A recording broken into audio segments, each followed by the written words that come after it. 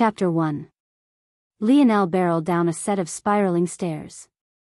With a leap, he cleared the railing, forgoing the last of the steps to land in a living room. Jumping over a couch, he rounded a corner into the kitchen to snatch a bottle of foul green liquid. "Thanks for the daily dose of cow shit, Dad. Really appreciate it." A middle-aged man looked up from his tablet, pushing his glasses up with a couple fingers. He was lounging behind the large glass doors that opened from the living room into the backyard when his son's usual defamatory statements entered his ears. In another rush toward failure? He'll succeed this time. Instead of launching himself out the front door, Lionel actually made his way back up the set of spiraled stairs. "That's what you said the last over 100 times." Lionel didn't wait for his father's next sarcastic statement. He pushed open the attic doors and swung himself out of the 3-story high triangular windows. His actions looked no different from an attempt at suicide, but his hand just barely caught the ledge, swinging himself upward to latch onto a weakening water drainage pipe. Like a spry monkey, the plastic lid connector of his bottle hanging from his teeth, he climbed to the roof, landing on the angled tiles with a practiced ease. Subject: Lionel Morales, Infraction Code 118. 67. 2. Unauthorized scaling of a residential building. Under the Parkour and Freerunning Act of 2034, this is classified as a Type 1 misdemeanor. It is advised that subject Lionel Morales immediately cease illegal activity to avoid charges. Lionel ignored the beeping female voice emitting from his wrist, his eyes having locked onto his next target. The suburb Lionel and his father lived in was decently well off and could be considered a part of the upper middle class. However, the location of their home could only be described as odd. Or, rather, the entire suburb community was out of expectations. The community existed on a large flying platform that orbited a main city below like the moon did the Earth. These so-called floating paradises acted as a solution to the housing crisis of 2066, effectively fixing the problem by creating more surface area for housing. Nowadays, only the obscenely wealthy could live on the surface. Lionel's destination happened to be this lofty surface world. Though, while most who lived on these floating paradises could only catch a glimpse from time to time, Lionel traveled down almost every day. 17 seconds. Lionel crouched on his home's roof. His and his father's home happened to be at the very edge of the floating paradise. Of course, there were several safety measures taken. But that wouldn't stop Lionel. Despite his vantage point, he couldn't see the backyard his father had been sitting in. In fact, his home looked completely empty from the outside due to a privacy setting. He swung his head back, taking a big swing of his dad's green concoction. In that moment, not only did his tongue seemingly light on fire, but even his lungs burned. One would think he was breathing in a raging fire's smoke instead of drinking a smoothie. Ack. Really outdid yourself this time, old man. Lionel suddenly took a leap. At first, it seemed that he wouldn't make it very far. He'd fall 3 stories and come out with a broken leg if he was lucky. However, that was when a sudden gust of wind crashed into his body. If it wasn't for its sturdy straps, the backpack to his back would have been flung off entirely. A fierce whoosh filled Lionel's ears as he was taken into the skies. His arms and legs spread out, a refreshing smile playing his features as though he didn't realize that he looked no different from a madman to any sane observer. He was a lone man above the clouds, free falling without a care in the world. His clothes whipped against his own body, revealing a hidden toned torso. When it seemed that Lionel would be falling hundreds of meters to the surface below, his body tucked and rolled, bursting through a layer of white clouds that spritzed a refreshing dew across his face. His last bit of fatigue vanished without a thought. With a dull thump, he rolled across the hard ground. It only took a moment to realize that this wasn't in fact the ground at all, but rather the very top of a skyscraper that seemed to hold up the clouds.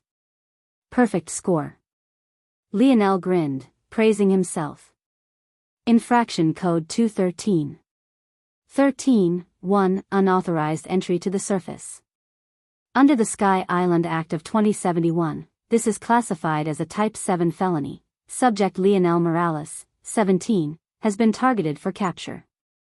It is advised that subject remain where they are to avoid added charges. subject classified as a minor. Guardian Velasco Morales has been contacted, error. Communication failure. Attempting reboot, Lionel's grin widened. Having a retired Tier 5 government official as a father had its perks.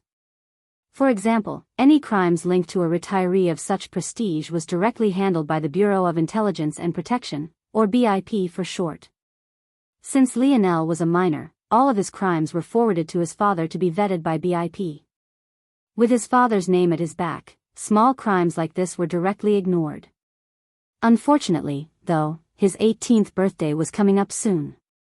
Lionel popped up, grabbing a silver-framed bicycle hidden in a corner. He leapt from the building side, swinging his bike seat between his legs just as he firmly landed on a cylindrical glass structure attached to the side of the skyscraper. Due to the suffocating lack of space and the obscene price per square footage, almost every building on the surface was interconnected in some way. The skies were filled with glass tunnels, towering structures were sometimes no more than a meter or two apart, and personal vehicles were incredibly rare even for the rich who could afford to live here. Get to school the normal way, boy. Lionel's laughter rang out as though there wasn't a several hundred-meter drop beneath him. Screw off, Lenny. I'll start taking the tube the moment you agree to pay those ridiculous fees for me. My name isn't Lenny. Lionel pedaled away to duck away from the old man's next round of nagging. He still didn't know how the old man always managed to know when he arrived and also had no idea where his voice was being projected from either, but he could only assume that he was sulking behind one of those one-way viewing windows. Streaking across the high rises of the surface city, Lionel sped through the dense metal forest far faster than many thought possible. Eventually, the tall skyscrapers began to shorten and Lionel had no choice but to change his tactics lest he get caught by some busybodies. Finding his usual back alley, he dropped 3 or so meters at a time, hopping his bike from glass tunnel to balcony to light post before eventually landing on the ground. He took his backpack from his back, pulling out a pair of gray slacks, a recently pressed white shirt, and a navy blue blazer. He quickly stripped himself of his sportswear. After leaning a mirror the size of a piece of paper against a large garbage disposal bin, he slicked his hair back with his accumulated sweat. Refresh. A UV light swept over Lionel's body. In a flash, his accumulating body odor was killed off, replaced by a neutral, refreshing scent. In a moment, he had put on his gray pleated pants, buttoned up his shirt, and slid on his blue blazer. After putting on his bag, he stood up to his full height of 63-inch. He smiled toward his propped-up mirror. It wasn't because he was overly satisfied with his own appearance, though he could be considered to be quite handsome. Rather, he was testing to see which smile came off the most charming. His skin was a tanned bronze, his short hair swept freely in the wind with its dirty blonde almost amber color, and his eyes were a pale green. Lionel was not only tall and toned, but his frame was both lean and well-built. Despite this, he had a kind and inviting disposition.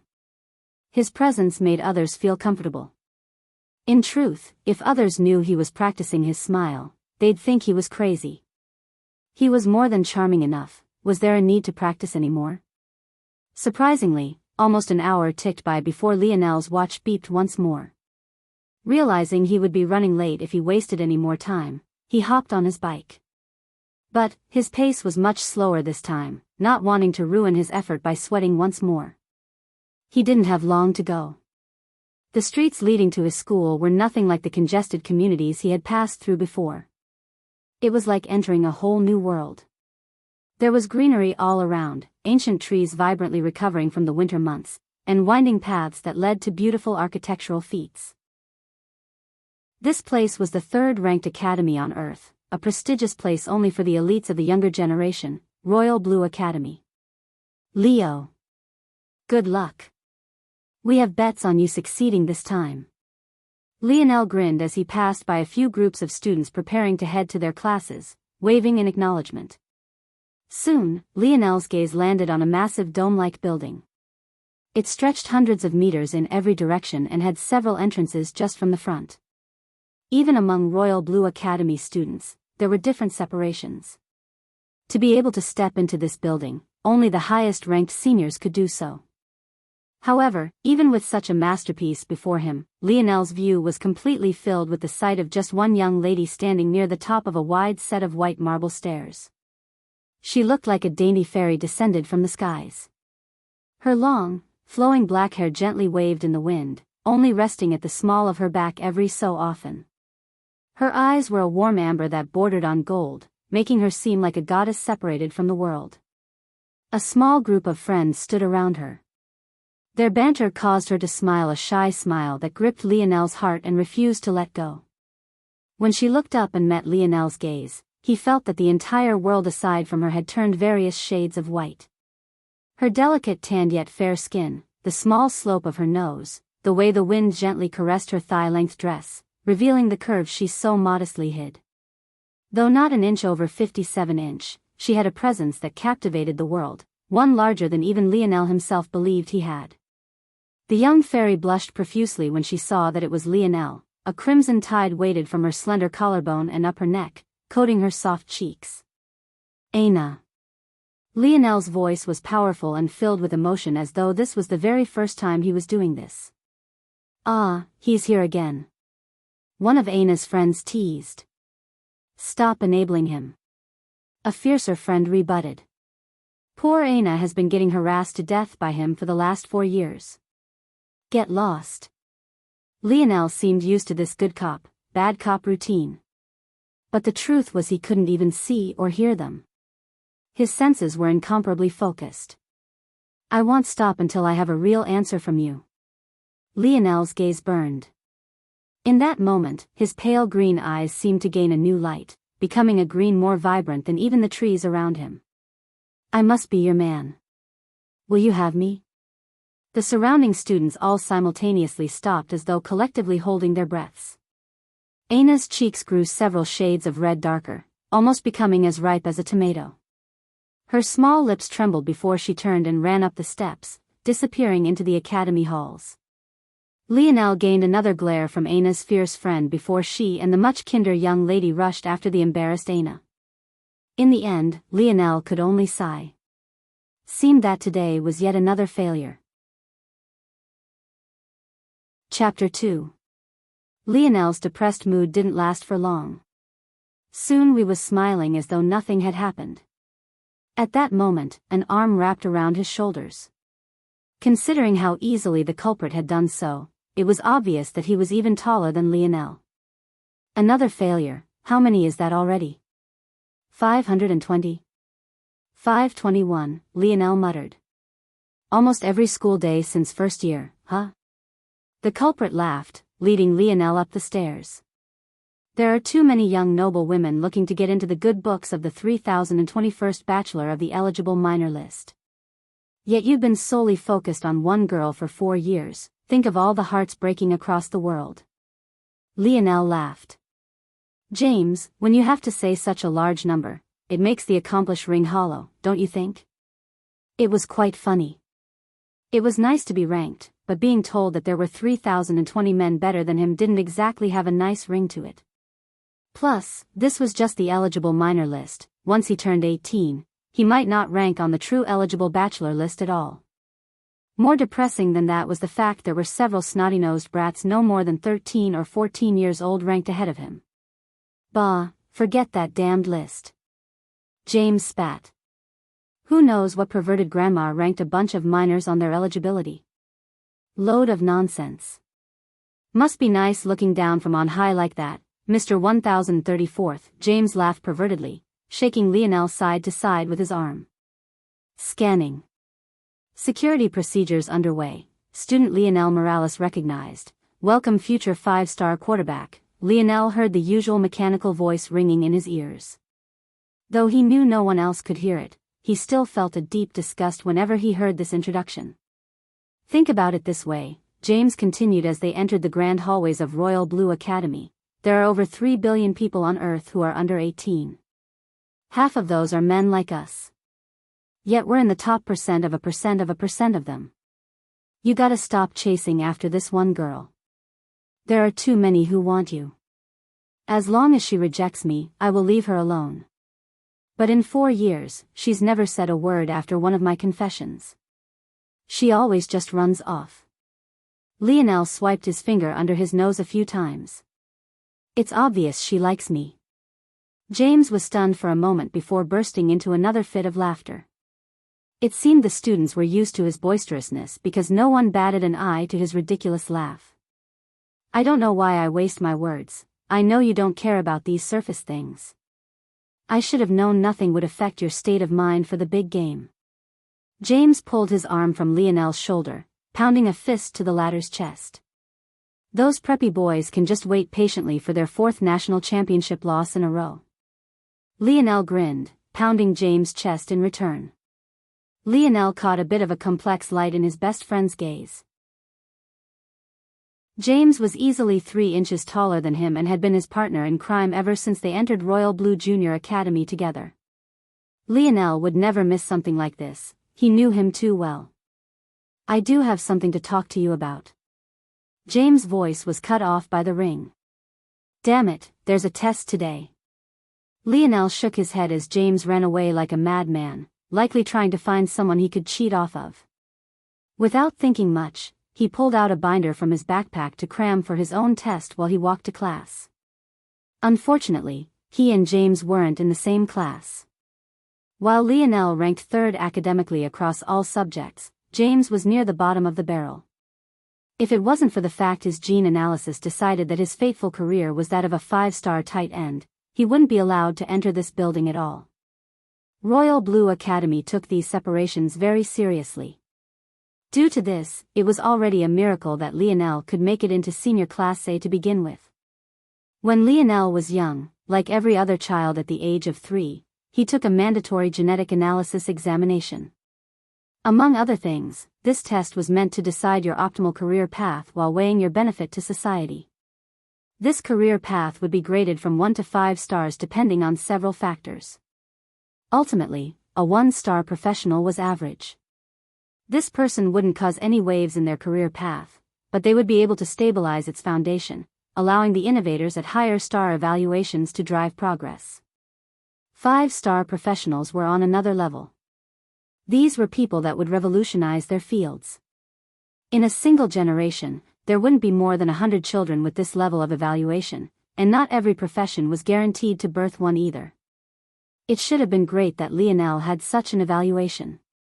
He too was a 5-star professional. The trouble was that he had no interest in joining the National American Football League and becoming a Hall of Fame quarterback. People like him were categorized as entertainers. He would be rich and live a great life, but he would never be taken seriously outside of his sport.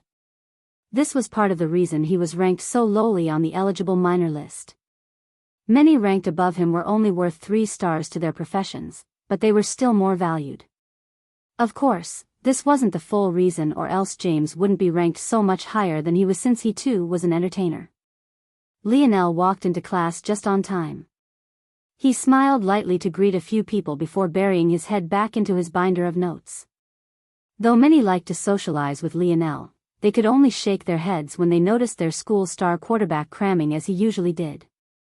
His personality was really too odd. He had just been confessing his undying love to Aina, yet now he sat right behind her in class as though he didn't know who she was. At the same time, the shy Aina, who blushed whenever she saw Lionel on the steps, hardly reacted to his entry into the class either. Could this fated couple be bipolar? Since those in senior class A didn't even total 20, they could be considered quite close-knit. They had become quite invested in the Lionel-Aina romance. Unfortunately, the two gave them no food for the soul in class. All right, all books away. The test will start now. The seemingly normal desk surfaces flickered and became screens. They were designed to block light projection in every direction but the test taker's own perspective. So, cheating was effectively impossible. Lionel's amiable gaze completely vanished. It was like he entered a battlefield as the class was filled with his suffocating presence. By now, the others of senior class A had become used to it.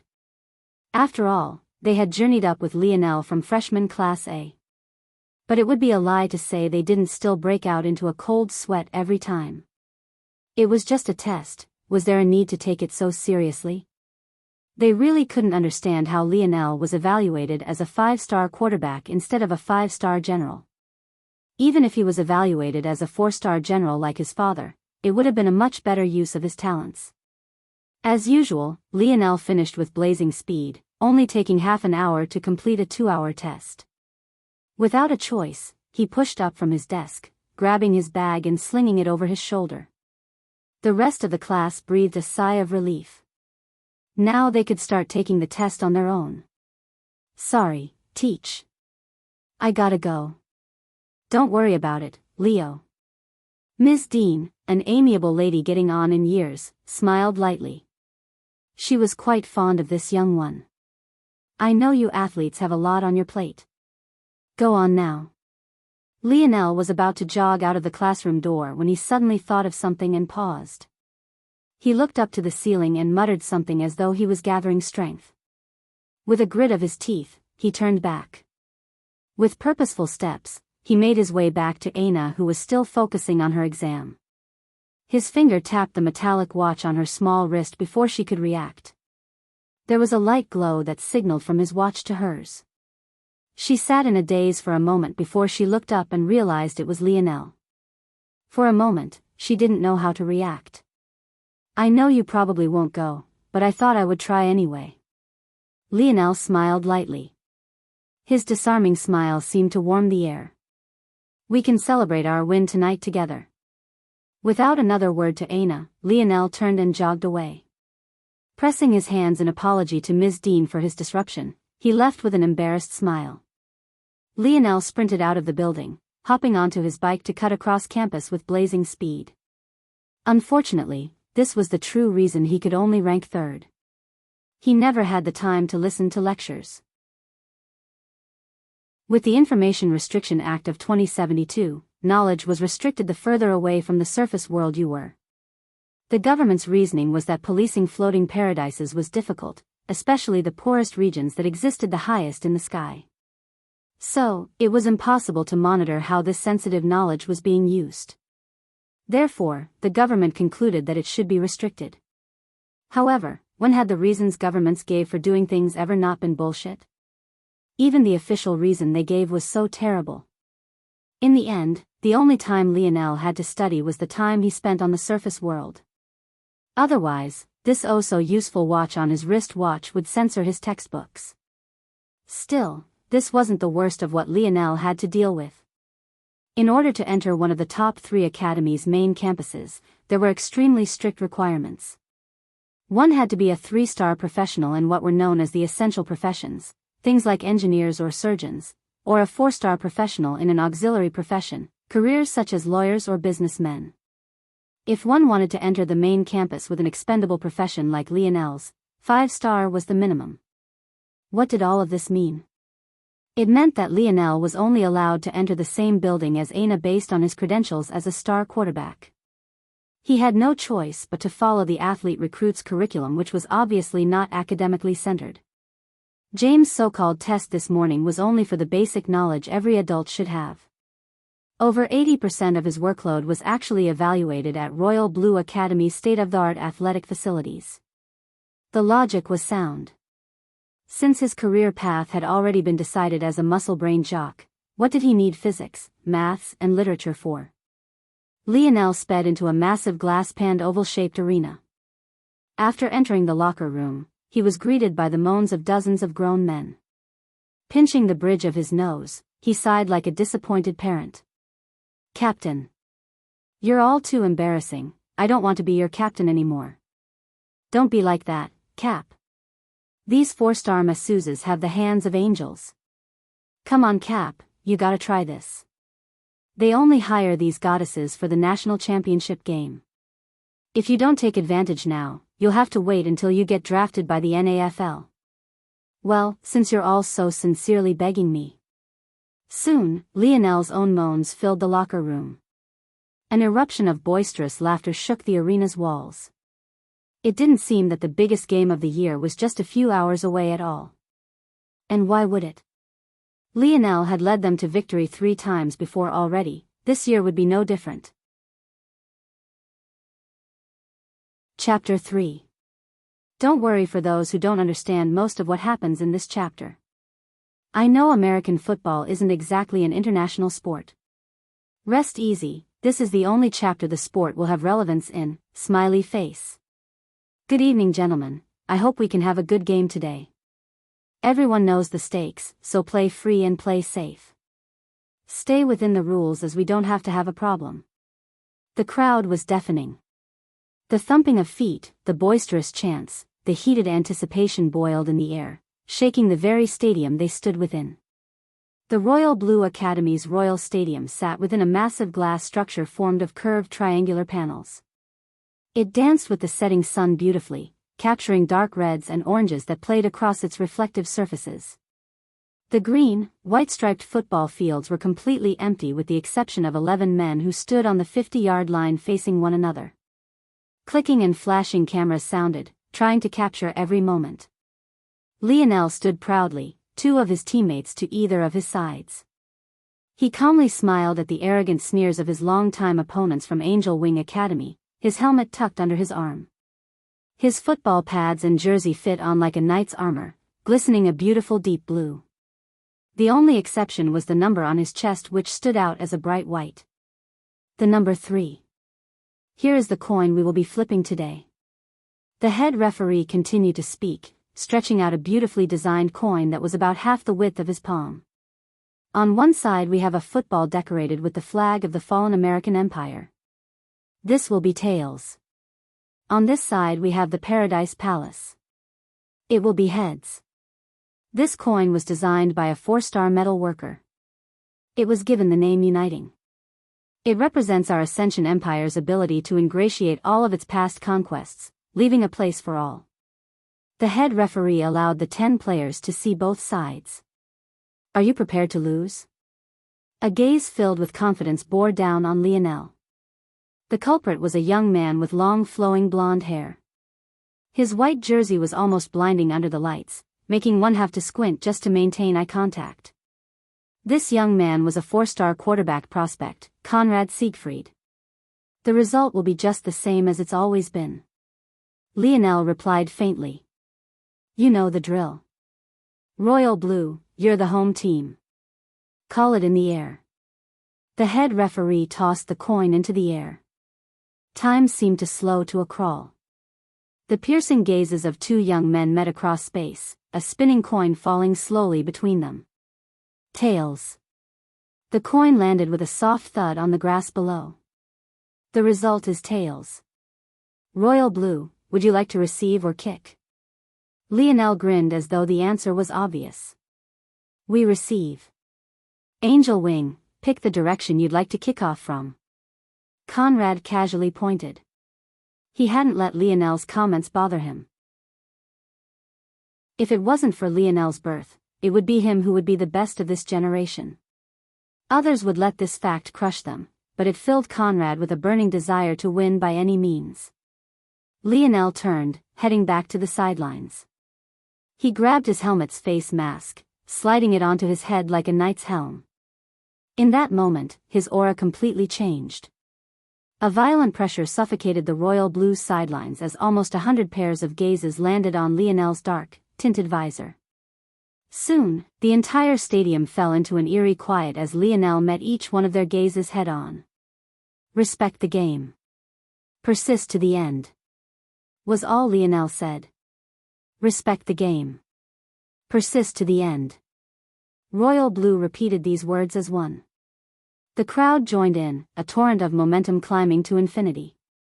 A rush of emotion filled the air, a wild cheering shaking the very ground once more. Let's go. And here we go again. The 4th year and the 4th national championship appearance for 5-star quarterback Lionel Morales and his Royal Blues. Will it be another victory?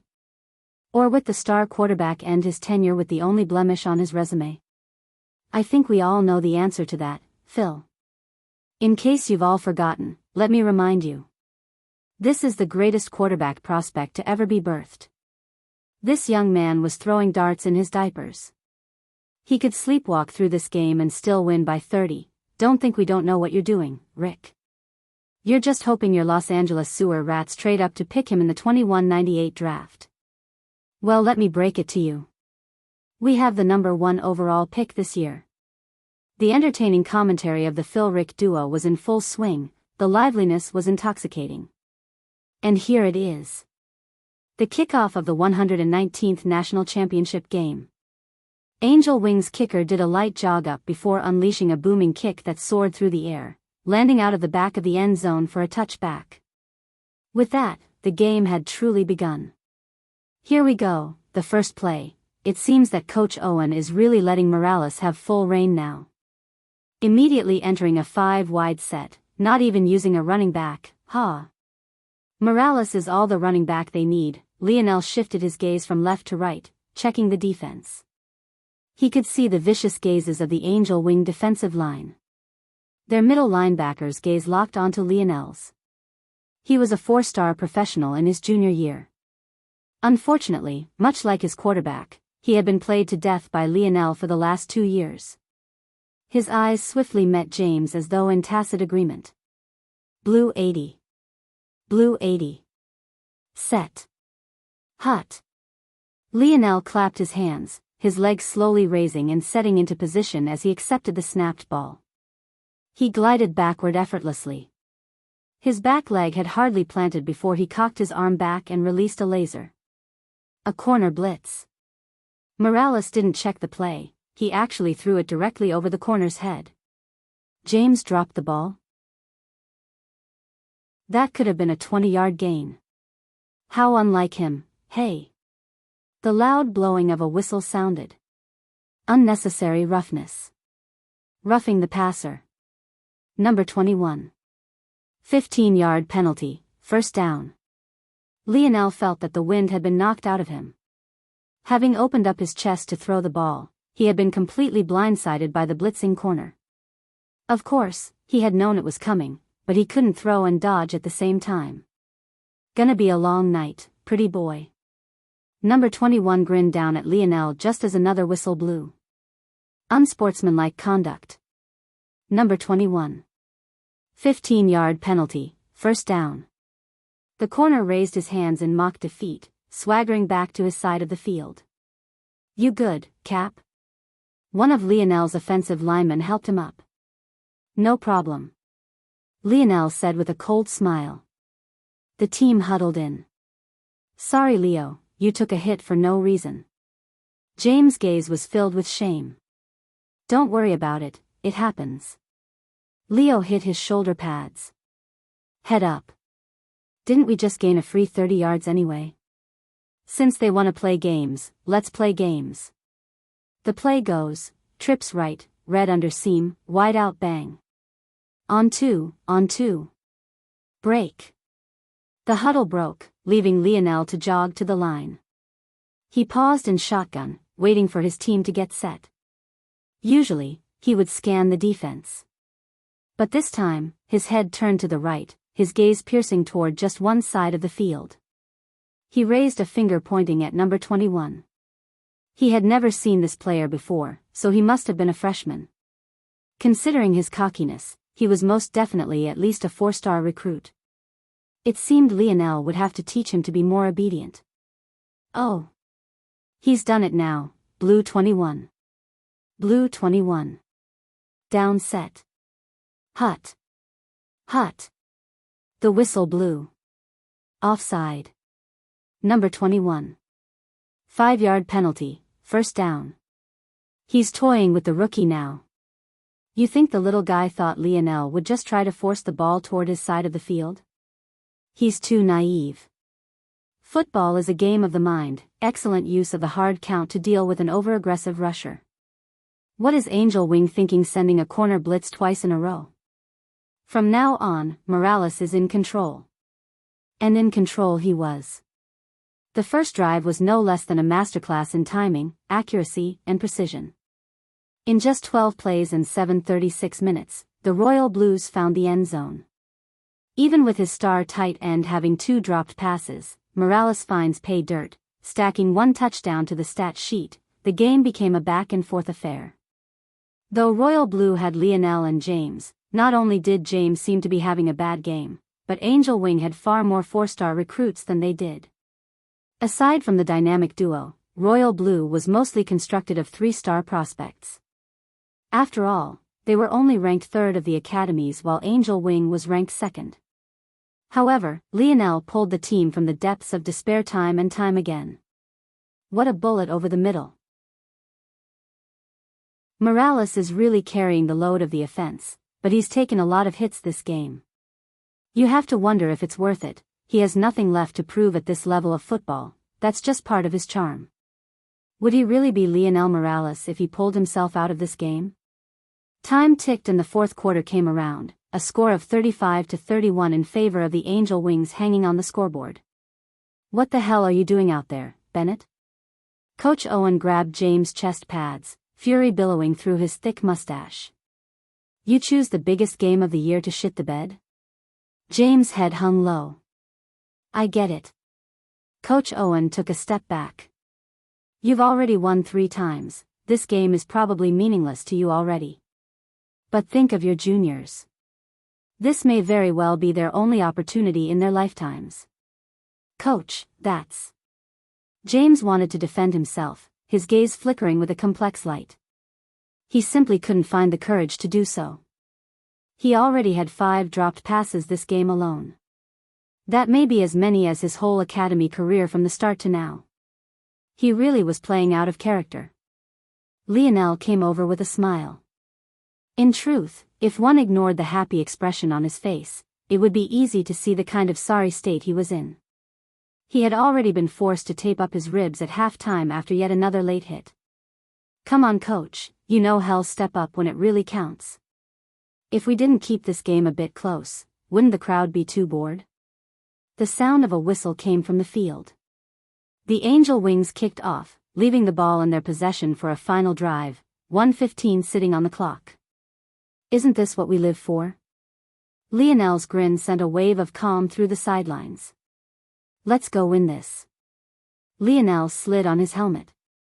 Like a general leading his army, he stepped out onto the field, his mind incomparably focused. And here we go. Scoot up to the edge of your seats, everyone. This is the final drive to decide it all. A nice and easy run on first down. It's clear the Royal Blues are taking their time, settling the pace, looking to end it on their own terms. Excellent timing on that out route. 87's been a key piece with Bennett's down game. He may only be a 3-star prospect, but he stepped up big today. 0:47 on the clock and the Royal Blues are already at midfield. Morales has them running like a finely tuned engine. Oh no. 56 whiffs on a block, letting a rusher free. Morales spins out of the tackle, rushing to his right, a work of art, nothing less. A slight flick of the wrist to send the flying 40 yards right between the numbers. 87 tiptoes out of bounds at the opponent's 6. 0:03 on the clock. My blood is boiling. Can they do it? Can they seal their dynasty with a victory? This is it, boys. Leave it all out there. Respect the game. Persist to the end. Lionel's gaze blazed. All right. Z personnel, Y boot swing over, motion zig fade. On one. Break. Lionel walked to the line, his heart as calm as a lake. The blaring cheers of the rocking stadium, the countless flashing cameras, the sea of white uniformed enemies glaring at him like a piece of meat. It all rolled off his shoulders as though they weren't there at all. With a light smile, Lionel turned his head to the right of the field, his arms slowly raising to point at a familiar freshman. It can't be. Morales is doing it again. Ahaha. This is the spirit of the game. To call out your opponent on the final play, what guts, what imposing grandeur. Blue 21. Blue 21. Down set. Hut. The ball spiraled through the Royal Blues center's legs, hitting Lionel's palms perfectly. It's a designed boot to the right. The Royal Blues really are targeting the rookie this time. The rookie slipped up. He thought Morales was going to hit him with the hard count again and got caught flat-footed. There goes Bennett, sliding past him for the corner fade. Morales sees him. This is it, Bennett is wide open. Lionel rolled to the side, the football between both his hands. The Royal Blues hadn't run a single designed boot all game. The defense was caught completely off guard. By the time they realized what was happening, Lionel was practically alone on the right side of the field. The only others with him were the rookie, 21, and James, who had faded to the corner of the end zone. The rookie was caught in no man's land. He had no idea whether he should rush after James, or if he should try to get a hit in on Lionel, ending the game. In the end, he rushed forward. He knew it was already too late to catch up to James, but maybe he had a chance at Lionel, who was rushing toward him. Unfortunately, Lionel smirked. With a flick of his wrist, the ball soared over 21's head, landing right in James' hands. Morales does it again. Royal Blues W. The deafening crowd fell into an eerie silence as the ball slipped through James' hands and the clock hit triple zeros. Chapter 4. James grabbed his helmet with both hands, dropping to his knees in despair. At a time like this, Lionel could only sigh. However, under the silence of the arena, a resounding boom of two clashing bodies sounded. Lionel grimaced, feeling his already fractured ribs break cleanly as his vision was filled with sights of the moon above. It was then a loud whistle blew through the silence.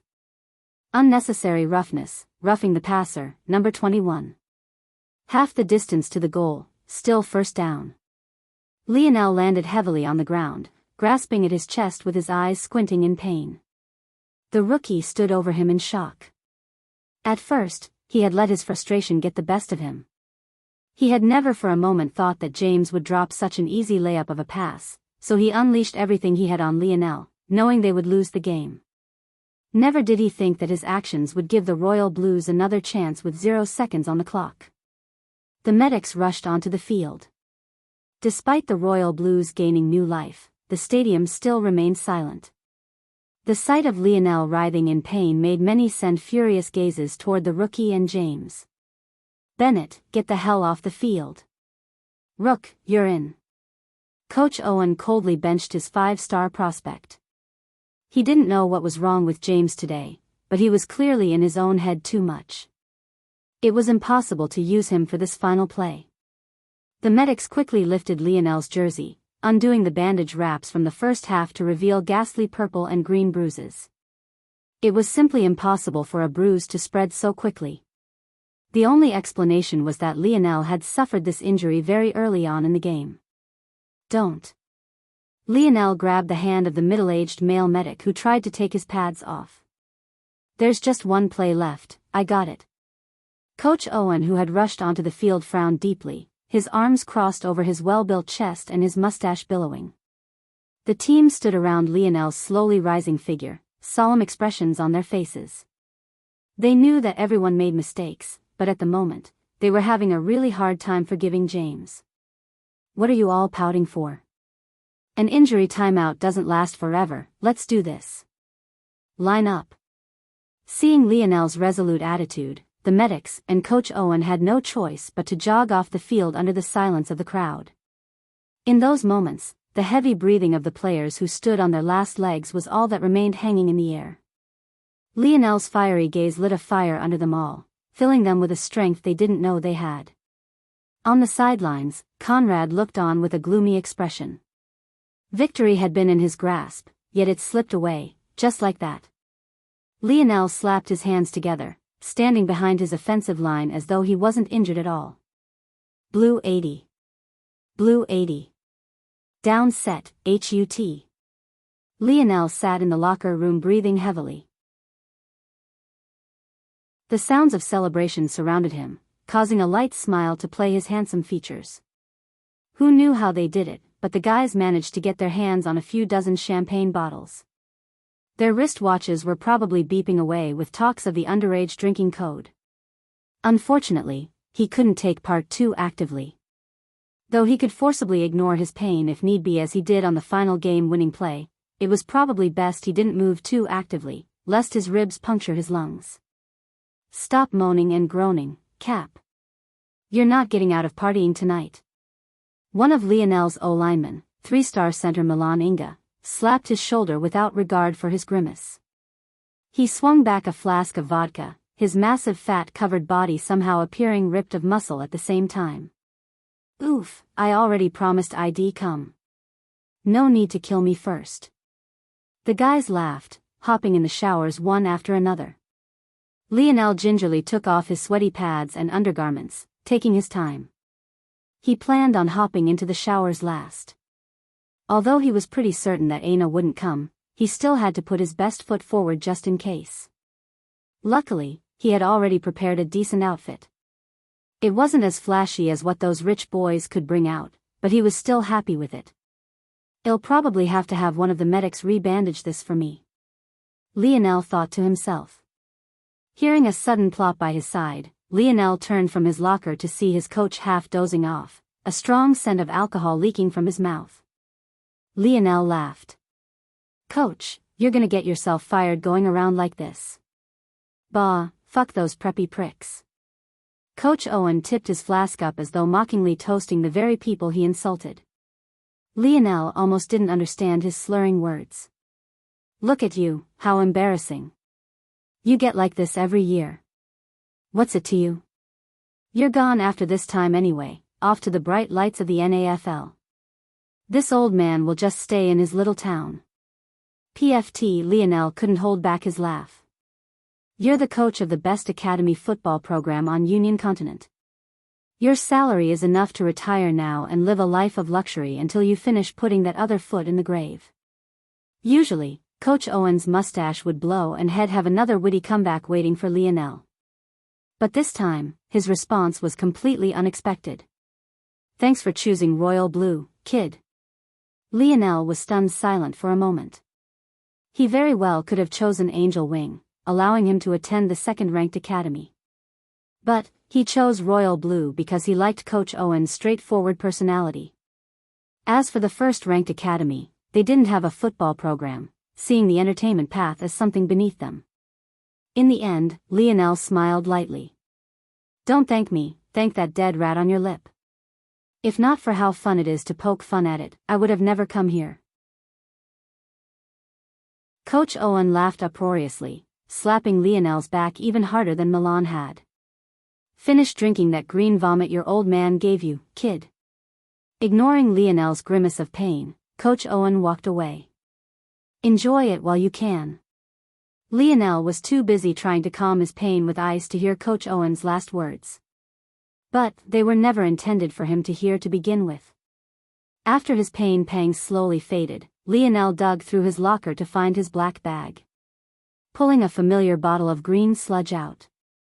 As far as Lionel knew, his father worked in a government division that focused on nutrition and enhanced nutritional supplements. The Ascension Empire believed that while their technology advanced rapidly, the human condition lagged behind. So this unnamed division worked toward maximizing human potential with food. This gross concoction was one of his father's creations. According to his gene assessment, he was slotted in to grow to 6 feet tall. But, after drinking this poison every day, he superseded that by 3 inches and might very well gain another inch or 2 by the time he reached his 20s. Of course, Lionel's father was actually a 4-star general. He only went on to work in this unnamed division after he retired from military service. Then he proceeded to retire once more from said division. After chugging what remained of the bottle, a familiar scorching pain seared Lionel's chest. But, at the very least, his aching ribs dulled down a bit. It would probably take a normal person about 2 months to heal, but Lionel would only need about 3 weeks. Time ticked by and Lionel was finally the only one remaining. Though he could have used the refresh ability of his watch, he preferred taking a shower as did most people. There was just something about it that felt cleaner. Taking his time, he scrubbed every inch of his body before walking out with a towel around his waist and one hanging loosely over his head. Slightly obscured with a pattern of green, purple and brown bruises, his torso rippled beneath the heated steam. Lionel rubbed the towel through his hair, wincing as he struggled to keep his arms above his head. Reaching into his locker, he put on a pair of deep blue jeans, a skin-tight white turtleneck sweater, and draped over a long black trench coat. It's only 8 p.m. right now, Dad won't kill me too much if I'm home by midnight. Lionel slung his backpack over his shoulder. But the moment he turned, his footsteps stopped. What are you moping around for? Lionel smiled toward James. If it's a struggle for you to tell me, then just don't tell me. There's no need for you to be sorry, that rookie would have hit me like that whether you caught the ball or not. For a while James didn't know what to say. But, he didn't move out of the way of the door either. You knew you would get the unnecessary roughness call, right? Lionel's smile dimmed a bit, but he didn't respond. I know you too well. You don't like to lose, but you're too soft-hearted to call me out on my bullshit too. So, you'd find a way to protect our friendship and ignore it, all while winning the big game anyway. Am I right? Lionel sighed. Is there really a need to know the answer? Of course there is. James' voice rose. If you knew I needed your help, why couldn't you just lose this one time? This is just a game, isn't it? You've already won 3 times, did you really need to win for a 4th? You don't even want to be a quarterback. Lionel's gaze narrowed. Whether I want to or not is irrelevant. In everything that you do. I already know. I've heard it 1,000,000 times. Respect and persistence. Respecting this garbage hand you were dealt, you're definitely the first. Congratulations. Lionel's eyes flickered with a hint of sadness. James, why are you being like this? You didn't even try to talk to me beforehand, we could have come up with a solution together. Did you think using being late to class as an excuse was enough? James' expression rapidly changed, flaring with anger, then shame, then finally, capitulation. I'm sorry. I lost my cool. There are just some things that... Never mind. It doesn't matter anymore. What's done is done. James shook his head, recollecting himself. Turning away, James reached for the door. After a pause, he turned back with a bright smile as though nothing had happened. Come on, all your adoring fans are waiting outside to crucify me. The party's going down in Blue North Dormitory. We gotta get there before all the booze is gone. Before Lionel could respond, James ripped open the door, unleashing a sound wave of flashing cameras and the shrieks of groupies. In the NAFL, reporters were allowed into the locker rooms. But, since they were minors and the bigwigs were worried about optics, they were forced to wait outside at the academy level. At the same time, Royal Blue Academy's campus was usually locked down from outsiders, but there were rare occasions like today where those who paid obscene amounts of money or had appropriate connections could come. Like this, Lionel was forced to wade through a sea of reporters and fangirls with a bitter smile on his face, James' sinister laugh sounding off in the distance as he ran away. Chapter 5. It wasn't until at least half an hour later that Lionel managed to slip away from all the onslaught of questions. Since he was pretty much locked into the first overall pick in the coming months, it was no wonder he was being hounded like this. That said, just because he understood, didn't mean he liked it. Damn it, I'm late. I don't want Aina to misunderstand. Lionel pedaled madly across campus, his silver bike streaking like a comet across the skies. About 5 minutes later, he finally made it to the northern dormitories. Since there were too many outsiders on campus today, he clicked a hidden button on his bike's frame, causing it to fold in on itself and becoming a silver rod about 2 meters long. In the end, it further collapsed, splitting into 4 pieces that neatly fit into his bag. The blaring of music could be heard even from Lionel's distance away. He hadn't even entered the apartment-style building yet, but the sounds of clattering glass, laughter and club music was impossible to miss already. Blue North Dormitory was the male boarding house of the northern dormitories. It had the greatest luxury and accommodation of them as well. Usually, women wouldn't be allowed anywhere near this place, as their dorms were located in the south. But, nearing the end of senior year, there was an unspoken rule among supervisors to let some of these things slide. At the very least, Lionel could see many of these blooming beauties through the windows and even strewn around outside, sneaking away with their lovers. Seeing these sights, Lionel sighed. Would Aina really come to such a place? Maybe he was asking for too much. Thinking to this point, his footsteps couldn't help pause. These were some of his last chances to capture Aina's heart. If he failed now, who knew when he would see her again? Aina was a 5-star professional. Lionel didn't know of what profession due to certain protections. In order to protect students from being poached and harassed by conglomerates and distracting them from their schooling, this information was usually sealed. Lionel was a special case in that he was an entertainment professional. As such, his protections weren't as great. Considering how high Aina's protections were, she was definitely destined for a very important industry. The only reason Lionel even knew she was 5-star at all was due to simple coincidence and a slip of the tongue. Lionel clenched his fists. How well did he know Aina? What were her hobbies? Her favorite foods? Favorite color? Lionel didn't know the answers to any of these questions, however he was enamored. There were other women just as beautiful as Aina, some of whom had even tried to deliver themselves into his arms. But there was something about this woman in his heart that overshadowed them all. If my profession isn't enough to be by her side, then I'll toss it aside. Lionel's aura blazed almost like a beacon under the night skies. Just as Lionel was about to take another step forward, the sound of a crashing window shook him out of his thoughts. The screams of the female students shot across the night sky. However, the blaring music hadn't come to a stop. Lionel's gaze shot upward to a body half hanging out through a 4th-floor window. A young man's lower back scraped along the now jagged windowsill, his body barely being suspended by the hand grasping his collar.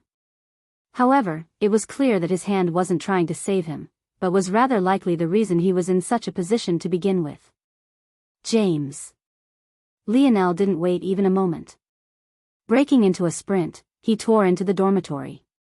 Those who likely didn't know what was happening upstairs due to the loud blaring music tried to greet him, only for him to blow right past, shooting up the stairs. Lionel reached the 4th floor in a flash. He had completely ignored the screaming pain that ran across his chest and torso. A fall from the 4th floor was no joke. Conrad. Lionel burst into the 4th floor's lounge room, his voice carrying a biting cold that overshadowed even the music that shook the walls. The room was quite luxuriously decorated. Soft carpets, a 4-star chef who stood behind a curved bar nonchalantly as though nothing was happening, and several table games from pool to foosball. However, Lionel's gaze landed on the very young man he had faced on the field just an hour ago. 4-star quarterback Conrad Siegfried. What do you think you're doing? Lionel's voice simmered, but it was somehow still possible to hear him clearly. He scanned the room quickly, trying to get a read of the situation. He immediately noticed that there were several members of the Angel Wings here. This in and of itself wasn't a problem, but he had never heard of a losing team joining the winning side's after-party like this. What could they be here to do if not cause trouble? It was then Lionel froze. Aina? He was stunned. He had really been fully prepared for her not to come, yet she really was here. Not only that, but it seemed like her and her 2 friends were somehow involved in this scuffle. Seeing Lionel's genuine happiness the moment his eyes met Aina's, many inadvertently smiled despite the situation. Aina herself blushed and looked away, trying not to meet Lionel's gaze. Oh, so she's yours? It's no wonder why this guard dog reacted so furiously to my casual words. Hearing Conrad's words, Lionel's expression once more became cold.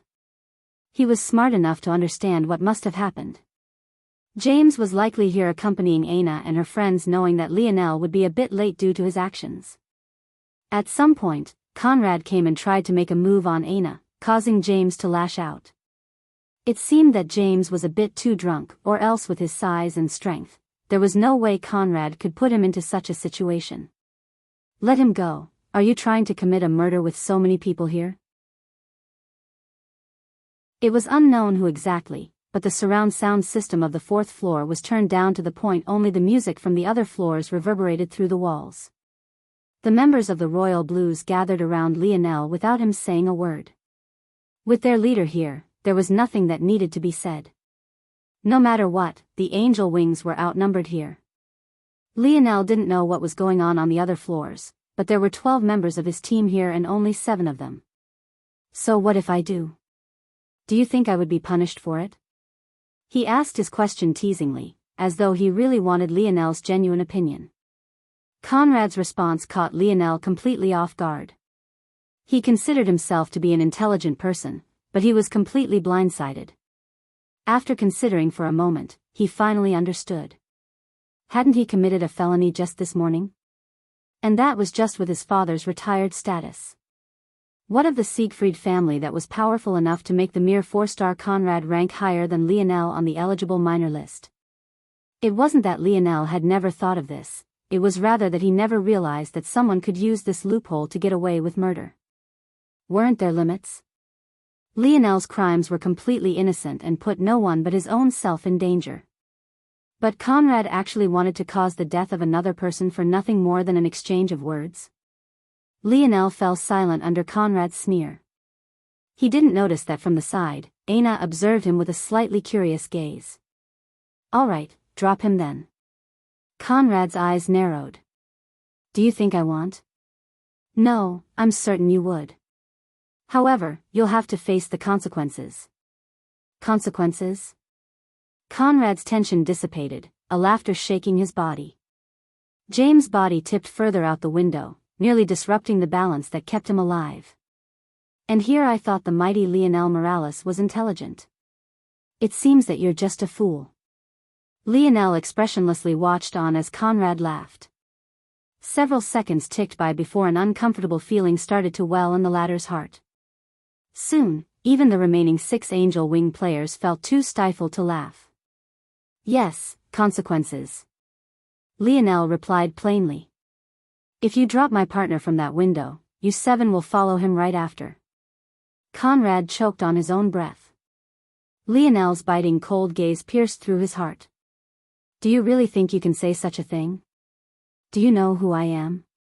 For just this threat alone, the consequences you speak of are far beyond your wildest imaginations. As though on cue, a voice once more sounded in Lionel's ear. Infraction Code 22.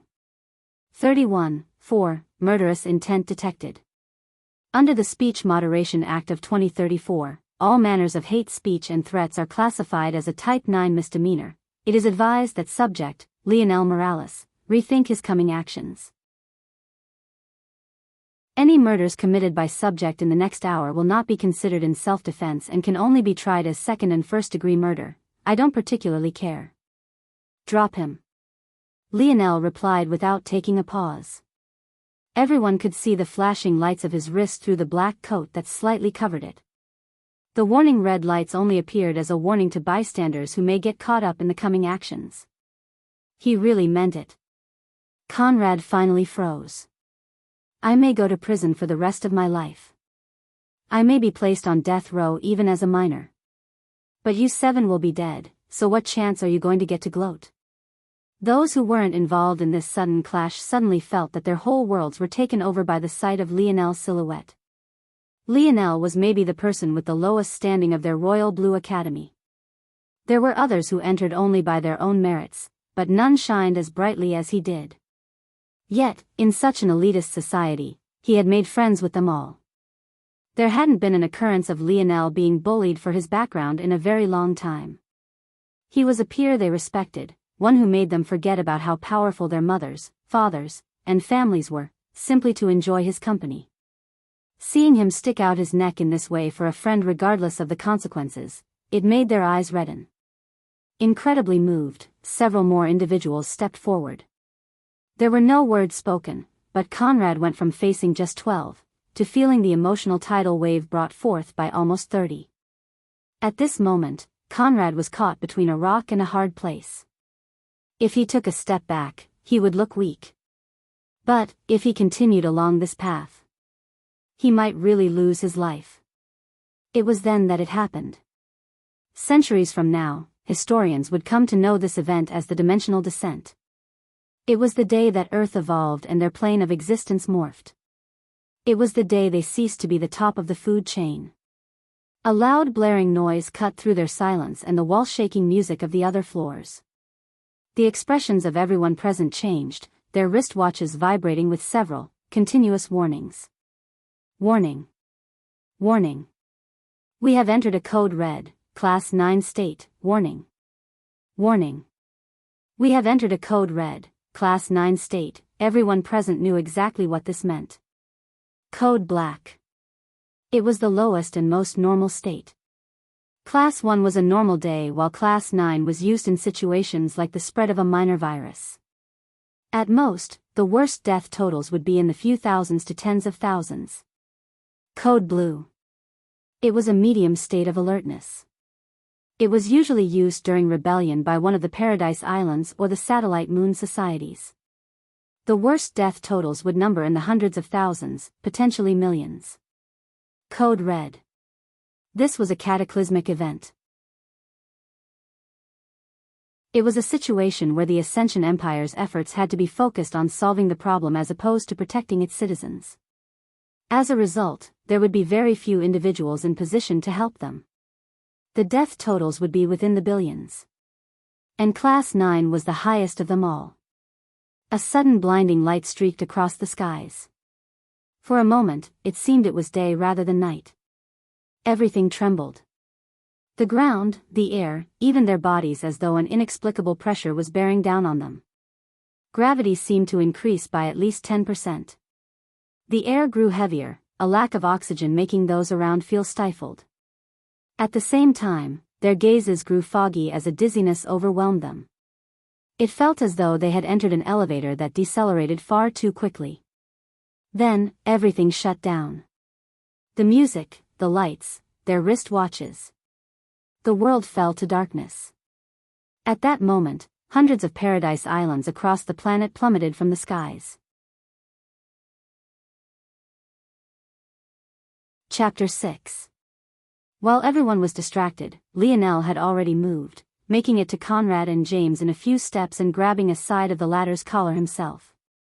Another person might have chosen to fight off Conrad first, but Lionel was well aware how foolish such a choice was. No matter what just happened, securing James' safety came first. No matter what happened between them, James was still his best friend. And, luckily, he had the now darkened lights on his side. As expected, Conrad wasn't able to react. Seeing that Lionel now had a firm grip on James himself, he could only let go, allowing Lionel to pull James up. Leo. James' words slurred. It was only now that Lionel realized James had actually been unconscious. It was likely his head that had smashed the window apart. It wouldn't be surprising if he was diagnosed with a concussion. Coupling that with the fact he was drunk, and it was a recipe for disaster. Hey, Mon. You're late, my sister-in-law was waiting on you. Lionel sucked in a cold breath through his teeth when James heavily leaned on him. He was really in no shape to be taking on such a burden, but he still carried him out, letting him sit on the couch. Chef, do you have any gas burners back there? We need some light. Lionel called out. The 4-star chef, who had not said a word even when James' life was on the line, finally looked a bit shaken. He didn't seem to know what was going on. Yes. We use a blow torch for the finishing touches of certain dishes. He absent-mindedly fumbled through the dark, pulling out the drawer of a hidden compartment to take the torch he was speaking of. But, before he could think to hand it to Lionel, it happened. In that few minutes, it felt that the planet would collapse. A cacophony of booms so loud Lionel had no choice but to cover his ears sounded. The earth beneath their feet trembled fiercer, the building swaying wildly from left to right. It was then that Lionel froze. He didn't need to think to know what was causing this. The Paradise Islands. Dad. A bout of worry seized Lionel's chest. No Paradise Islands were allowed to have routes that crossed over important landmarks. The top 10 academies, government buildings, and historical landmarks all fit this description. So, they were safe, for better or worse. However, Lionel didn't care about his own safety. He was worried about his father. Higher-class Paradise Islands like the ones him and his father lived on had several safety features in case an event just like this one happened, however they weren't perfect by any stretch of the imagination. This was especially so considering the scope of this power outage. The only slight hope was that Lionel and his father lived on a paradise island very close to the surface, the closest they could get, in fact. If their island crashed into some of the high-rise skyscrapers first, it could slow its descent enough to save his father's life. These skyscrapers were exactly the very last line of defense for these disasters. They were built with this potential cataclysm in mind. In the end, Lionel could only force his worry down. If it was a normal power outage caused by some sort of system-wide failure, he would immediately run out of here, even leaving Aina behind. However, before everything happened, their wristwatches had warned of a Class 9 code red. It was very obvious that there was nothing normal about this event. Setting his jaw, Lionel weathered the shaking earth with his hands firmly clasped over his ears. It was lucky that their buildings were built with the highest earthquake technology, or there was no way it would have lasted this long. The atmosphere became gloomy. Students who could go here didn't think often of the paradise islands above their heads. They would occasionally obscure the sun, but no more invasively than the clouds do. However, this time, with each crashing boom, they became more and more aware that each represented the deaths of countless innocent people. Completely unprovoked, several began to heave and vomit. A putrid smell filled the fourth-floor lobby along with mute sobs almost completely obscured by the vicious torrent of sounds. Whatever catastrophe the Ascension Empire warned of had yet to even begin, yet billions had already died. What kind of sick joke was this? A few who managed to keep their bearings looked toward Lionel with unconcealed pity. Even though he had closed his eyes and clenched his jaw, keeping his visage expressionless as he covered his ears, they knew well what he must be feeling. Some of them were in the same boat. Even if their families were affluent enough to have a home on the surface, not all of them were able to have a home in those protected zones. Their families might very well die by being crushed by those falling paradise islands. Over 10 minutes later, the booms finally stopped, the earth still swaying beneath their feet.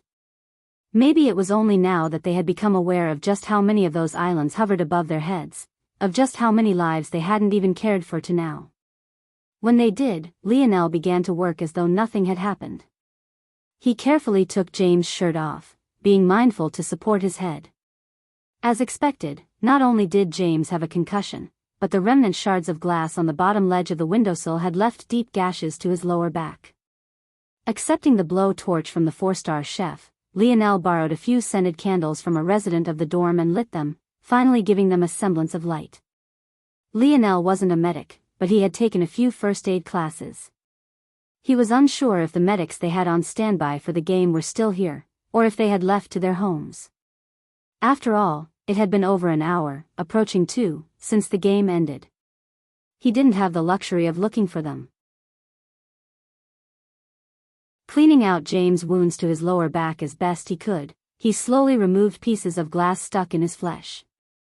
Finally, he wrapped them after disinfecting with some cooking wine he got from the chef. "Love you, man." James' drunk voice faded, only to be replaced by his light snoring soon after. Those here couldn't help but think he was the luckiest one of them all. Even if they tried to sleep now, they had no doubt that they'd fail.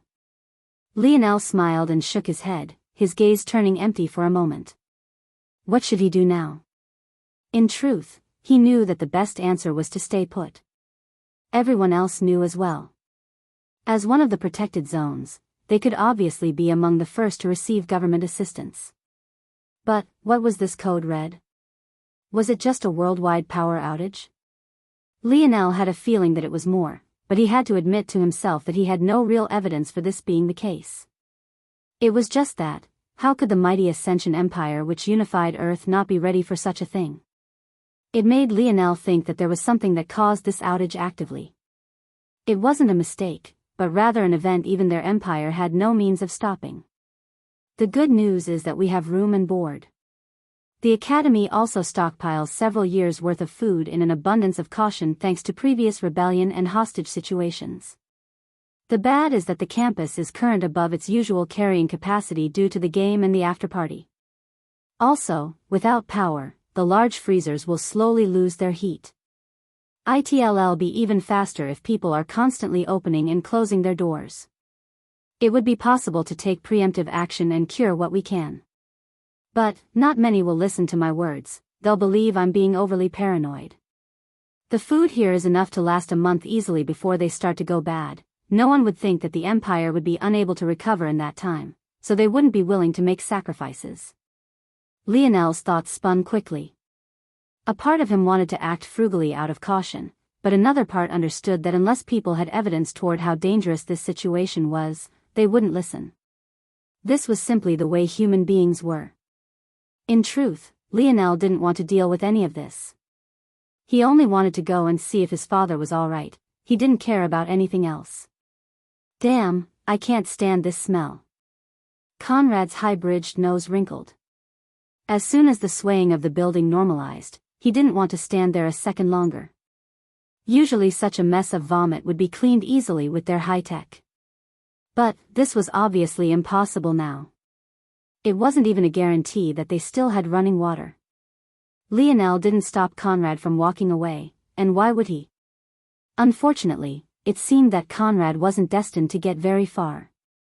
The building quaked once more. For a moment, Lionel thought that the foundation was too shaken by the previous earthquakes and that the dormitory was collapsing. But in the next instant, he saw something he would never forget in his life. It was a spatial tear. Lionel was absolutely certain.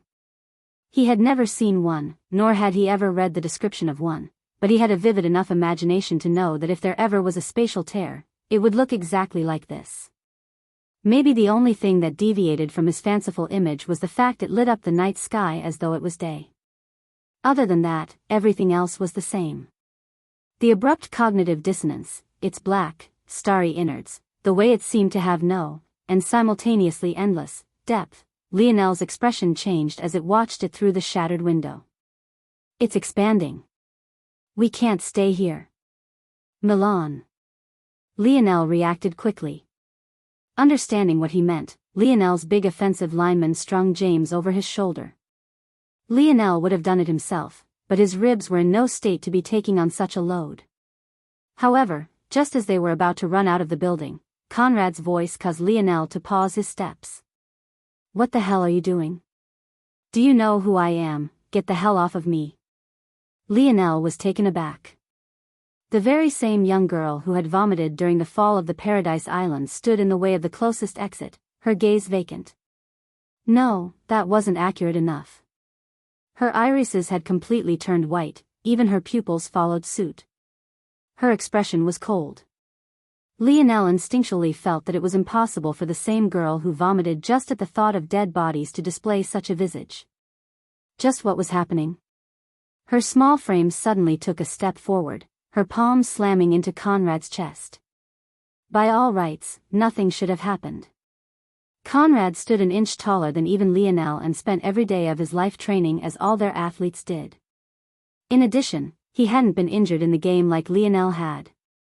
At the same time, the small girl was just a junior dragged to this party by one of her seniors and was barely 54-inch. Yet, it seemed the illogical was the theme of this day. With a dull grunt, Conrad was pushed back hard enough for him to fall to his back, a stunned expression on his face. You. A mixture of embarrassment and anger reddened Conrad's face. To make matters worse, he had slipped and fallen right beside the pool of vomit, causing him to inwardly retch. Hey. Lionel's head spun in another direction, only to see yet another student with a gaze as vacant as the small girl's. In a moment, one became two. Then two became three. In a flash, 10 pairs of white irises shimmered under the blue light of the spatial rift, dully gazing toward them all. Among them, there was even one of his own teammates. Lionel's expression turned serious. Aina, Yuri, Savon. Come here. This time, the abrasive Savon had not a single word to say. The nervousness in her expression was clear as she slowly entered Lionel's circle of protection along with Aina and Yuri. A spatial tear grew to their backs, their white-pupilled peers blocked their fronts, and an inexplicable feeling of uncertainty and fear pervaded their hearts. Chapter 7.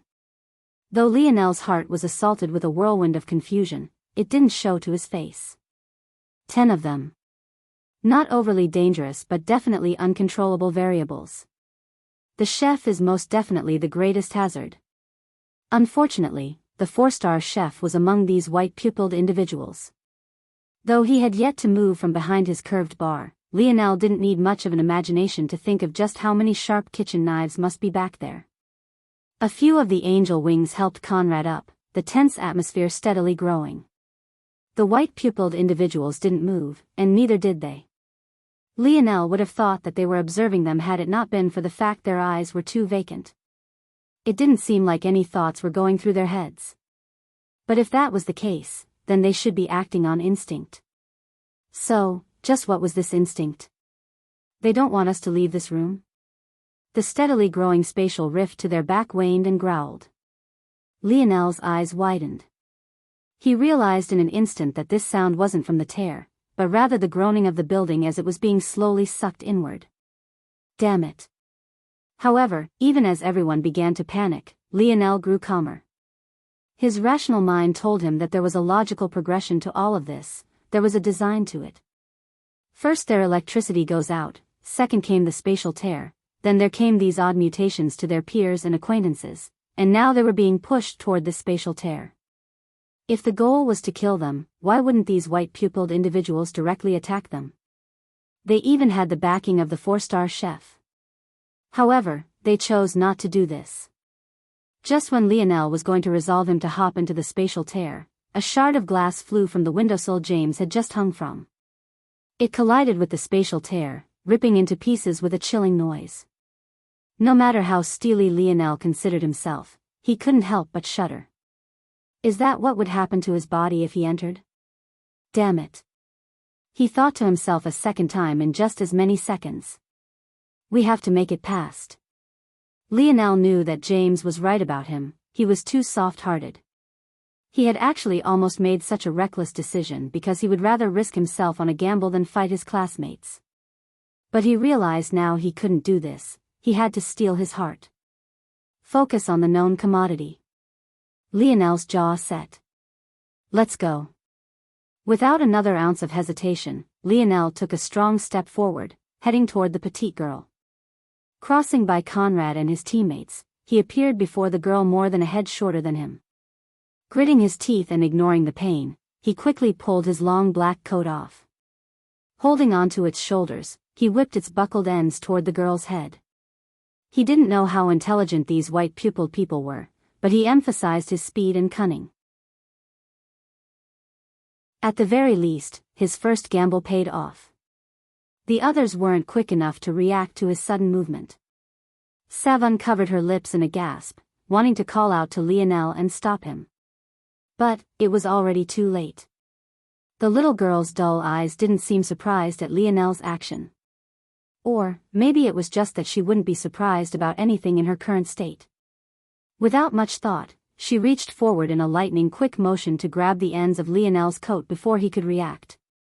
But it seemed Lionel had been expecting this. Following the curved path he flung his coat forward with, he wrapped around to the girl's back. He used her own grip against her, pulling the coat across her back and around. In a flash, the frail girl had her arms tied down by Lionel's coat and his arms. Let's go. As Lionel spoke, the other white-pupilled individuals began to move. However, Lionel had already thought this would happen. Pulling the knot he tied with his coat around the girl tight, he pushed her forward into her own pool of vomit. As expected, she regained her balance quickly with inhuman reflexes, only to slip when her soles touched the pool. Without being able to recover again, she fumbled and fell amidst Conrad's group, slowing their forward momentum. Conrad's group had been the closest to the exit. It was no doubt that they would take advantage of Lionel's actions first. For men who had almost been complicit in his best friend's death, he wouldn't be soft on them. As for the white-pupilled mutants, Lionel could only push his guilt down. He subconsciously felt that it wasn't their fault, but if he made concessions for them, he would be putting the life of him and his friends in danger. By the time these things happened, the members of the Royal Blue, the party-goers, and Aina plus her friends had made it to Lionel's side, pushing through to the exit. Lionel signaled Milan, who still had James over his shoulder with his eyes. The big guy reacted immediately, kicking the couch James had been laying on over and creating another barrier.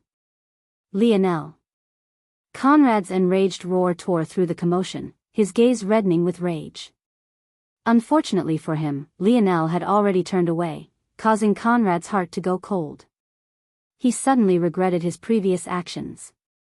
However, what he regretted wasn't the fact he threatened James' life, but rather that he hadn't taken control of the white-pupiled girl before Lionel got to her.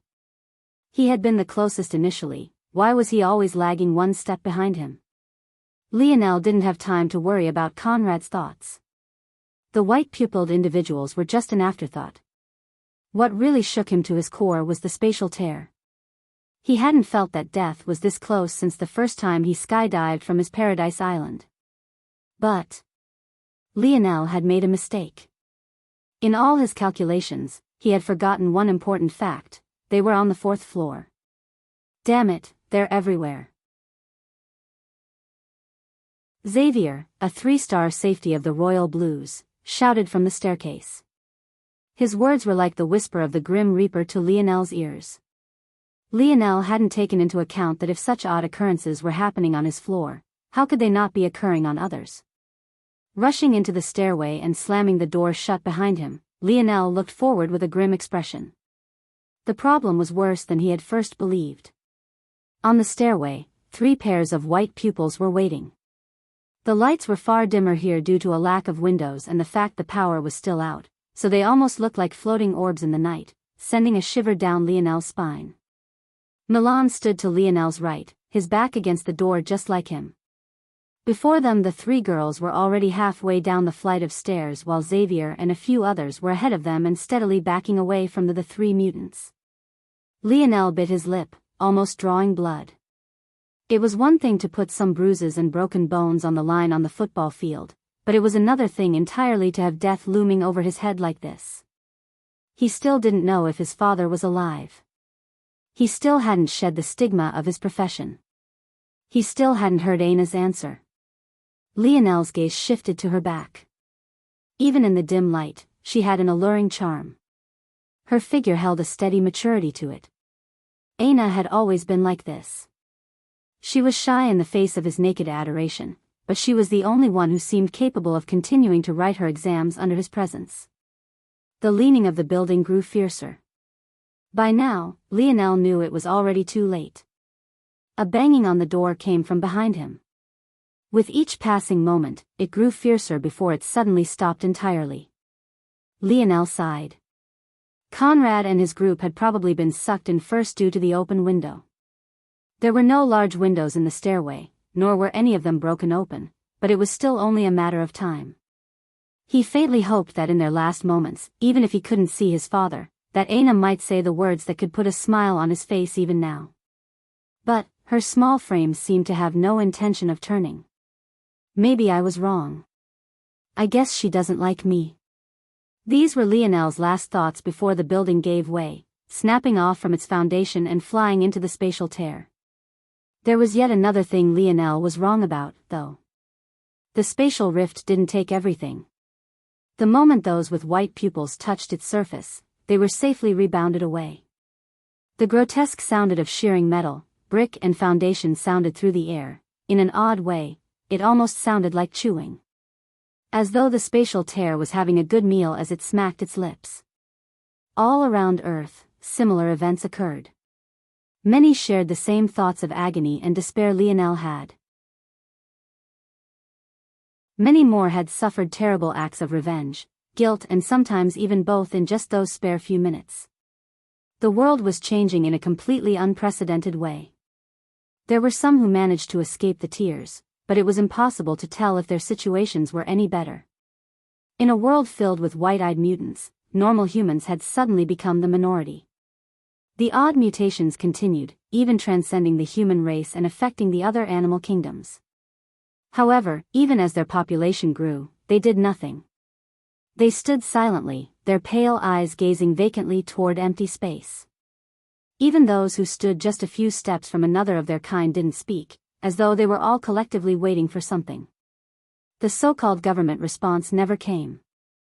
Ascension Empire's Paradise Palace stood majestically, spanning hundreds of meters to the left and right, but it too was silent. Only the slight whipping of its high-masted flag moving with the wind could be heard for several kilometers.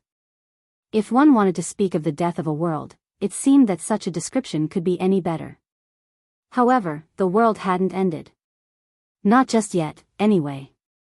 Lionel and his group lay unconscious on a bed of eroded limestone. Around them, half-broken pillars stood, etched with ancient runes impossible to decipher. An odd energy swirled around them. At first glance, it seemed to be much more like fog than anything else. However, it behaved completely unlike fog. Instead, it moved and almost breathed like a living entity. Over half of this fog surged toward a delicate sleeping beauty. Compared to the disheveled appearances of the others, she looked as though she was doing nothing more than taking a sweet nap.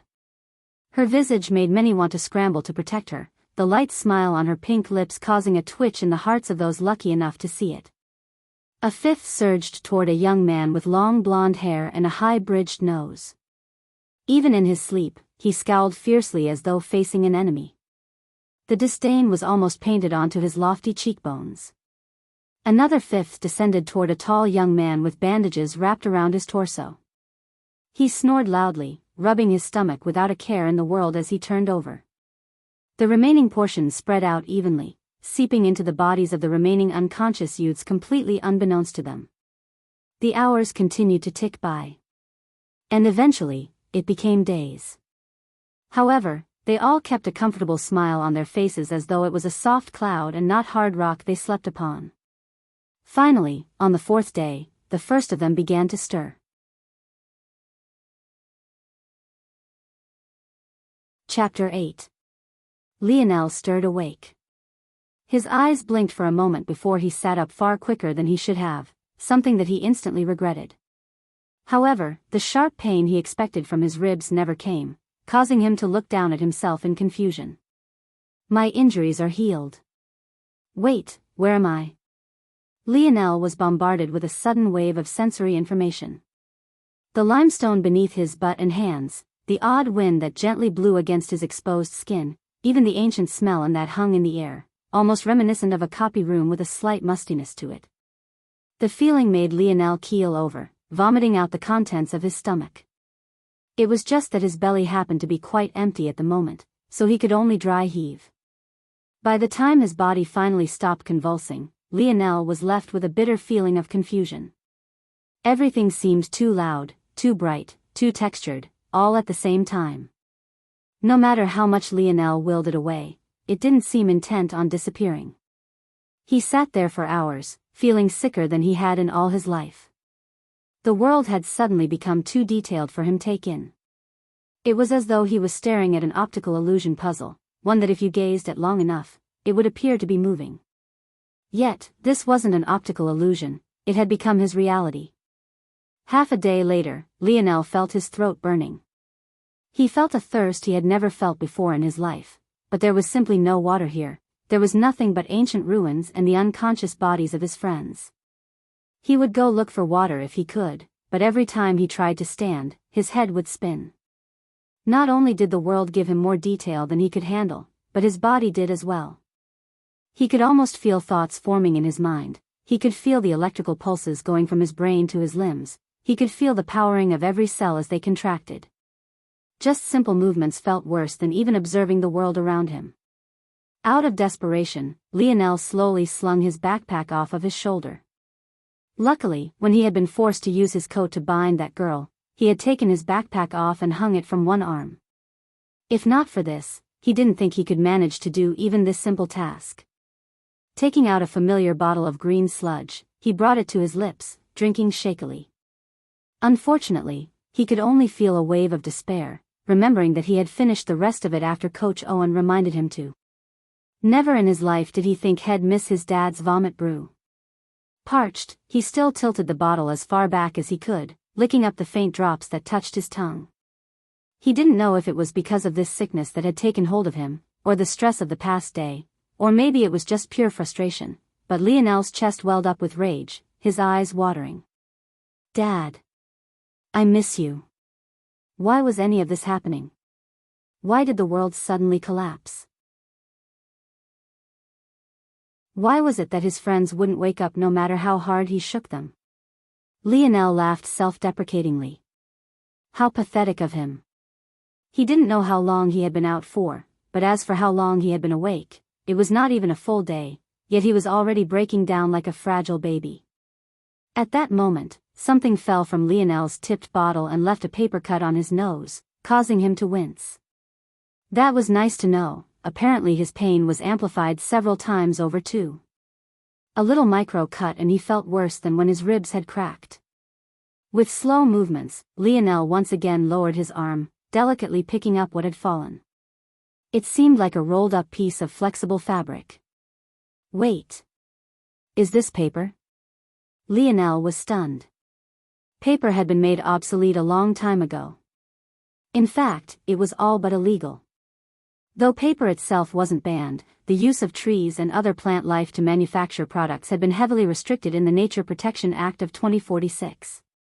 How had his dad gotten his hands on something like this? In truth, Lionel wouldn't even recognize it had it not been for his robust education. If others knew he had this, both him and his dad would be in a lot of trouble. However, thinking about the state the world was likely in right now, Lionel couldn't be bothered to care. His wristwatch also no longer had any ability to monitor him. Using delicate movements, he unfurled the roll of paper, wiping the bits of green sludge that stuck to it away. By the time you read this, it'll already be gone. Lionel's heart stopped beating.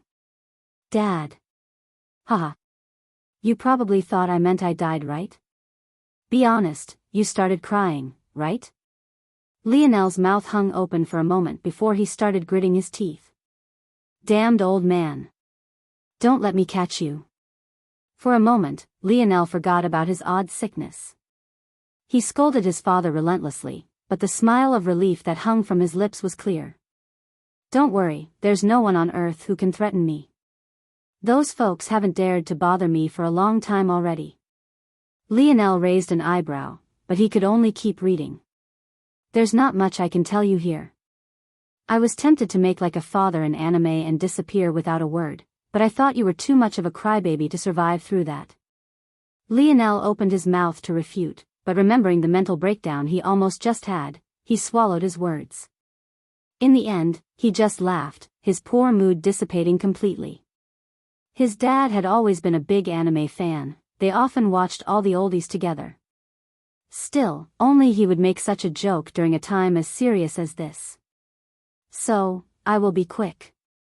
First, don't bother trying to wake up your friends. You've likely woken up long before them, and they won't wake up for at least several months. Focus on yourself for now and use your nepotism to your advantage. Lionel's expression flickered. Don't wonder too much about what I mean by that. Just know that your mother isn't dead, nor has she abandoned you. I also haven't abandoned you. We both love you very much. Your body is different from others in this dimension, and the scar across your right hip isn't there by accident either. A frown set in on Lionel's brow. He had a faint scar near where his liver would be. But, he hadn't thought about it in a long time. In fact, most people would miss it even if he had his shirt off. He didn't know why his father would mention it now. But the idea that his mother was alive took over his thoughts. He felt an agitation he hadn't felt in a very long time. He had faint memories of his mother. His father had never explicitly told him that she had died, so he always assumed that it was to spare his feelings about her death.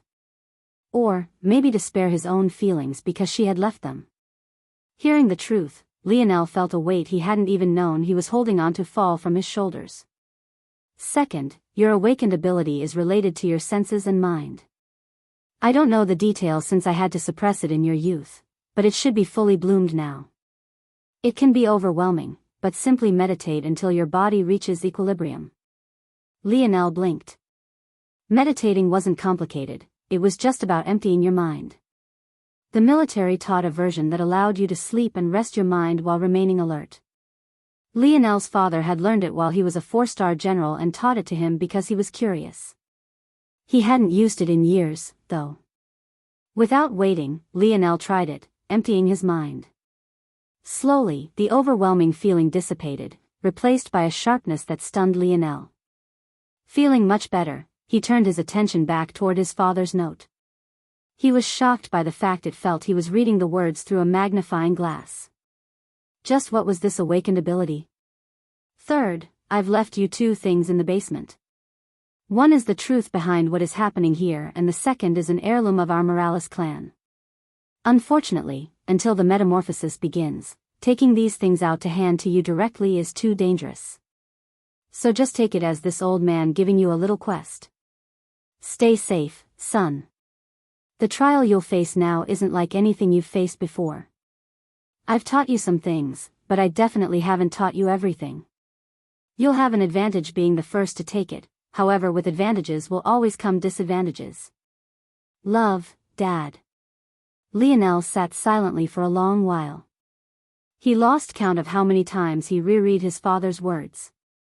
Unbeknownst to him, he had actually completely memorized it the first time, a fact he didn't realize until maybe the 6th or 7th read through.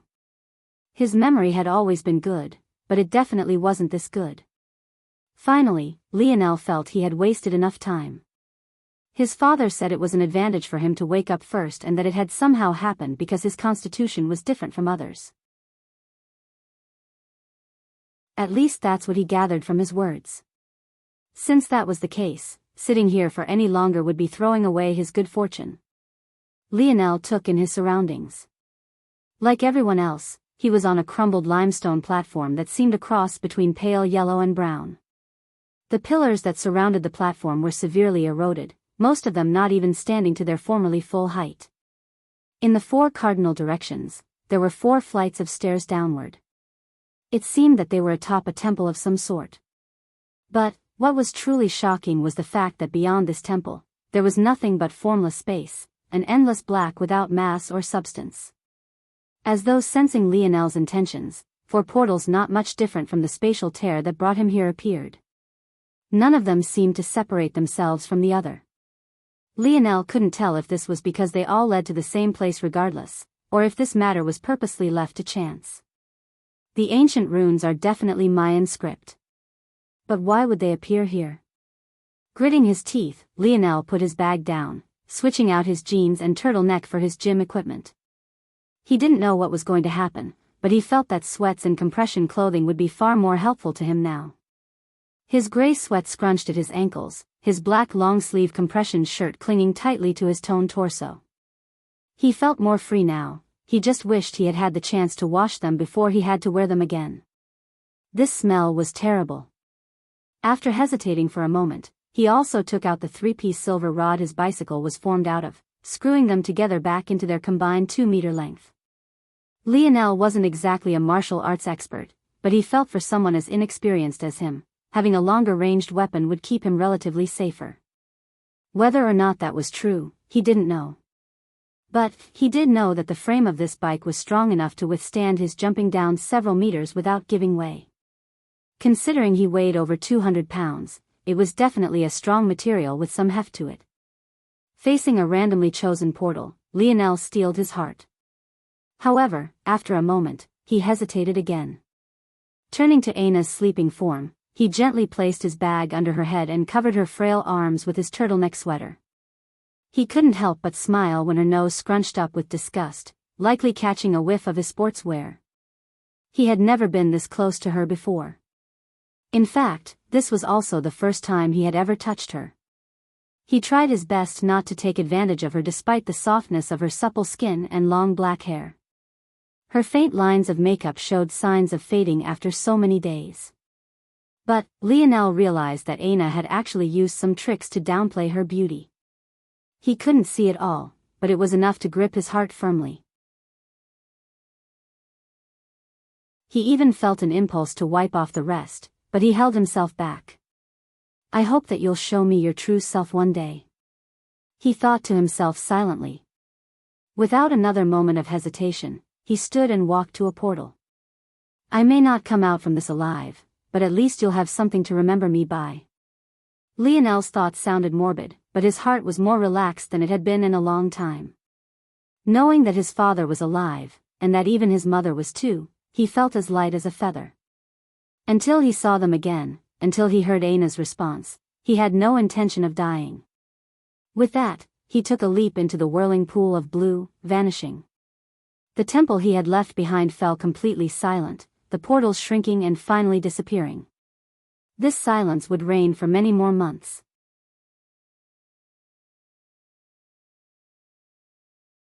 Chapter 9. Lionel felt a slight dizziness that soon disappeared. He could vaguely feel that his quick recovery was anything but natural, however he didn't have much evidence to back this. He found himself in a long corridor, dimly lit by flickering torches that hung from the walls. Large irregularly shaped stones formed the bricks that built the surroundings, giving the place the feel of an ancient tomb. Just as Lionel was about to take a step forward, something completely unexpected happened. Subject detected. Lionel Morales, 17, credit, first to enter subdimensional zone. Accomplishment recorded. Lionel stared blankly at the wristwatch on his arm. Earth is currently in a state of metamorphosis, ascending from the third dimension to the fourth.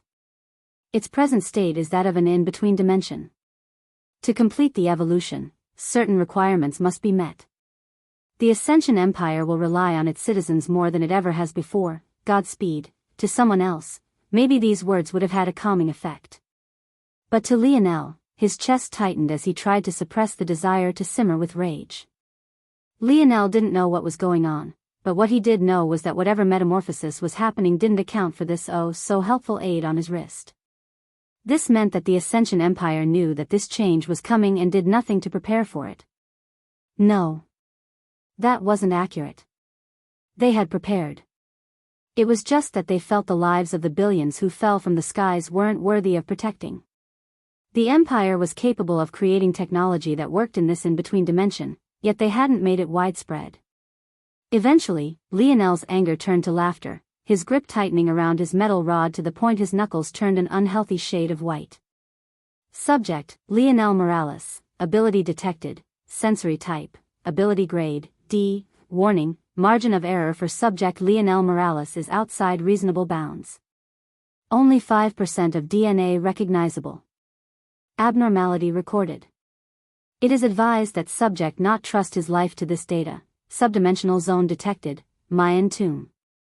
Spanish invasion, subdimensional zone grade, F, clear requirements, enter chief priest's sacrificial room. Save chief priest, side quest, unable to detect. Scope of System 2 limited, reward, unable to detect. Scope of System 2 limited. Lionel reined in his rage.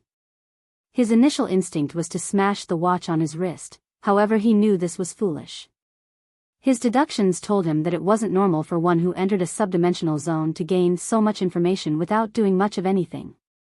If this is a process of a world evolving from the third to fourth dimension, I have a hard time believing that this is the first time such a thing has ever happened.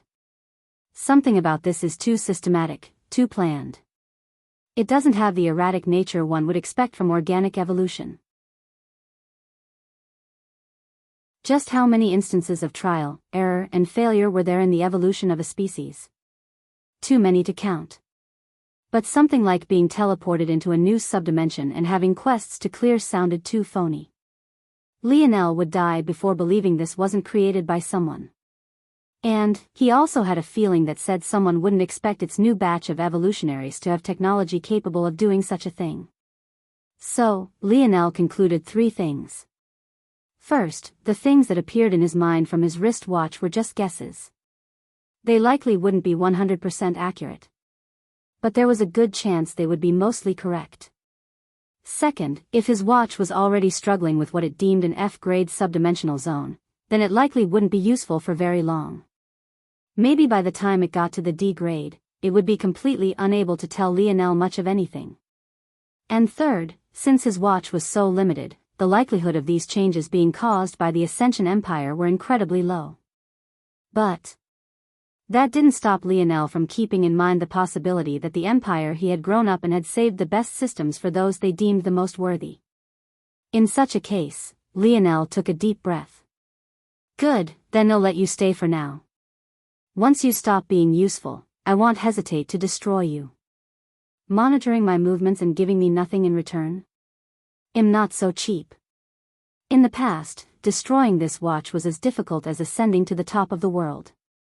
However, Lionel had a feeling that with these changes, the Ascension Empire's control was just that much weaker. Maybe they themselves knew this as well, or why else would they allow so many to die?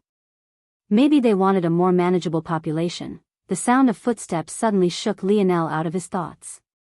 What was he doing? He was in the middle of a hostile environment with his life on the line.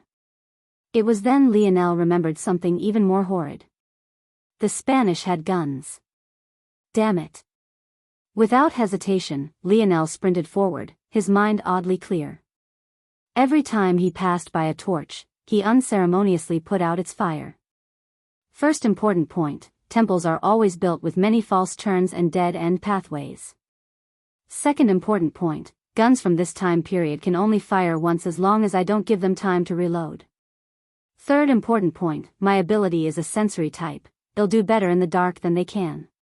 As though greeting Lionel's thoughts with open arms, the echoing footsteps and the sounds of armor clanging bounced off the walls and into Lionel's ears. It was a magical feeling. Lionel could almost draw a perfect map of the trajectory the sounds followed, etching a path from his position to that of the Spanish with a line of 3 turns. It was as though he had gained a sonar ability, but it was much more complex than this because the sound wasn't coming from him at all. Compared to the heavy armor the Spanish wore, Lionel's sneakers were almost completely silent. They just split apart. Good. One group is headed toward me, there are 3 of them. Lionel's heart beat wildly. He hadn't felt this way since the very first time he stepped onto a football field. The way his sweaty hands slid across his silver rod, the butterflies that flew through his stomach, how his heart seemed to want to burst from his ribcage. Lionel slammed his back against a wall at the edge of a corner, holding his rod tightly to his body with both hands. The path he was on was the horizontal line of AT, while the Spaniards were walking toward him along the vertical line. He had managed to put out all the torches through the horizontal path, but had only made it halfway through the vertical portion before he was forced to run and hide here. Luckily, he was correct about his sensory abilities. Making his way through the dark wasn't an issue at all. Words Lionel couldn't understand entered his ears, causing him to inwardly curse. He knew how to speak 3 languages: English, French and Latin. He had a choice to learn Spanish, but because Aina chose Latin, he hadn't. Plus, he thought French was the language of love, so he had to learn it, right? Who knew his hormones would come back to bite him like this? Throwing these thoughts to the back of his mind, Lionel focused with all his might, steadying his breathing. He heard the sound of metal scraping on metal, but it was much different from the sounds of armor he had heard before. Following this, the distinct sound of a sword being unsheathed followed. That first sound should have been one of them pulling out a torch from the wall. Lionel's jaw clenched. A faint part of him had hoped they'd be too stupid to think of this solution. But he knew that was asking for too much. Still, this put him in a better position. It wasn't possible to aim a musket if you only had one hand, let alone reload it. That was one less gunman he had to worry about. Come on. Come on. Turn right. Turn right. And of course they turned left. However, Lionel was ready. As expected, the one holding the torch was in the lead. Without hesitation, Lionel swung down his rod fiercely, aiming for the hand that held the torch. A swarm of words Lionel didn't understand entered his ears, but he didn't need to be intelligent to know the torch-wielding Spaniard was alerting the other 2. In order to properly wield their guns, the Spanish wore a armor that combined aesthetics of the medieval era and leather guards. Of course, these leather guards were on their hands and wrists. With Lionel's rod weighing just a bit over 30 pounds, did the soldier's wrist even stand a chance? The barbarians are scuttling around like rats. Ack! The torch fell to the ground. Lionel kicked it away as far as he could without hesitation, collapsing the T-shaped pathways into darkness once more. Though Lionel's actions were smooth and without pause, waves were inwardly flooding his heart. He was certain of it, he was several times stronger than he had been in the past. But, his ability wasn't related to the strength of his body, so what was going on? Lionel didn't have more time to think. The sound of sharply whistling wind rang out in his senses like a blaring horn. Without hesitation, he dove backward. The feeling of a blade just barely tearing his compression shirt and into his skin played in his head in slow motion. Sparks flew as the sword hit against hard limestone. Another cry of pain sounded. They were normal humans, after all. If a mortal man swung a weapon full force at a stone wall, what do you think would happen? The sword clanged, dropping to the floor. It wouldn't be a surprise if the Spaniard who had attacked broke his wrist just like his companion. But what choice had he had? With them descending into darkness, his only chance was to swing where he had seen Lionel last. 2 injured, 1 in full health. Can't let them retreat to the light. With a roar, Lionel didn't retreat at all. Raising his rod far above his head, he swung down as hard as he could, bashing it against the head of the Spaniard who had held the torch originally. Every muscle of Lionel's body flexed to its utmost limit. He squeezed so hard that the line of blood that ran across his chest spurted out like a waterfall. The sickening feeling of the metal helm bending under his rod made Lionel shudder. For a moment, he froze completely, his hands trembling. He hadn't thought about it before. But were these people real? Lionel wanted to retch, but he simply didn't have the luxury. As one Spaniard crumpled to the ground, the shifting sound of leather sliding across metal caught Lionel's attention. That's the sound of a musket strap being pulled across chest armor. Lionel's mind had completely memorized the appearance of the Spaniards in the split second the torch had lit them up. He remembered instantly that they had all had their rifles strapped to their backs. It was the only thing he could associate this sound with. I can't sweep my rod from left to right, it'll end up hitting the wall first. Lionel immediately dropped to the ground. He choked up his grip on his silver rod, sweeping it upward through a pair of legs and turning it like a corkscrew. In a moment, the rod had swept across the back of one knee and the front of another. As the Spaniard that broke their wrist against the wall tumbled forward and to the ground, the last Spaniard turned to the sound of the noise, blasting their single round. Unfortunately for him, both his partner and Lionel were on the ground, causing him to miss completely. However, the instant flash of light had allowed him to lock onto Lionel one more time. His leg swung forward, hitting the kneeling Lionel across the chin. Lionel's mind spun. It didn't need to be said. The feeling of a metal-covered shoe kicking you anywhere wasn't very nice, but this was especially so for the face. The sound of a sword being unsheathed snapped Lionel out of his stupor. Maybe it was due to the fear of death being too great, but Lionel felt it was something else. When he was transported here, hadn't he recovered from the dizziness incredibly quickly as well? Lionel's mind worked quickly. His rod was still trapped between the legs of the fallen Spaniard, he didn't have time to pull it out. Plus, pulling it out would bring him closer to the rampaging Spaniard. Using the momentum of the kick, he allowed himself to fall backward, landing near the sword of the Spaniard who had broken his wrist against the wall. The vivid image of it clanging against the ground had already been mapped in Lionel's mind. Lionel accidentally grabbed the blade, but he could only suck it up. Flipping it in his hand to the handle, he ran it across the neck of the Spaniard he had tripped with his rod. The latter was confused about how he died even as he breathed his last. In that moment, the last Spaniard was swinging wildly. He knew that Lionel had to be in front of him. If he kept going, he was sure that he'd hit him. However, his swinging arms suddenly stopped. Completely shocked, he looked down in the dark, visualizing the sword he knew must have just gone through his heart. Till the end, he had no idea how Lionel had done it through his wild swings. How could he know that every time he swung, he was giving Lionel more and more information about his position? Lionel collapsed to the ground, looking up at the darkness of the ceiling above him.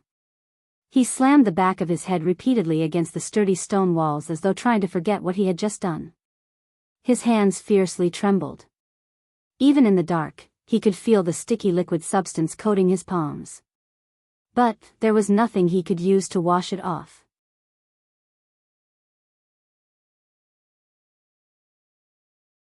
Chapter 10.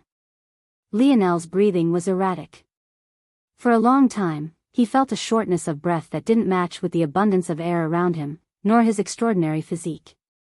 He could run a mile with a sub-5-minute time, yet this single exchange left him in shambles. Of course, he knew it wasn't because he was that exhausted, but rather because of his emotional state. Even if this was a game, it was too real. No matter how much he willed it, the dead bodies around him weren't disappearing. In fact, Lionel knew the blood on his hands was actually his own. He had cut his palm on the sword he picked up from the ground the wrong way. But it still made him feel dirty. Water. Lionel knew he had to pull himself together. Who knew how far away the group they split from had traveled? They had gone too far for Lionel to hear their footsteps anymore, but the screams of these Spaniards had obviously been much louder than footsteps. Steeling himself, Lionel could only push his dark thoughts to the back of his mind. Maybe he was lucky that he was dealing with such a moral dilemma in such a situation. At least he didn't have the luxury to sit and sulk. After making up his mind, he jogged over to the torch he had kicked away during the fight and brought it over. Rummaging through the bodies, Lionel found 3 flat circular-shaped containers of water. Without hesitation, he drained 2 completely before strapping the third to his waist. The wound on his hand and chest were pretty bad, but none of them seemed to carry bandages with them. Luckily, what they did have were flasks of alcohol. Lionel didn't hesitate to grit his teeth and pour it over his wounds. Afterward, he left his chest alone. But, for his hand, he snatched the leather guards the Spaniards used for himself. He also slipped on a chest plate and a helm.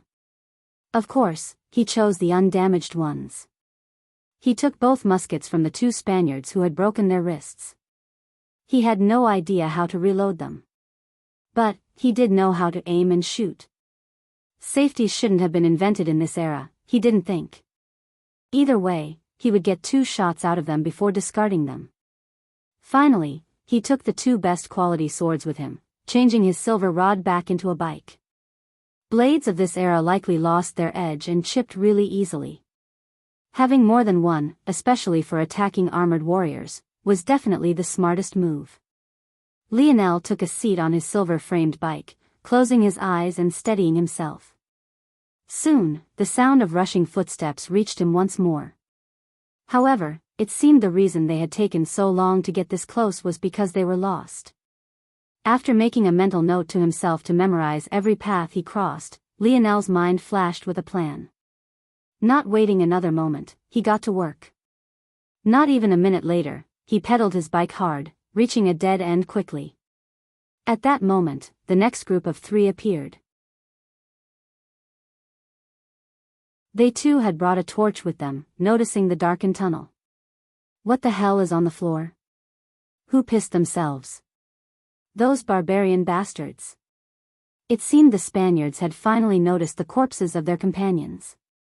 Over there. One of the Spaniards pointed toward Lionel, who was sitting on his bike in the distance. But the reason he had noticed Lionel in the dark at all was precisely because Lionel was holding the same torch he had kicked away in the previous battle. Unfortunately, by the time they realized what was happening, it was already too late. A line of fire raced across the stone floors, swallowing the line of alcohol Lionel had drawn and reaching the 3 Spaniards and the 3 corpses in a flash. There was no time to react. A harsh explosion sounded, burying the screams. Using the flames as a light, Lionel brought a musket forward to aim, his hands trembling. However, he knew he had no choice but to shoot. There was no better opportunity to test the range and accuracy of these weapons. The flames had engulfed all 3 of them, but it likely wouldn't kill them in a short time. Steadying his sights as best he could, Lionel fired. The recoil wasn't as bad as he predicted. In fact, he had overcompensated for it far too much. Still, his aim was terrible. There was little he could do about his trembling arms. Lionel could actually see the round bullet fly through the air. It was moving at speeds far beyond the limits of humans, but he could inexplicably track it. He didn't even need for it to land to know he had missed. But that was when the unexpected happened. In their agitated pain, one of the Spaniards fell right into the bullet's path, allowing it to travel directly through his throat. Even as he crumpled to the ground, Lionel bit his lips so hard he drew blood. Come on, Lionel. You're better than this. Maybe this is why that gene assessment slotted you in to spend the rest of your life throwing balls. That sort of safe profession is just right for someone as pathetic as you. Even as Lionel was berating himself, he still raised his second musket. This time he learned his lesson. His brain did calculations he wasn't even consciously aware of. When aiming, you had to not only account for where your target was, but also where said target would be. With his second shot, the bullet stayed true, flying right through the eye of a second flame-covered Spaniard. Throwing the rifles aside, Lionel gripped the handle of one of his swords. He pedaled down the path lit with flames, not worried that his tires would melt. His bike was far more resilient than that. Like a horseman holding a lance from his steed, he sped toward the final Spaniard with a speed nearing 25 miles per hour. However, even as he did so, he knew he wasn't ready to experience that feeling again. He couldn't stand the disgust he felt as a life dissipated under his own hand. So, in an act of madness, he threw his sword forward with all his strength. It perfectly arched in the air, spinning several times before its sharp edge entered the mouth of the screaming soldier. Like that, the hall fell into silence once more. Except this time, Lionel didn't have the luxury of darkness. He could only dully skid his bike to a stop, looking toward the pile of 6 corpses blankly. Lionel couldn't help but replay everything that had happened in his mind. The moment he remembered the fact guns of this era needed to be loaded with gunpowder during every reload, the rest was simple. Everything from the alcohol flask to his use of the torch was perfectly calculated. But once again, his actions had taken away more lives.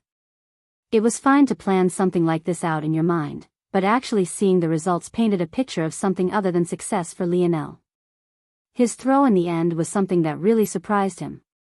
He had subconsciously felt that he could count the number of turns his sword would take in the air and exactly where it would land before it even left his hand. A part of this probably had to do with his years of playing quarterback, but the much larger reason was definitely as a result of his new awakened abilities. He now knew he had great talent for throwing weapons. If he recalled correctly, the Mayans were well known for their throwing spears. If he could find their weaponry, it would be of great help to him. Lionel knew he had to slowly adapt to reaping the lives of others. If he didn't get over his apprehension and fear, he was doomed to die one day. The world outside was no longer the world he had come to know, and the Ascension Empire wouldn't protect him. After yet another deep breath, Lionel took his musket straps off, tossing them to the side. They were no longer useful since he had no idea how to reload them. He would rather not have gunpowder blow his arm off. Withstanding the scorching heat, he pulled his sword from the Spaniard's throat. Then, he pushed his bike backward to gain some distance before building up momentum to leap over the 6 bodies. Only taking a single glance backward, Lionel didn't look again, pedaling down a new corridor to blow out a new line of flaming torches. The cycle continued. Lionel never attacked a group of more than 3, always waiting for them to split down different corridors before he made his move. Eventually, he found a group of Spaniards who carried small hand axes with them which inevitably replaced his throwing swords. Though he could be accurate with either, the hand axes were more convenient. They were lighter and were better weighted, easing the pressure on Lionel's throwing arm. Aside from this, there also came a point where Lionel carried no less than 5 or 6 rifles on his back. His look would have been quite comical had it not been for his pale face. He had hoped that the longer he spent in this subdimensional zone, the more accustomed he would become. But the reality was that his guilt only grew. Finally, on the 3rd day, carrying bloodshot eyes, Lionel descended a flight of stairs far too narrow for his broad shoulders and found the weaponry he was looking for. Unfortunately, it was flooded with Spaniards. Lionel counted at least 12. To make matters worse, there was no way he could use his normal darkness tactic here. However, there was good news. The narrow stairway he was on was purposely made this way to act as a hidden path.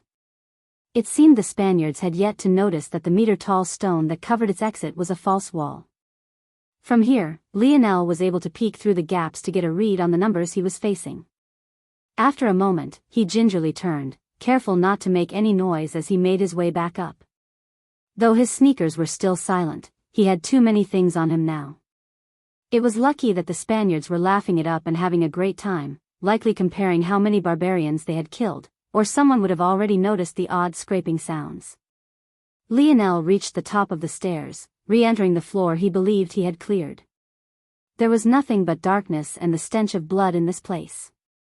Taking out a water jug, he emptied it before tossing it aside. Then, he carefully placed the stone that hid the top of the stairs back into place.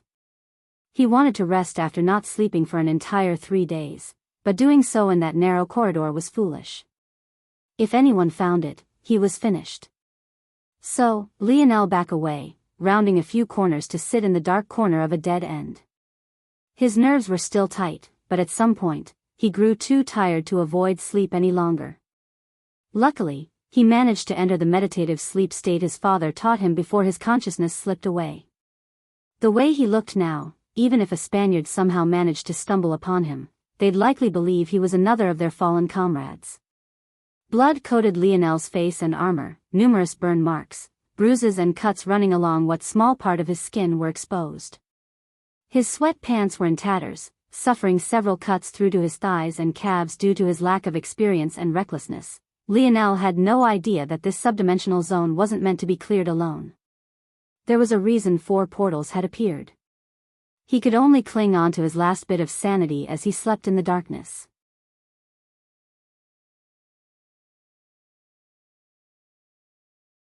Chapter 11. Lionel's eyes snapped open. He didn't know how long he had slept for, it was impossible to tell. There were no windows in this temple. He had only roughly guessed that he had been here for 3 days. Using his silver rod to stand, he stood to loosen his stiffening limbs. Lionel's jaw set. His mind had regained its clarity. He hadn't even noticed that his senses had severely dulled the more tired he became. In fact, he felt that he was even sharper than when he first entered this subdimensional zone now. Without a word, he began to get ready. He took his 6 rifles, strapping through across his left shoulder then the remaining 3 across his right. 2 days ago, he had almost lost his life because he trusted that these muskets were always loaded. He ended up aiming and firing one without a bullet, a mistake he could thank for the deep gash in his thigh. Since then, he learned to tell whether the rifle was loaded or not first. His method seemed simple, but maybe he was the only one on Earth who could do it. There was a very slight weight difference, maybe fractions of a gram, between a loaded and unloaded gun. If a gun was too light, he didn't keep it. Once the 6 muskets laid organized on his back, he accounted for the 8 hand axes around his waist and finally clutched his silver rod. With a deep breath, he slowly made his way back toward the hidden path. It seemed that during his sleep, others entered this floor once more through the main stairway. Lionel could only clear them out first in order to avoid any untoward variables. Though his heart was still heavy, he managed to control his trembling hands this time. Without having to account for his wavering aim, his efficiency reached a new level, his throwing ability especially. Half a day later, Lionel felt that he had emptied the floor once more. With how many Spaniards he had taken it was definitely only a matter of time before their leaders realized that something was wrong. As expected, when Lionel went to peek on the weaponry, the 12 number he had counted before had increased to 18. The weaponry was the largest space Lionel had come across to now. It was a rounded room with a single exit. All around, weapons hung from the walls. But, compared to the Spaniards, they were incredibly crude. The Spaniards turned their noses up at these weapons. Not even a single one had been touched. But, who could blame them? It was obvious that Spanish weapon technology was more than a single level higher. They had set up camp in this space for only 2 reasons. One was to stop the Mayans from regrouping and recouping strength. And second was to set up camp. It seemed that this subdimensional zone had deviated from history. There was much more of a stalemate than there should be. An internal battle was taking place within the temple between the 2 parties. What Lionel didn't know was that this was only due to his actions. He hadn't wanted to count the number of Spaniards he had killed, but it was over 100. There were only 2,000 in total. He had single-handedly taken down a good percentage of their army. As a result, the Mayans had been able to put up some resistance. And, due to losing so many soldiers, the Spaniards had taken a step back, trying to re-evaluate the strength of their enemy. Lionel took a deep breath. When his eyes opened once more, his eyes had completely stilled, glowing in the dark like a predator stalking his prey. First, he took apart his silver rod. He didn't split it into all 3 pieces. Instead, he only took a single third of it. Using the small ledge on either side of the narrow staircase, he balanced both ends across it. It was nearly a perfect fit, just barely over 2 feet apart. The remaining part of the rod was just over 4 feet in length, but it was enough. If Lionel was lucky, he wouldn't have to use it at all. Ducking beneath the bar, Lionel nodded to himself. Then, he began to pour several flasks of alcohol through the small cracks in the false wall, drenching it as quickly as he could. "Hey, do you smell that? Smells like some good booze. Who's holding out?" "Drunkard." "What booze?" "Wait, look over there." The highest-ranking officer of the Spaniards waved his hand, forcing them to fall silent. He wasn't dressed much differently, but his armor was definitely shinier and he strapped a pike across his back and a long sword strapped to his waist. Suddenly, the stone was kicked over. It fell with a loud boom, kicking up dust that obscured the dark pathway. Enemy attack. Form up. A strong whoosh followed a flame erupting from the falling stone and the edges it had just been hidden between. Lionel steadied his breathing, kneeling behind the flames. He aimed his first rifle. He had seen everything he needed in that split second. And still now, he could see faint pictures of the changing situation through the flickering flames. He knew he didn't have long.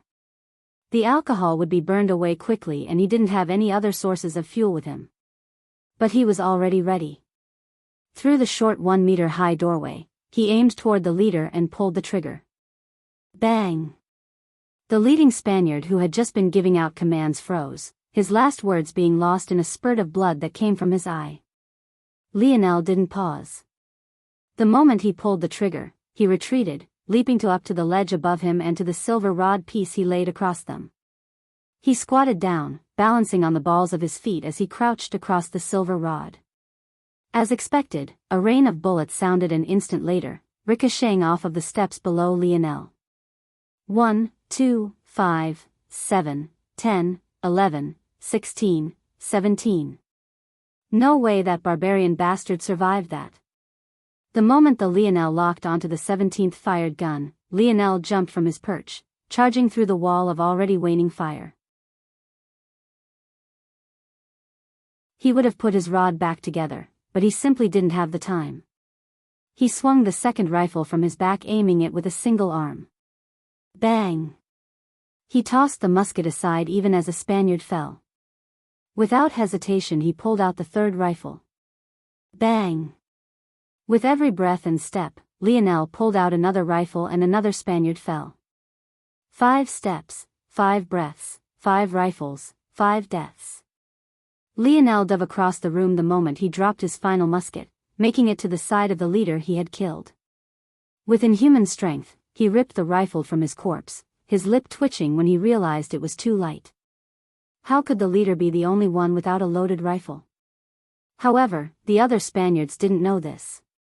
Lionel couldn't allow himself to be surrounded, so he aimed the gun toward the closest soldier, causing him to retreat with fear coloring the eyes hidden behind his helm.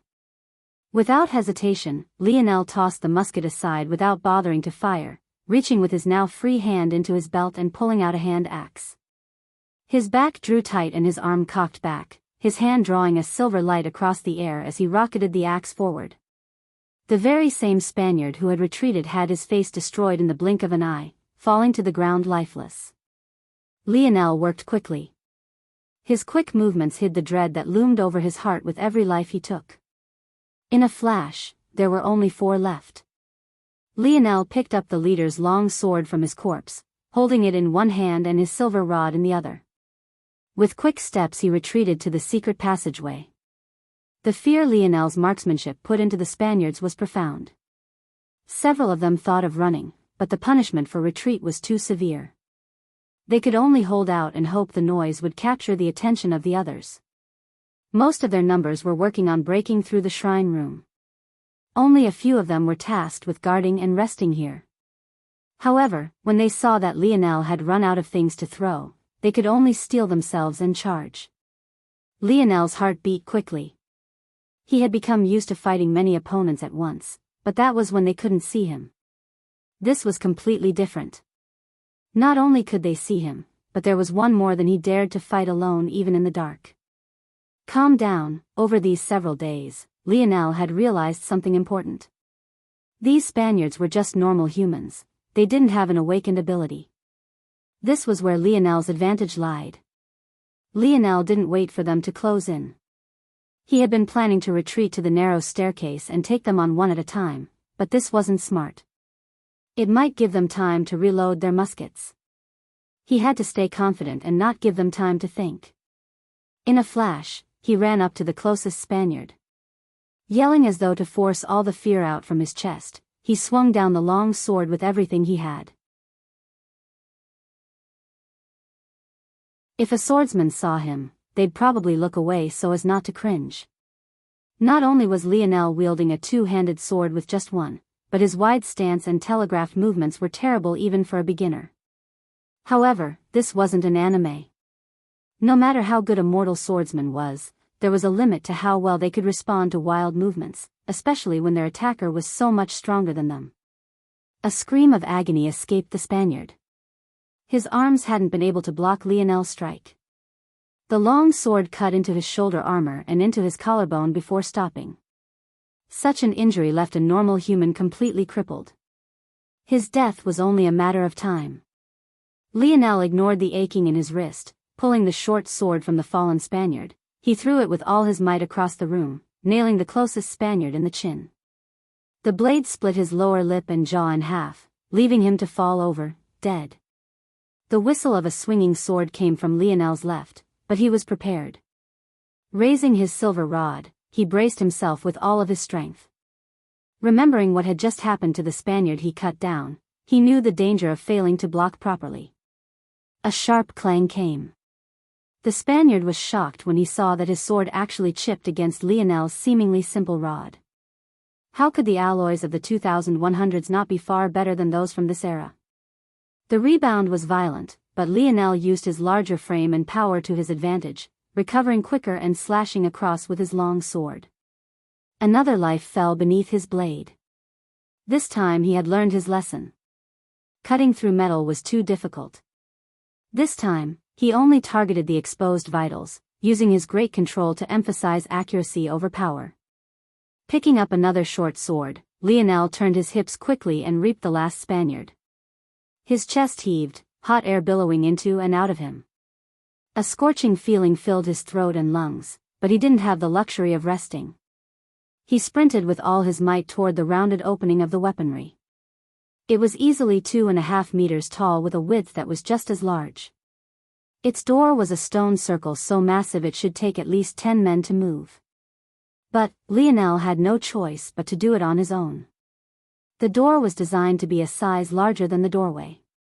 As long as he rolled it over from the inside, it would be impossible to open from the outside without destroying the stone first. The sounds of shouts and footsteps filled Lionel's ears. The time he had left was too little, but he dug deep, pulling every ounce of strength he had left out. Arg! Lionel roared with all his might. His senses could pick up on his muscles tearing beneath the pressure, but he had no choice. He pressed hard against the rolling door, finally feeling it move just the slightest bit. The footsteps got closer and closer before Lionel could distinctly hear the shift from walking to sprinting. The barbarians regained their weaponry. Stop them from closing the door. Under the strain, blood flowed from Lionel's nose. His teeth clenched tightly against each other to the point his gums began to bleed.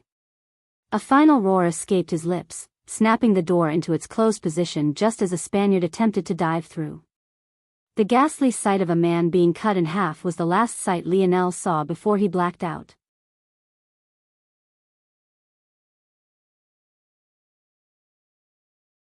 Chapter 12. Lionel awoke with his body on fire, the slight whiff of something catching his attention.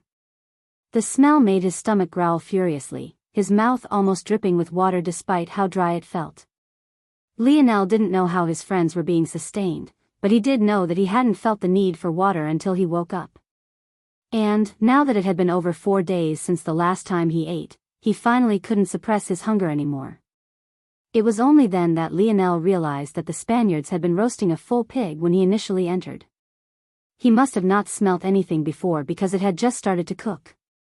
Lionel struggled to pull himself up, peeling all the heavy armor he wore from his body. He hadn't felt this light in a very long time. Luckily, since there was no one to tend to the fire, the embers had died off while Lionel slept, sparing the pig from being overcooked. It was inevitable that it was still burnt in some places, especially since no one had been there to turn it, but Lionel could hardly bother to care. He ripped off a leg, devouring the meat madly. Initially, he had believed that a leg or two would be enough. But before he realized what was happening, he had already cleaned away half of the pig. Lionel had always been a big eater, but it was always within reason. Something like eating half of a 20-kilogram pig was far beyond his means. "I want you to find that damned entrance. There's no way that barbarian entered from the front, there must be a hidden entrance. Look at how many of our people those savages have killed." Words Lionel couldn't understand drifted from the hidden entrance. It became obvious quickly that he didn't have much time. All those who saw him come out of the hidden staircase were already dead. But, it was only a matter of time before they started looking for false walls. Because Lionel had knocked down the false wall on this side without replacing it, it was much easier to hear things than it had been in the past. Moving quickly, Lionel replaced his armor with that of the dead leaders. He was going to pour some more alcohol on his wounds first, but he was shocked to find that many of them had faded. In fact, the aches in his body from his torn muscles had become quite dull as well. Food. It must be food. Lionel bit his lip. Where else would he get food so easily? There was no point in carrying this pig with him because it would go bad in at most a few more days. Plus, considering the pace at which he ate it, it wouldn't last that long either. The only option is to continue to steal food or to leave this temple. Lionel couldn't come up with the perfect choice now. He had to hurry. "I came here for, there it is, the otlotl." Otlotls were essentially slingshots for throwing spears. They were a wooden attachment one could slot a spear or long dart into to gain more leverage. Then, using the same throwing motion one was used to, it was possible to throw more than double the distance and with much more speed and force. To think such a thing was invented over 20,000 years ago, even before the era of the Mayans. Lionel abandoned his hand axes, using the belt he had stolen from a Spaniard to slip in a few otlotls. Considering they were reusable, it was unnecessary to have more than one. However, Lionel had learned to plan for the unexpected. He kept 4 otlotls with him on one hip and strapped a short sword on the other. He would have taken the leader's long sword, but he had his reasons for not. Along the walls, countless barrels of throwing spears fitted for the otlotls. Well, to call them spears was a bit inappropriate. They looked like sturdy arrows one might fire from a large-scaled crossbow. However, Lionel obviously couldn't carry them all. He realized after carrying around his 30-pound silver rod for so long that his bodis limits were far higher than they had been previously. However, it wasn't to an exaggerated extent. Thinking to this point, Lionel chose a square backpack shaped of wood. It was about 1.5 meters in length and by Lionel's estimations could hold about 50 otlotls darts or spears. He filled it quickly. His initial instinct was to try and overfill it, but he knew this would be foolish. If he failed to pull out a spear at a critical time, it would be too late to regret it. "Let's test it." Lionel took out one of his otlotls, fitting an extra spear to it. He held its handle like a javelin. The spear sat atop the otlotls. As for the otlotls itself, it attached to the end of the spear, allowing it to sit upon it. The body of the otlotls, which Lionel held, curved back around like an S drawn much too tall and lanky. Flexing his arm, Lionel bowed his body and launched the spear. But the results left him stunned silent. The metal tip of the spear stuck into the stone wall, vibrating back and forth wildly. It covered a 20-meter distance in 0.4 seconds. That's an average velocity of 50 meters per second or 180 kilometers an hour. It was even still accelerating when it hit the wall, so it still had more left. The effective range is easily anything within 200 meters, Lionel sucked in a cold breath. First he was surprised at his sharp calculations, but he was even more surprised at just how much the Otlotls improved his throwing ability. Such a simple technology, yet so effective. Snapping out of his stupor, Lionel ripped the 1.5-meter long dart from the wall and hid it within the barrels of spears. In case the Spaniards made it to this room again, he didn't want them to be able to figure out his limits. After that, he dug deep and lifted the stone that covered the hidden entrance back up and into its place.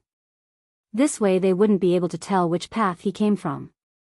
Of course, he only did this after retrieving the last third of his silver rod. That was right, Lionel had already found another hidden entrance in this very room. In fact, he counted a total of 5. It could only be said that the Spanish were too negligent. Either that, or his senses were simply too sharp. Following this, Lionel left through the hidden pathway with the least activity on the other side, slipping away to unleash hell on the Spaniards. In the following weeks, he mapped every floor of the temple with the exception of the lowest, which he believed must have housed the sacrificial room. As time passed, Lionel's senses grew sharper. He could hear footsteps from further away, and from those footsteps he could tell everything from the height of the soldier in question to their weight. At the same time, his control over his body reached great heights. He no longer threw his full power every time, only using just enough to maintain his stamina and slay his opponent. About 2 days after he left the weaponry, he did manage to find a path outside. Once he had mapped out the hidden pathways he could use to reach it, he exited frequently, hunting for his own meals before returning. He realized that he simply had no chance fighting the Spaniards from the outside. Without the ability to take advantage of guerrilla tactics, it was a futile effort. Unfortunately, as time passed, the Spaniards grew more and more wary, making it difficult for Lionel to find small groups to attack. As a result, he had no choice but to begin assaults on groups of 4, 5, eventually even groups of 10 were the smallest he could find. However, at the same time, his skill grew more pronounced. His throwing ability was already at a near unconscious level, but it was his combat ability that took the greatest leap forward. He learned to keep his movements reserved, yet firm. Simple, yet potent. He had never been formally taught in any martial arts, but as his mind spun and his deductive abilities deepened with his growing senses, he felt as though it didn't matter. With every encounter, a new possibility was stored in his memory. With this additional data point, he would adjust his fighting style ever so slightly to account for it. Months later, Lionel no longer had to rely on his throwing prowess to gain victory against large groups. Even when battling a group of 10 Spaniards, the combination of his inhuman senses and battle experience was enough to take them on. By this point, Lionel was certain that his wristwatch's assessment of him bordered on fraudulent. He wasn't entirely sure how the grading system worked, but if others had higher grade abilities than what he was already able to accomplish, it would be far too exaggerated. Lionel reached a point where with a single glance, he was able to categorize his opponent by giving them an athleticism score. He broke down his categories into strength, speed, agility, coordination, and stamina. Strength was simple, just how much power a person could generate. However, with how many different ways strength could be applied, it became incredibly complex. Lionel chose to weigh this category by how much power a person could generate by swinging, throwing, or using their best attack. In this case, it would be how hard a Spaniard could swing their sword or stab their pike. Speed was something Lionel categorized as straight-line running velocity. Agility encompassed both acceleration, speed in changing direction, and how quickly a person could use their weapon, how fast a sword swung, etc. Coordination was mostly hand-eye coordination. How precise a person was in using their strength, speed, and agility. How accurate were the swings of their weapons? So on, and so forth. Finally, stamina was the most straightforward. How long could you maintain your optimal fighting strength? Lionel ranked all of these from a scale of 0 to 1, where 0 was having this ability completely crippled and 1 represented the pinnacle of the human race. This pinnacle was something Lionel used the limits of his own body to extrapolate and estimate. By Lionel's estimates, an Olympic athlete of Earth would have a 0.5 in the category they needed the most for their event. As for the Spaniards, they averaged about 0.4 in every category. And Lionel. Strength, 0.67, Speed, 0.51, Agility, 0.55, Coordination, 0.82, Stamina, 0.63. After a few more weeks passed, Lionel felt it was necessary to add a sixth category, reactions. Unexpectedly, it ended up being his highest stat, sitting at 0.91. This category not only encompassed reaction speed, but also factored in the instinctual movements battle experience gave you. Of course, most of the reason Lionel's reaction was so high wasn't due to his experience, but because of his inhuman senses. Lionel found that when he broke down his opponents systematically with his self-created method, taking them down became even easier. He shamelessly targeted their weaknesses without remorse. For those with great speed and agility, he overwhelmed them with strength. For those with great strength, he overwhelmed them with speed and agility. For those with great stamina, he left them to last, allowing them to tire themselves out first before he dealt the finishing blow. Before Lionel realized it, he had grown numb to the slaughter. After breaking down their lives to mere numbers floating in his mind, it suddenly became easier to do what needed to be done. At the very least, it became easier to use the excuse that the Spanish committed terrible atrocities in this era to bury his guilt. Emboldened by his growing strength, Lionel began to assault the Spanish from within the temple and in the camps outside under the cover of dark. Their numbers continued to fall quickly. Lionel had no idea how much time he had spent in this subdimensional zone, but it was enough for the Spaniards to start calling him El Diablo. He might not have known much if any Spanish, but he definitely knew what that meant. It was a name that let his actions over the last months truly set in. His numbness turned to cold. On yet another seemingly monotonous day, a drastic change finally occurred. With the number of Spaniards drastically lowered, the Mayans holed up within the sacrificial room burst out, leading a mighty counterattack of their own. Lionel watched the battle play out from one of the few small windows he had found in the temple.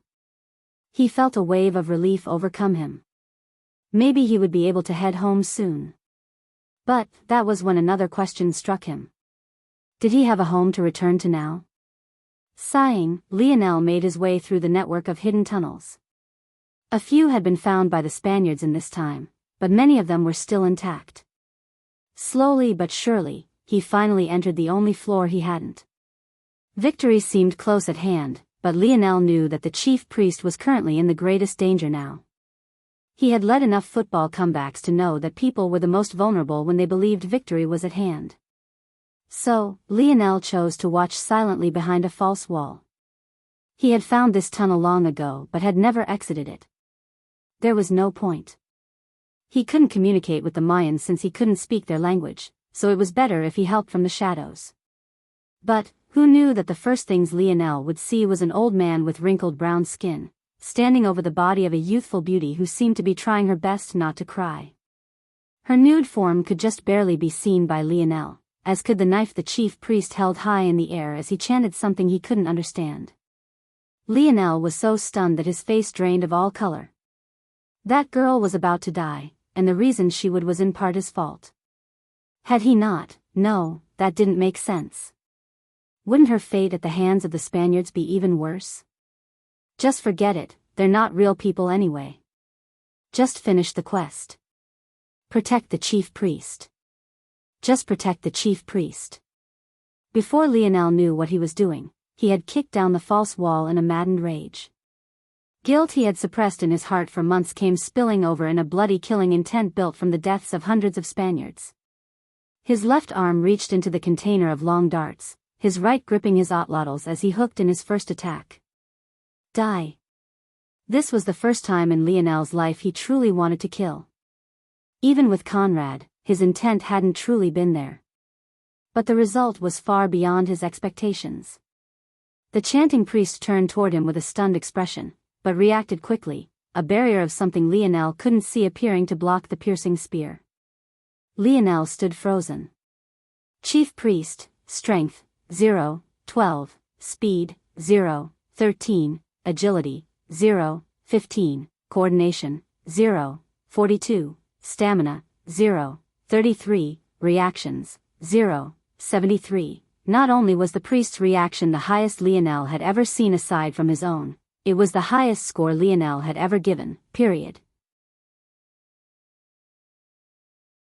On top of this, Lionel suddenly felt that he was missing a seventh category. Just what was that wall of energy?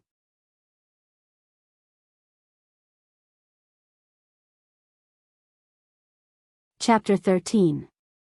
The chief priest wore a tall head guard, beautifully decorated in all sorts of bright feathers and fabrics. His chest was bare except for the cape that hung across his collarbone with finely polished jewels and precious metals. His lower body was covered by a skirt which first wrapped around him like a loin cloth before extending into two long pieces between his legs that stopped just below his knees. He had no weapons aside from the crude sacrificial dagger that seemed formed of obsidian. However, he still felt like the most dangerous opponent he had ever come across. The priest began to speak words Lionel had no ability to understand. Still, the latter's nerves remained tight, whatever senses he had honed to this point being pushed to their upper limits. The strain even caused blood vessels in his eyes to burst, coloring his whites in red. With little more hesitation, Lionel knocked another Otlottl's dart. This time he used more power, pulling back with as much as 50% of his strength. Out of habit, he hadn't gone all out with the first strike because the physical stats of the priest were so low. But now he knew this wasn't a normal enemy. Seeing that his attempts at communication failed, the priest's brows furrowed as he raised his dagger once more. But this time, he aimed it toward Lionel, chanting with a calm rhythm. The nude young lady strapped to the table watched on blankly, her gaze, once filled with fear, turning dull. She seemed to believe that no matter how this all ended, her fate was already sealed. Lionel's spear shattered against an invisible barrier once more, but this time Lionel could faintly feel it condensing. It wasn't a feeling as sharp as his touch, sight, or hearing, but it was there. A sixth sense? Suddenly, Lionel dropped down at his fastest speed. A moment later, a loud boom shook the sacrificial room's wall, leaving a deep impact. A cold sweat matted Lionel's back as he hopped up, sprinting to the side as he knocked another dart. He dove forward, sliding his arm across the air sideways and causing another dart to whistle across the air with a sharp sound. Damn it, I thought I would only have to fight normal humans in this place. Could it be that ancient humans found these awakened abilities too? Or maybe is it that these subdimensional zones aren't as historically accurate as I originally believed? Anomaly detected. Recalculating, subdimensional zone detected, Mayan tomb. Spanish invasion, subdimensional zone grade, C, clear requirements, enter chief priest's sacrificial room, complete. Save chief priest, side quest, unable to detect. Scope of System 2 limited, side quest, defeat 100 Spaniards, complete. Reward pending. Recalculating, side quest, unable to detect. Scope of System 2 limited, side quest, defeat 1,000 Spaniards, complete. Reward pending. Recalculating, hidden quest, defeat the chief priest. Recalculating, reward upgraded, reward, unable to detect. Scope of System 2 limited, it is recommended that subject, Lionel Morales, complete this quest with a minimum of 3 other individuals. Subject's D-grade ability is too low. For a moment, Lionel almost forgot his rage toward the priest. He wanted nothing more than to throw this broken watch across the walls till it broke. How was this considered a system? How could it be anything other than a jumbled mess? Instead of telling him that he should enter in a team of 4, it waited until it was already too late to tell him. Instead of telling him what the side quests were, it waited until he had already completed them to tell him. And it couldn't even get the grade of this subdimensional zone right. What absolute bullshit. Forget it. Focus. Lionel's father's note told him that his father had to suppress his awakening during his youth. What if other people besides him had experienced this as well? The only problem with this theory was that his father had also said his constitution was different than others. But who was to say there weren't others like him? Lionel's dart was blocked once more, but his sharp senses caught the fact the priest was forced to slide back, albeit a minuscule amount. With a flip, Lionel took advantage of his own centrifugal force, landing on his feet and not losing a single dart carried on his back. I only have 47 more darts. If I can't see any results by the time I have 25, I need to take the risk and get closer. Lionel maintained his strength perfectly, never using more than 50%. He realized that this priest was entirely reliant on his odd energy. The old man getting on in years didn't make any large movements. Aside from shifting his feet every so often to face Lionel and raising his arms, he did nothing else. It can't be endless, I don't believe that he can do this forever. Suddenly, Lionel felt a strong sense of danger from his back. Immediately he knew he had made a mistake. He dodged the priest's last strike, but he hadn't heard a loud boom to his back like he had heard every time previously. He hadn't accounted for the possibility that the priest could control the trajectory of his attacks. Lionel managed to leap out of the way just in time, but his pack of long darts didn't survive.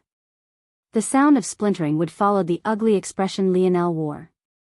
Just like that, the 40-some-odd darts he had left were shattered to pieces, leaving the priest grinning an ugly yellow-toothed smile. Lionel sprung upward a moment later, running for his life. Without having to divert his attention toward Lionel's darts, the priest completely unleashed his strength.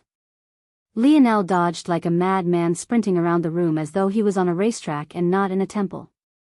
His mind spun trying to think of solutions. First important point, every strike takes 2 seconds to charge and fire. Second important point, it only seems possible to control one strike at once. Controlled strikes take 5 seconds to charge but can be prepared as lesser strikes are being fired.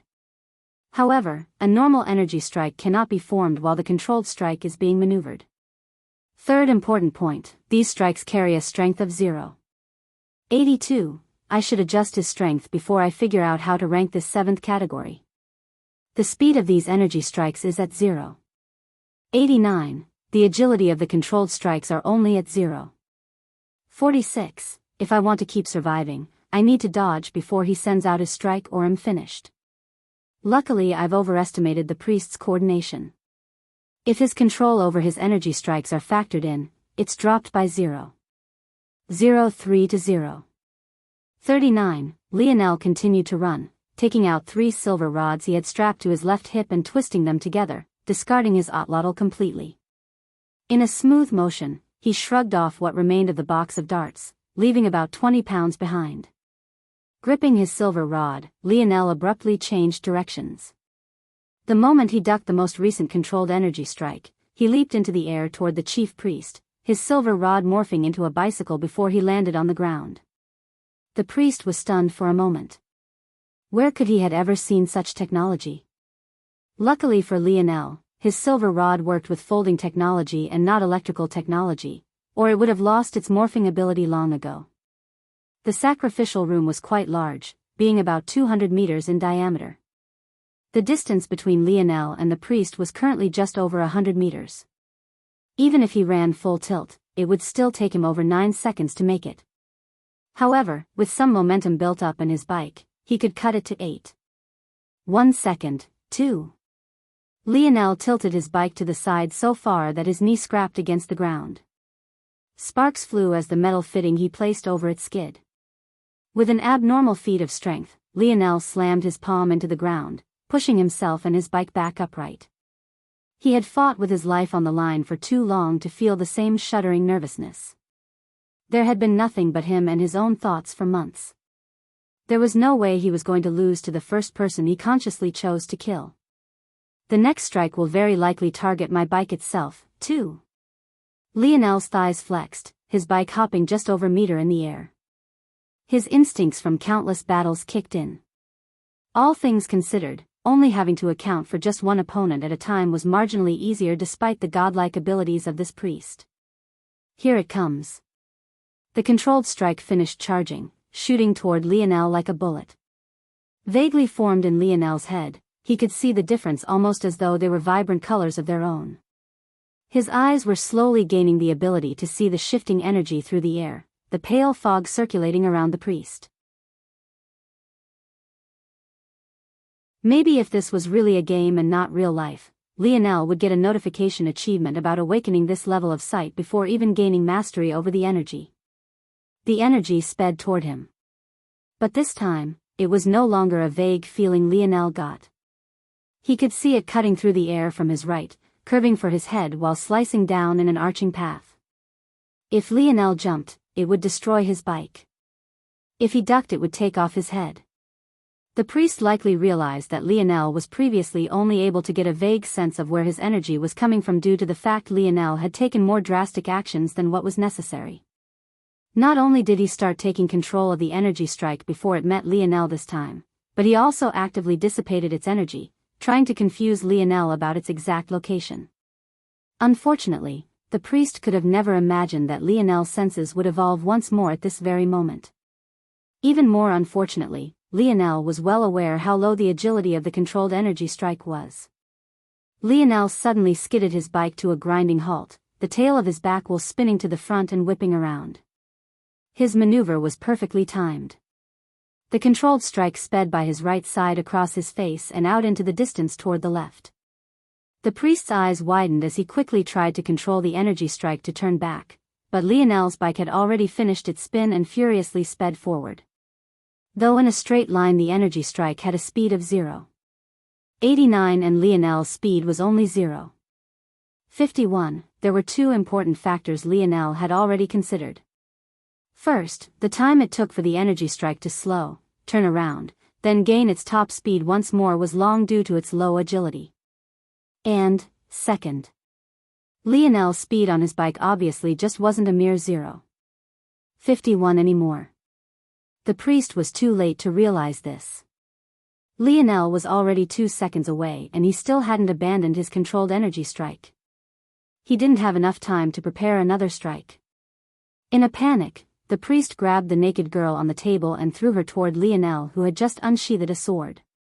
Shocked, Lionel squeezed the handbrakes of his bike as hard as he could, catching the girl in the air. Damn it. Analyzing the situation, Lionel knew his time-sensitive plan was ruined. He also realized something else.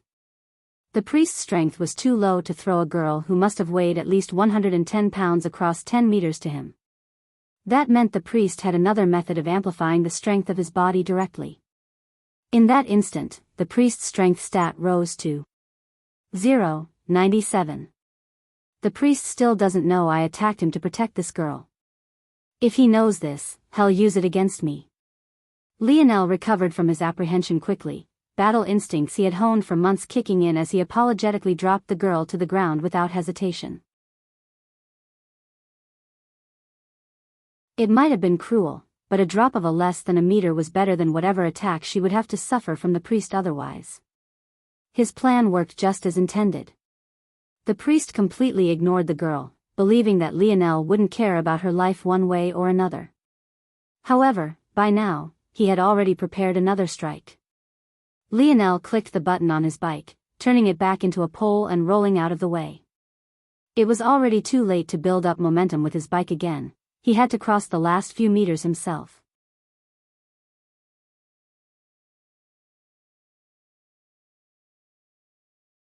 Chapter 14. Lionel's senses were like sparks running through his body. He could feel his reactions increase again, reaching 0.93. With another dodge, he entered the 2-meter radius of the priest, swinging downward with all his might. His controlled strikes are interrupted when he has to form a shield. But if the shield is made, it can sustain itself for a period while he creates the next. A sharp reverberating strength traveled through Lionel's body as his silver rod violently crashed against the priest's barrier. It was painful, but his body was resistant. The glow in his eyes only grew fiercer when he saw the barrier give way a bit. The priest's next shot was at point-blank range, but Lionel's reactions were too quick. The former's arm had only barely twitched when Lionel shifted his body, dodging the next strike. At such a close distance, the controlled shots had become meaningless. With their poor agility, if Lionel timed a dodge well enough, the priest could end up hurting himself. He can only shoot these strikes of energy from the hand wielding his dagger. But is that true? Or is it superstition? When he threw the girl over, he clearly used a hand without the dagger in it. The priest's arms suddenly shot forward. Maybe believing that his shield would be down soon, he preemptively struck, his strength soaring past his base stats once again. But Lionel was ready. With the priest's poor coordination, catching Lionel off guard was too tall a mountain to climb. At the same time, however, the priest was more clever than Lionel gave him credit for. The instant his arm punched toward Lionel, another strike of energy was sent forth. Except this time, there was no 2-second wait like Lionel was expecting. Caught completely off guard, Lionel's eyes widened in shock. In those split seconds, he managed to tell that the strike was shooting forward at a speed of 0.94 and it was completely impossible for him to dodge. That dagger, it can charge and store attacks too. Shit. Lionel managed to shift his shoulder out of the way of the priest's punch, but the flash of energy barreled into his left hip, treating Lionel's armor like scrap metal and fracturing his hip bone before its strength dissipated. A cold breath rushed through Lionel's teeth as he spun like a top. He had never felt such excruciating pain in his lifetime. He was certain that the him of just a few months ago would black out in an instant. If he has another one. Lionel's heart trembled.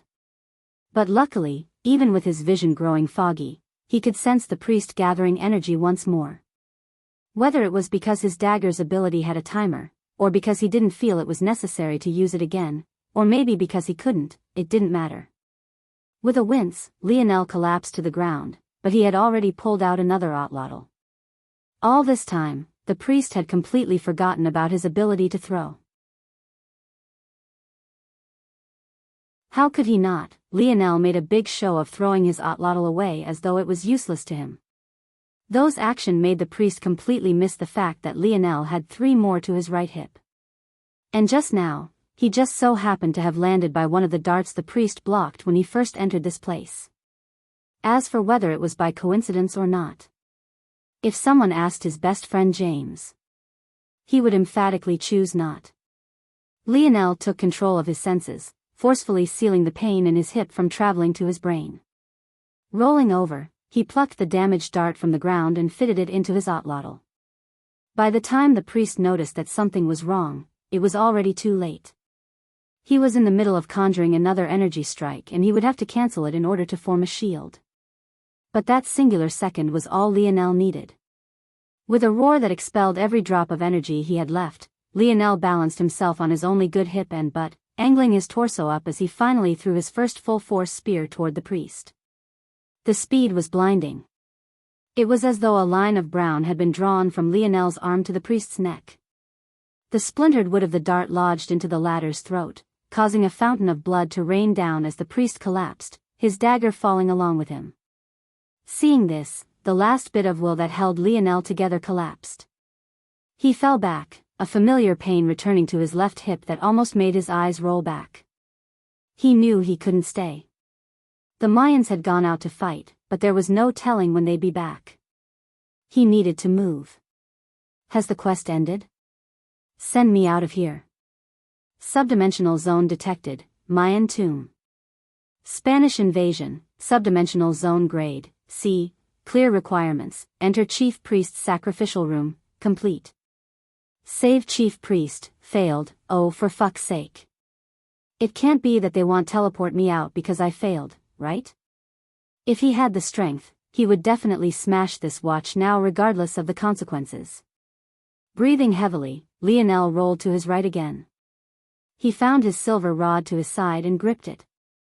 Using it as a crutch, he slowly pulled himself up, relying on his one good leg.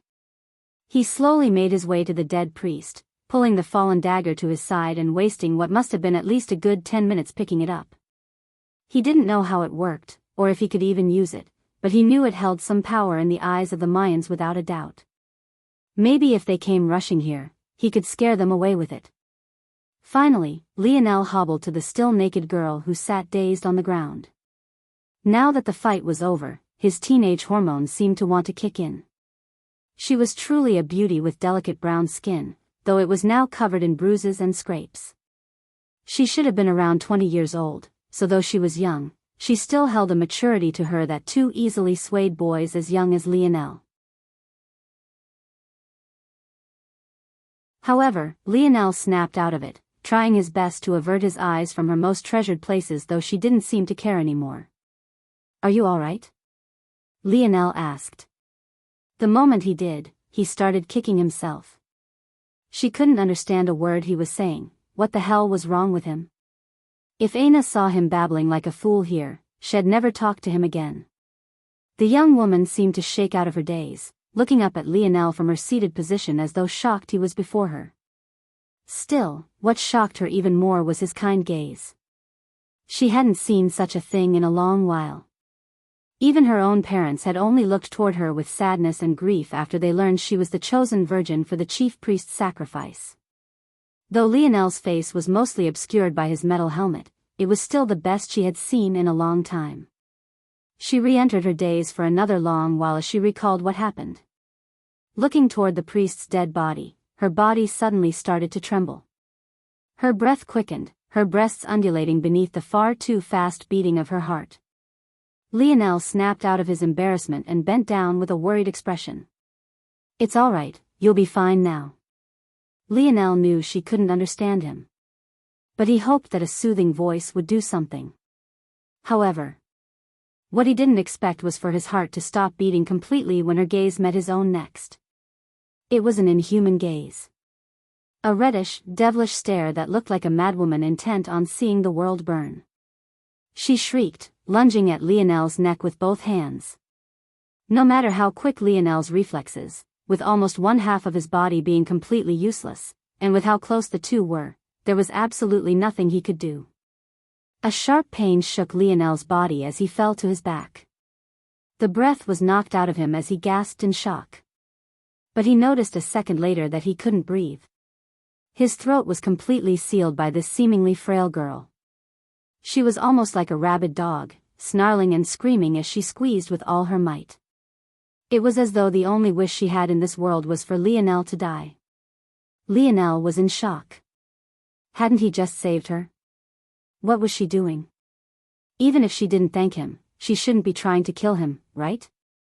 Lionel's eyes reddened both due to a lack of oxygen and a slowly building anger. He didn't have to step out and save her life. In fact, his quest didn't ask him to anyway. Because of her, months of toil and pain were completely wasted, yet she was trying to kill him? How dare she? His silver rod and the dagger still gripped in either arm, all Lionel had to do was drive the dagger into her ribcage. Just like that, she would be dead and he could breathe again. His hand raised, his emotions bubbling over, but that was when his gaze met hers again. He could see them. The tears falling from her eyes, the sheer desperation. He could even faintly see the glint of his knife in the corner of her eye, something that made him certain she saw it. All she had to do was drive her knee into his shattered hip and he would probably lose himself to pain, unable to do much of anything. Yet she did nothing. It was as though she was hoping he would just end her life. Lionel felt his vision blackening, his dagger still raised in the air. His hand trembled. He knew that her delicate skin wouldn't be able to last even a split moment against the sharp edge of the blade, yet he couldn't bring himself to do it. His hand fell back to the ground, his body finally succumbing to his injuries and lack of oxygen. As his consciousness faded, he could only see a sea of black. Maybe this is just what I deserve. Side quest, defeat 1,000 Spaniards, complete. Reward pending. In his last moments, this was what he thought of. Defeat. What a nice way to put it. In reality, he had slaughtered them all. Were they fake? Lionel could no longer fool himself into believing this. The emotions that colored that girl's eyes. They were too real. He could almost peer into her soul and see through her secrets, her insecurities. How could they be fake? Oh, today's my 18th birthday. Lionel thought. I guess I'm an adult now, right? You don't have to feel bad about my death then, Dad, you officially finished raising me. I'm no longer your responsibility. Lionel no longer had the strength to form any more thoughts. So, he slipped away. The naked girl sat over his torso in a daze, looking from Lionel's handsome face and to the dagger he hadn't used and back again. Now that his helm had been knocked off in his fall backward, she could see him clearly. She was stunned to find that he was even younger than she was.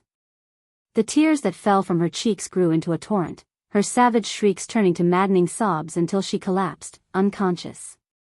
It was then that a white light enveloped Lionel and his body disappeared. Quest cleared.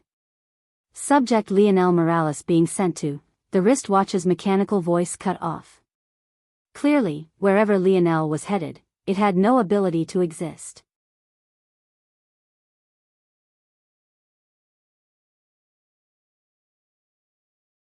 Chapter 15.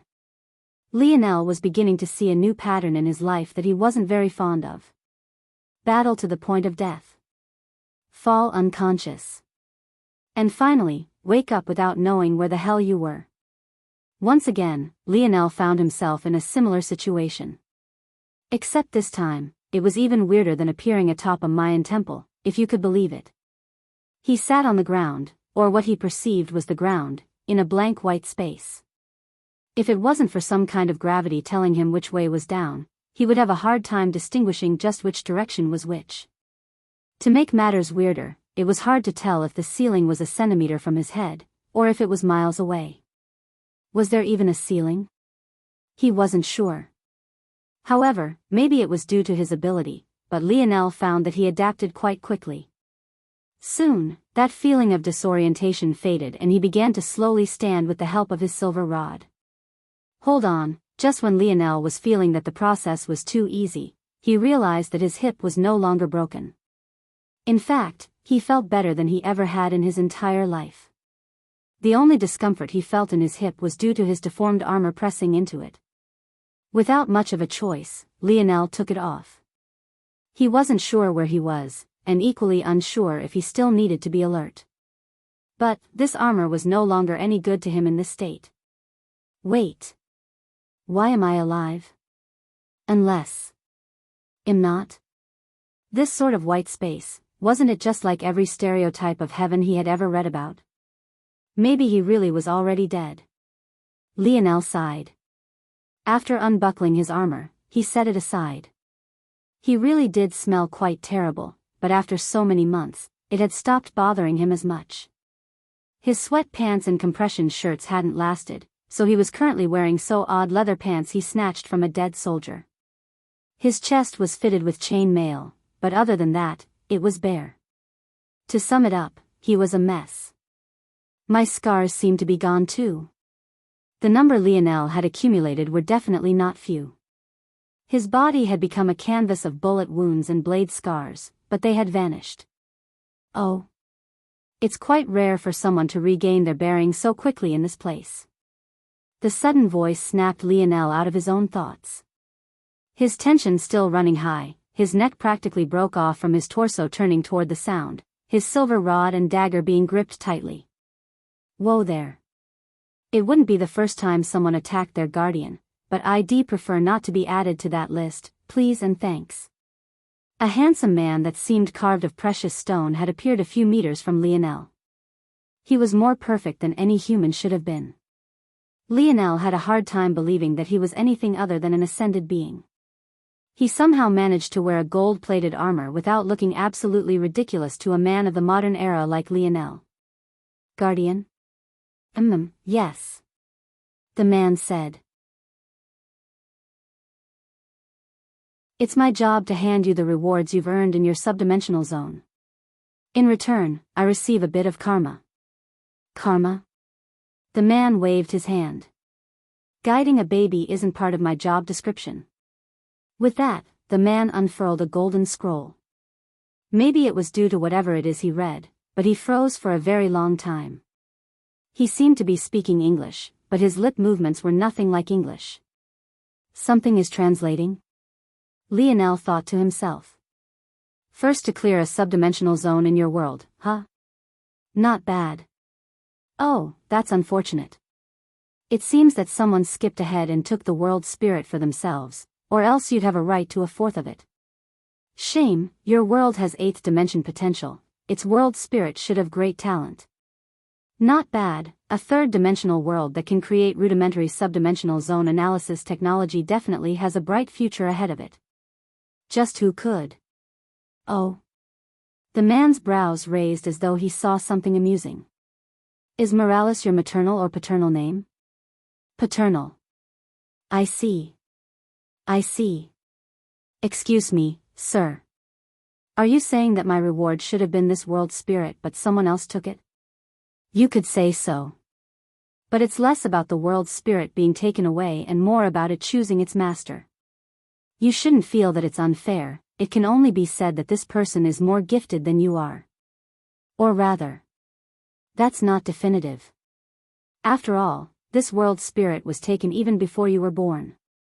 Also, being the first only nets you a reward of a chance to gain the world spirit's recognition and the equivalent of a fourth of its power. Many worlds still have the power of their world spirit split into 4, passed down through generations of the same clan. Not that that matters much to you, now. Oh, I see. Entering a Tier 4 black-ranked subdimensional zone on your own for your first try? With a pseudo 4th dimensional world's constitution for a body? You must be insane. Lionel opened his mouth to answer, but he couldn't make heads or tails of what the man just said. His watch ranked the world he entered a grade C. How did that translate to this man's ranking system? It was a Tier 4 black-ranked zone meant for 4 people? What the hell is wrong with you, kid? No wonder it took so long for me to fix you up. Leave these kinds of things to youths born in higher dimensional worlds. It's my job not to be prejudiced against you, but I'm giving you advice. Your world has a lot of potential, more than mine by a good margin. Take your time and stop rushing things. Lionel was shocked by the care in the man's voice. It seemed out of place. Or maybe he was just a good guy, or was just fond of his accomplishments. But, he could still only smile bitterly at the man's words. He hadn't known anything before he stepped in. Plus, his father had implied that he should enter. How could he know his old man would send him to his death? All right, I'll stop nagging you. Sir, can I ask your name? My name is Montez. Thanks for the advice, Uncle Montez.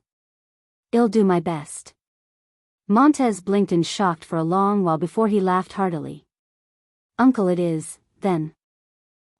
Your rewards. Clearing both side quests. Activating the hidden quest. Completing the hidden quest. Clearing the objective. I cleared the objective? I thought I failed, you would have, had you killed that little girlie. But it seemed you didn't. Lionel's face twisted with a weird expression. What kind of quest was that? Wouldn't it go on forever then? The quest objective was to repel the Spanish and save the girl. Lionel's expression darkened. The wristwatch told him to save the chief priest. What kind of sick joke was this? Had he known the true objective, he wouldn't have gone into the sacrificial room without a plan because he would have deduced the priest would be his toughest enemy. If he was prepared, he wouldn't have ended up in such a sorry state. Montez began to laugh, eventually wiping tears from his eyes. I told you it was rudimentary zone analysis technology. How could it be completely accurate? Lionel took a deep breath.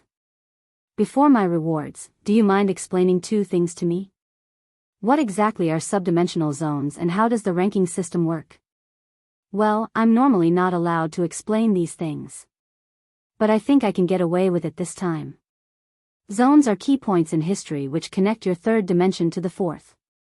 Due to a sort of buffer the universe has, these dimensions were stored in time so that they couldn't influence the timeline too much.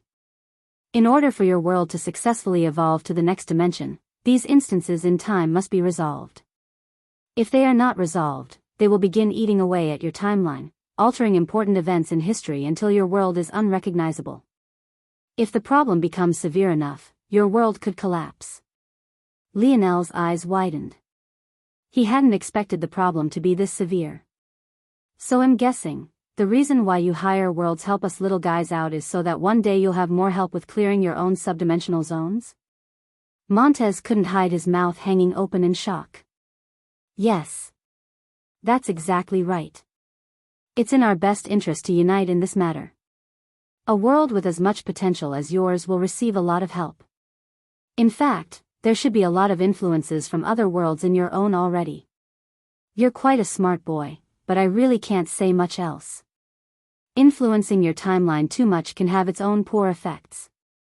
To answer your second question, black zones are assigned to fourth dimensional events, bronze to fifth, silver to sixth, and gold to seventh. My own world is only of the seventh dimension, so I don't know much more. Lionel had many more questions. Like the man had mentioned world potential before, and even said that Earth had the potential of an eighth dimensional world. On top of that, he said that Earth had more potential than his own world. But if that was the case, and his world was already of the seventh dimension, shouldn't his world's job be done? Since there was no hope in reaching the eighth dimension for them, why did they still help lower worlds? And if his job wasn't finished for some unknown reason, wouldn't his seventh dimensional world be facing eighth subdimensional zones right now just like Earth as a third dimensional world was facing fourth subdimensional threats? So why did he not know anything about zones above the gold grade? There seemed to be a secret here that was nagging at Lionel's heart. But he knew better than to ask. Each rank of black to gold is divided into 9 levels, 1 being the lowest and 9 being the highest difficulty. In addition, the chosen difficulty is ranked by how many are allowed to enter as well. The zone you completed had an entry limit of 4 since it was relatively stable and could support that much influence without collapsing. But you completed it alone, so it was more like a tier 5 black zone to you. Montez clapped. Alright, that's enough. I wasted much of our time together with too many words. I'm sure you know by now that the reward system is separate from the zones. It's something us higher worlds created. Only silver and gold zones can form rewards of their own, kind of like that dagger in your hand. Though that dagger will disappear once you leave this place. That's the difference between low-grade zones and higher-grade ones. Lionel couldn't help but inwardly smile. Every time Montez swore he couldn't tell Lionel anymore, he would continue to drop tidbits of helpful information. Either way, since this is a 4-person zone, you can normally choose 4 tier 4 black rewards for a minimum clear. But, since you completed the hidden quest, that's good for a tier 5 black reward. Including the 2 side quests, the clearing 100 Spaniards reward is another tier 4 black reward, clearing 1000 is a tier 5 black reward. I also have to factor in the fact you were the first of your world to clear a zone, and that's worth a tier 9 black reward. So, 5 tier 4 black rewards, 2 tier 5 black rewards, and 1 tier 9 black reward. You are allowed to trade down by handing in a higher tier for 3 lower ones. You can trade up by using 5. Don't ask why it's like this, you know people at the top are misers. Montez clapped his hands. A moment later, a counter filled with treasures Lionel was practically blinded by appeared. Maybe the most shocking part was the fact this counter extended for hundreds of meters to the left and right.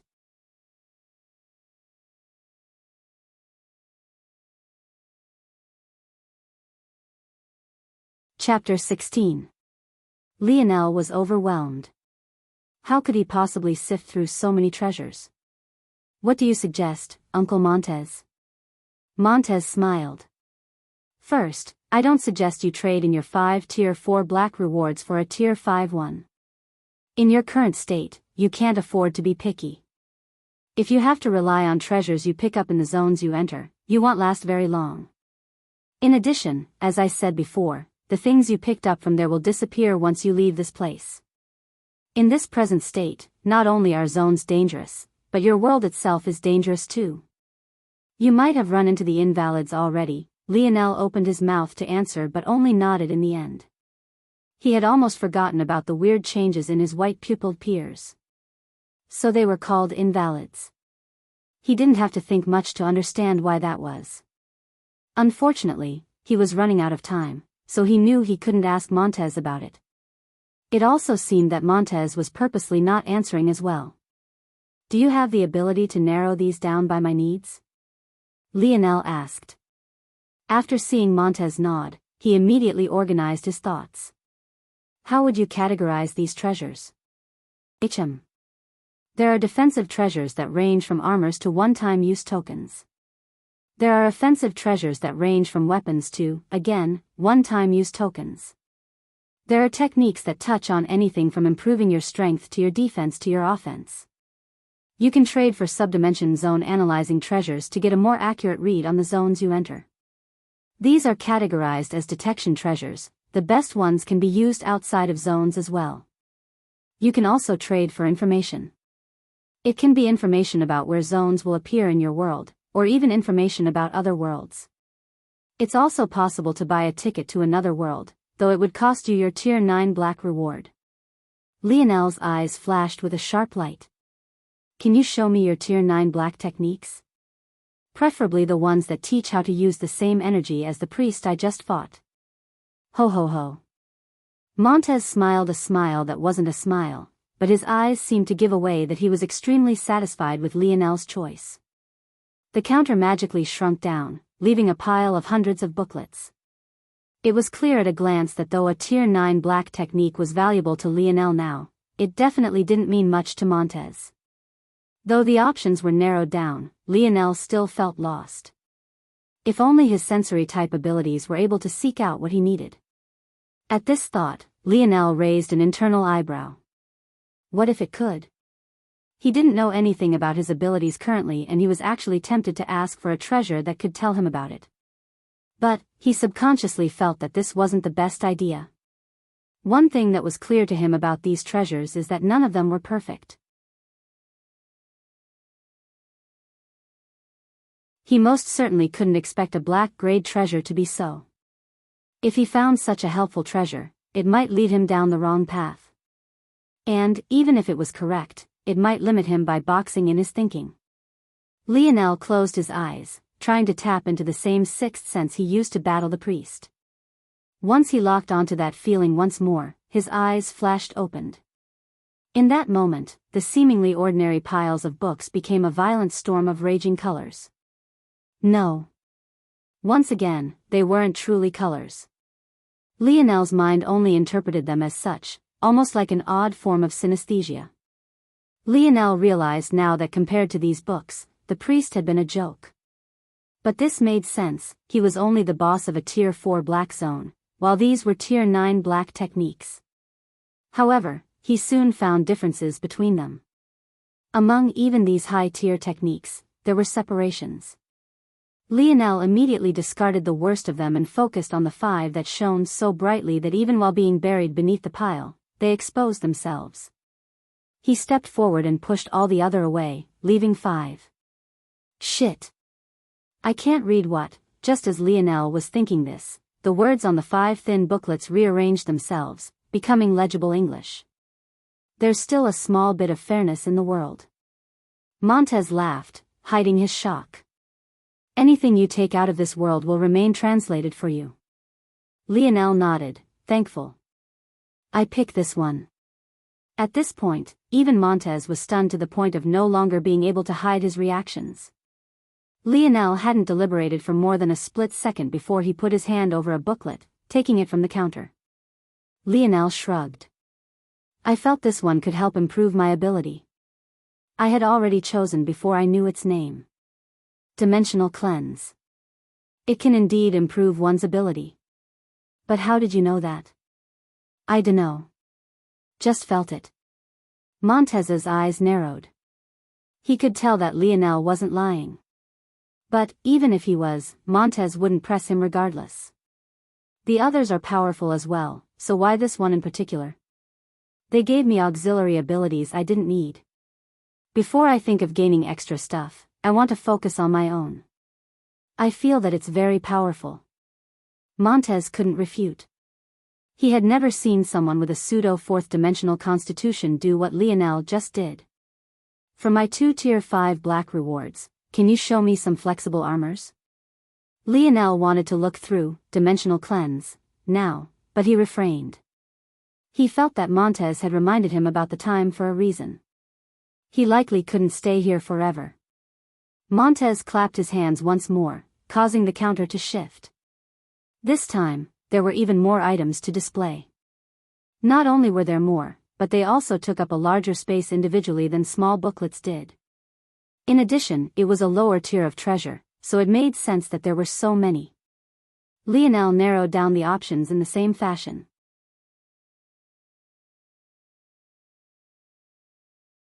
He eventually settled on a skin-tight armor not much different from his compression shirt.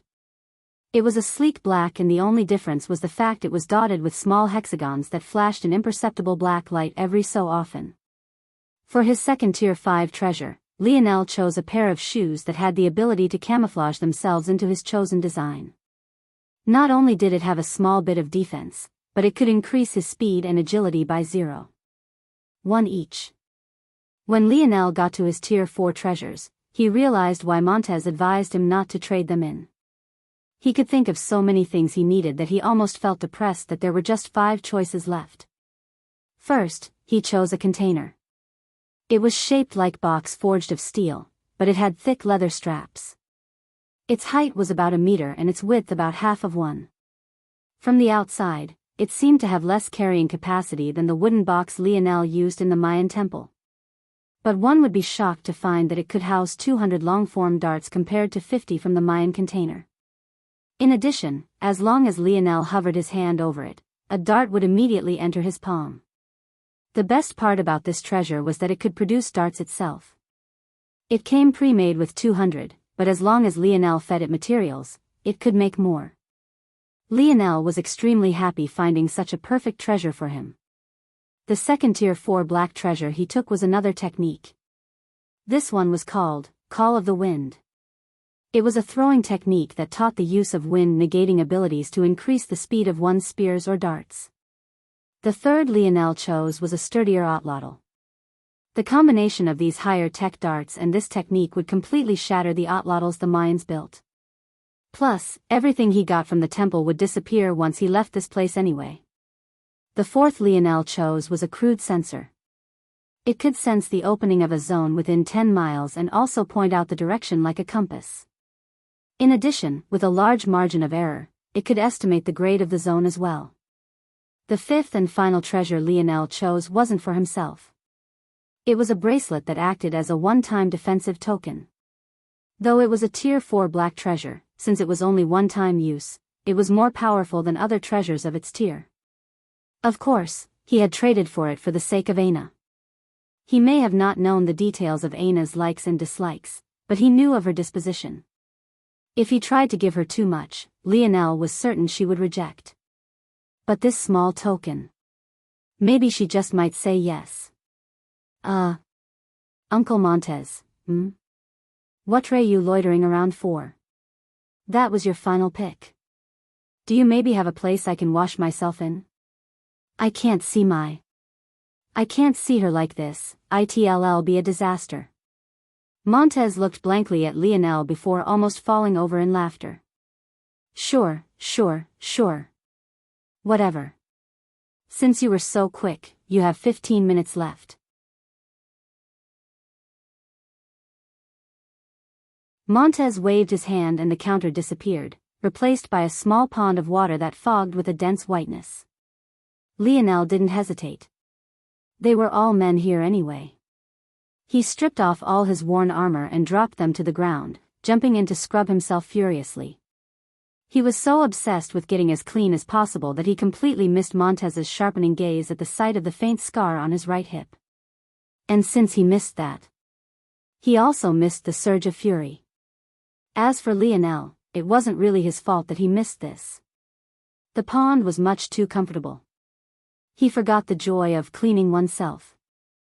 But, even more curious, this water didn't seem to be normal by any stretch of the imagination. Lionel could even faintly feel his senses sharpening. By the end of 10 minutes, his reactions had increased to 0.95 before stopping. In addition, his coordination followed suit, stopping at 0.90. With just 5 minutes left, Lionel hopped out. He slid on his new Tier 5 black flexible armor first, allowing it to perfectly adjust to his size and shape. He felt his stamina tick up by 0.05. Then, he slipped on his raggedy pair of sweatpants that he had luckily cleaned first this time. Though they had been soggy, Montez was nice enough to wave a hand and dry them clean. There were a lot of holes in them, but at least they covered his most important parts. Last came his pair of Tier 5 black shoes, which he disguised as sneakers. He then slid on the steel container and hooked his white-boned otlotl to his waist. Gripping the rest of his stuff, he bowed his head in thanks to Montez. "Thank you, Uncle Montez." Montez smiled and waved, sending Lionel out. On the top of the Mayan temple, the situation was completely different to how Lionel had left it. Not only had his friends woken up, but judging by their appearances and how there were fewer of them than before, they had also cleared their first zone as well. Montez had downplayed how long he took to recover Lionel back to his full state. If Lionel's constitution had been better, he could have healed him in an instant. But due to Lionel's weak body, Montez had to take his time. Like this, though Lionel was the first to clear a zone, he was actually last in place to return. Maybe only the first few people who awoke knew that he had entered first. "What the hell are you trying to do, Conrad?" James stood towering, his injuries from that night clearly healed. But it seemed that he was still in quite a bad state, a reality that would have left Lionel surprised. Why had his guardian healed him but not James? However, a moment later Lionel would realize that it was because James had been hurt outside of the zone. Conrad sneered. "This isn't the normal world order anymore, James. Just because you were bigger and stronger than me before, doesn't mean you are now. I won't need you to be drunk to kill you this time." "You have a lot of nerve puffing your chest out like that after sneak attacking me in my sleep. Sure, it's a new world order. But you're still the same pussy." Conrad's gaze turned crimson, the space around him heating furiously. "You want to say that again? Even if it's a new world order, your family still exists on the outside. And don't think I've forgotten what you failed to do during the championship game." James' own gaze turned dangerous. "If you died here, who of the Siegfried family would even know or care? If you think I'm just going to let you use the girls of my Royal Blue Academy just to vent your lust, you have another thing coming." Several girls sat cowering to James' back, their eyes filled with fear. They realized that in this world, they didn't have the same protections they once did. Among them, Yuri and Savon were present, but there was no sign of Aina. As though on cue, a portal slowly formed. A delicate beauty with a battle axe twice the size of her body appeared. Her presence was so captivating that it was almost too easy to ignore the weapon on her back and the odd out-of-place black bag in her hand. Aina's steps paused, her gaze sweeping over the surroundings only to stop on Yuri and Savon. Looking at the tears that streaked their faces and their disheveled clothing, her gaze once more shifted to Conrad. At that moment, another portal appeared. Conrad's expression turned ugly when he saw Lionel's smiling face. He was shocked to see how many items Lionel had brought with him. How had he gotten so much? Aina, too, saw Lionel.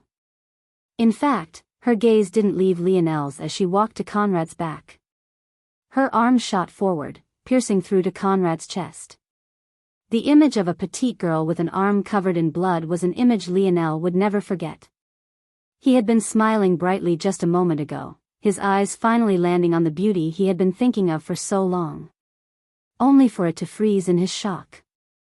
Conrad didn't get to speak another word before he slumped to the ground, sliding off of Aina's forearm as though she deliberately slowed him down so that Lionel would capture every moment. Lionel felt that his world had come to a complete grinding halt. "Alright guys, this will be the last mass upload for a while. DD's regular upload schedule will be 1 chapter or 2K words a day. However, there are ways to get more chapters, for every 10 unique reviews, i.e. by a different person and not spammed from the same account, I will add a bonus chapter. We are at 2 reviews right now, 1 review excluding myself. So, when we get to 11 total, I will upload another chapter. This deal is good for up to 101 total reviews. Smiley face. We probably won't get there anytime soon, though.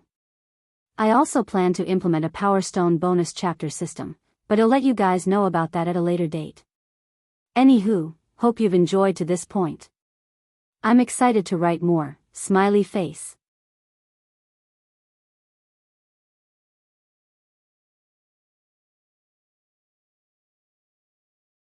Chapter 17. Lionel stood frozen, his silver rod gripped tightly in one hand and the bracelet he had traded for Aina in his other. He hardly heard the shrieks of the girls cowering behind James as he watched her use Conrad's own shirt to wipe his blood from her arm. Aina's gaze didn't ever seem to leave his own. Maybe it was Lionel's own illusion, he wasn't sure. But what was certain was that Aina made her way over to him. In a series of events that were nothing more than a blur to him, his bag, the one she had been carrying all this time, the very one he had allowed her to use as a pillow, ended up in his hand. The very same hand he held the bracelet in. The massive battle axe on her seemingly delicate back cast a shadow over his face, dwarfing him completely. Lionel wasn't even consciously aware of what happened next, he only caught small tidbits. Savon was too scared to approach Aina anymore. Yuri's demeanor changed with Aina's appearance as though she had never been afraid. The odd world they were in began to tremble. And before Lionel knew it, he was standing on the grass gardens that once surrounded the northern dormitories. All he could think about was Aina's gaze. Her amber, almost golden eyes, peering through his soul. It wasn't particularly cold, nor did it fill him with fear, but there was something deeply unsettling about them, a feeling that set an itch he couldn't reach in his heart. Leo. Leo. Lionel's eyes flashed as his body shifted to the side. He stuck his silver rod into the soft soil beneath him and used his now free hand to grab to the side. His reactions were inconceivably quick. He hadn't even seen who attacked him from behind even to this moment. All he had was a frail wrist that almost seemed like it could snap with a single squeeze. Strength 0. 72. Lionel was stunned. Knowing he wouldn't be able to hold on for so with his 0. 67 level strength, he used the attacker's momentum against them, pulling on their wrist and sweeping his leg across. That's the girl who threw up that day. Lionel's white-pupilled underclassman flipped in the air, falling on her back with a resounding thud. James, who had been the one calling out to Lionel, blinked in shock before smiling bitterly. It seemed his best friend had had his own massive improvements. In fact, with how alert Lionel had been even in a daze just now, he had a feeling that Lionel had suffered more than them all. Yet, he had somehow managed to keep a bright smile on his face when he came back, only for him to lose that smile due to that event that shocked even James himself. He really didn't know how to console Lionel. Lionel is too soft. How could he deal with the girl he's chased for 5 years now being? James sighed. We can't stay here. Lionel finally pulled himself out of his slump. He knew that this wasn't the time to be sulking. Grabbing his silver rod, he pressed it to his underclassman's chest, using his leverage to stop her from using her obscene strength. With a quick glance around, he understood the situation. Luckily, in the months they had been gone, the white-pupilled mutants had dispersed. But with Lionel's senses, he could hear many of them approaching as though they could grasp their location. Lionel counted the number of people around him, feeling a sudden pang when he realized that the number was much less than it should have been. Xavier. James' jaw clenched. I entered the subdimensional zone with him, Milan and Joel. Xavier didn't make it. Lionel's heart beat erratically for a long while before he managed to stop it. There had been over 30 of them in the beginning, but now only 12 remained. In fact, he felt that it could only have been luck that allowed most of them to survive a zone. The fiendish struggling beneath the butt of his silver rod caught Lionel's attention, causing him to frown. Before he could react, a flying dagger flew between he and James, entering the girl's throat. Lionel looked over with a gloomy expression as the girl's life slipped away. His eyes met Yuri's. She stood beside Aina with her arm raised, her expression nonchalant as though nothing had happened. Aina's gaze had been indifferent, but Yuri's almost held a teasing expression. It was the kind of look that made Lionel's frown deepened. "What the hell are you doing?" Lionel asked. Yuri seemed surprised by Lionel's tone for a moment. Maybe it was because she felt what she had done was only natural. Or, maybe it was because she didn't think that Lionel had such a fierce gaze in him. It was obvious that she wasn't in senior class A along with him, or else she would never have such a naive thought. The only reason Lionel's imposing aura had never come into play to now was because he couldn't pull his will behind killing. But when it came to his instinctual rage, there was nothing holding it back. Yuri recovered, her expression dialing back to a neutral gaze that almost said just wait. A moment later, the girl who lay dead beneath Lionel began to glow, turning into motes of light that fused with Yuri. Lionel hadn't scanned the stats of his friends because it was an instinct he reserved for enemies. But he could faintly feel that Yuri had improved in strength by a small fraction. It was too small of a fraction for Lionel to pinpoint, but he could vaguely feel it. The reason he kept his stats to just 2 significant figures was because his senses weren't yet sharp enough to break it down further. If he had to guess, Yuri's improvement was somewhere between 0.0001 and 0.00001. Miss Aina believes that it's best we work together in such a dangerous environment, so instead of being offended by your question, I will explain it to you. These white-pupiled people are called invalids. They're the people who during their awakening were instead eaten by their abilities, failing to fuse with them. As a result, they've lost their consciousness, being a humanoid mass of instincts.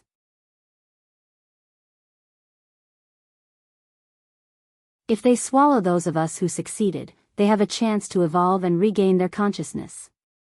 The reason they allowed us to enter the subdimensional zone first is because it's in their best interest that we are stronger. They were fattening us like pigs, so to speak. However, they are essentially a bundle of energy now. So, by killing them we can also grow stronger. That invalid was a C-grade invalid. It is impressive that you were able to handle her so easily. You are worth forming a working relationship with. Do you have any more questions? Lionel's gaze turned dull. One couldn't see it, but the veins of his right hand bulged like raging serpents as he clutched the bracelet in his palm. There was something exceptionally dangerous about his darkened look. Miss Aina, is it? Lionel closed his eyes. Congratulations. The abrupt beeping that filled all of their minds completely interrupted the tense atmosphere. You all have managed to succeed in crossing this first trial. Though many have fallen, you can be considered the true pillars of our Ascension Empire. However, be warned. All is not safe. These white-pupiled individuals may have once been your friends and family, but right now, their only instinct is to swallow you. They are known as invalids.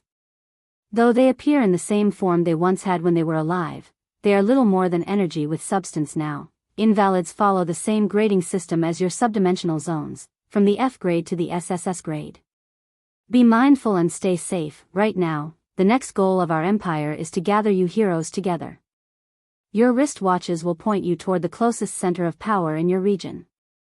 Please head there as quickly and safely as possible so that you can be properly registered.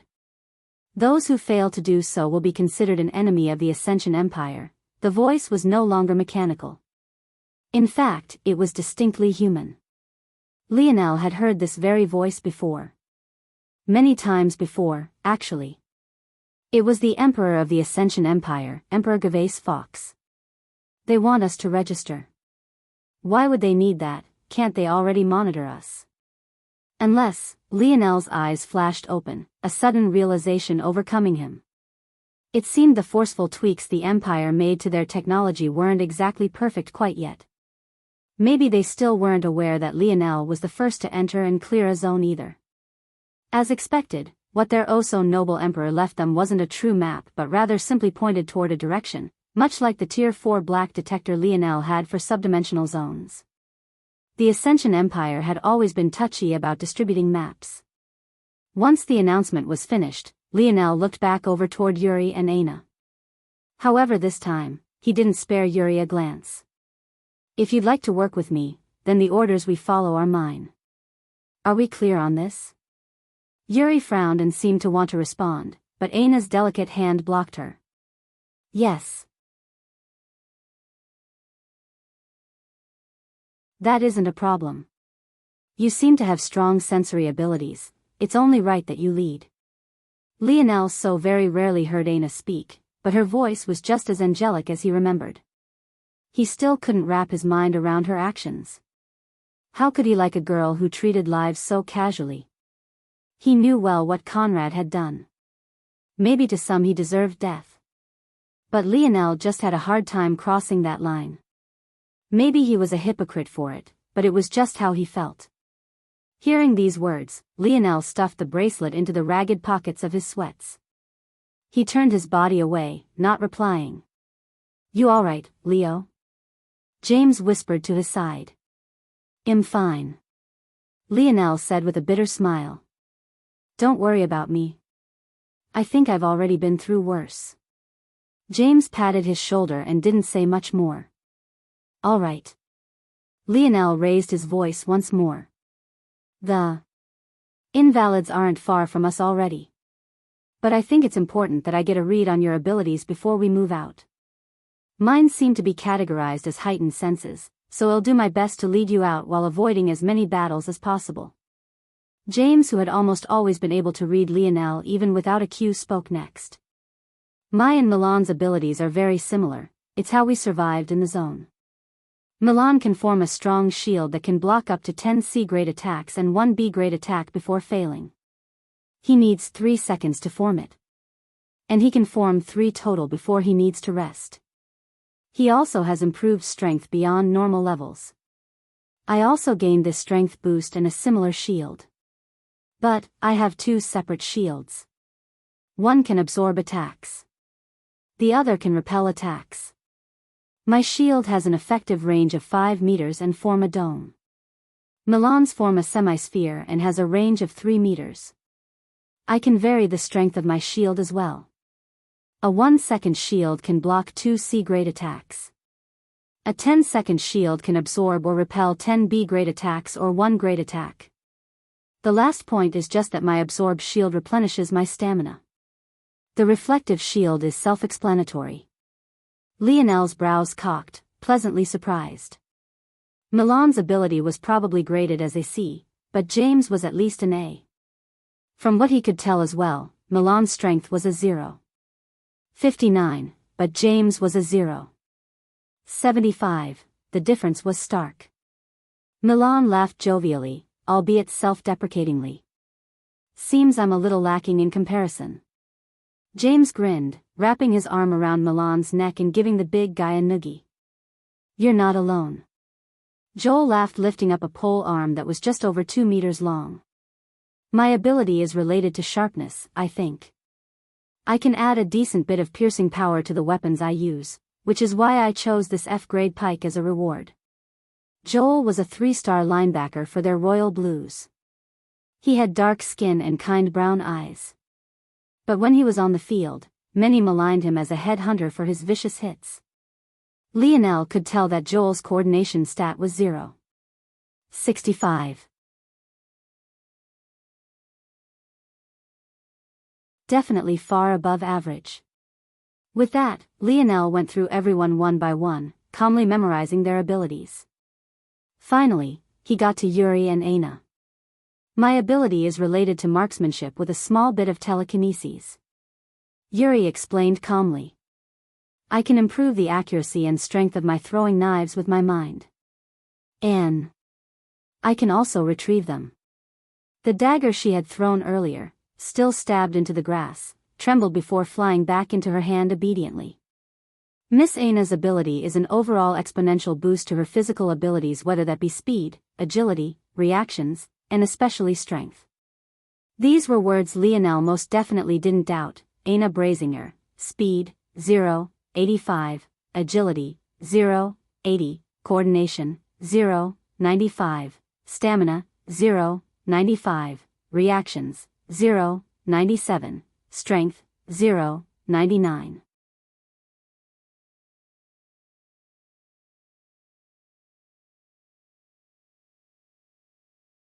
Chapter 18. Milan. Hearing Lionel's voice, Milan reacted quickly. He took his tall F-grade tower shield and slammed it forward, ramming the C-grade invalid backward. Joel followed up, his F-grade pike piercing over Milan's shoulder as though the two were one.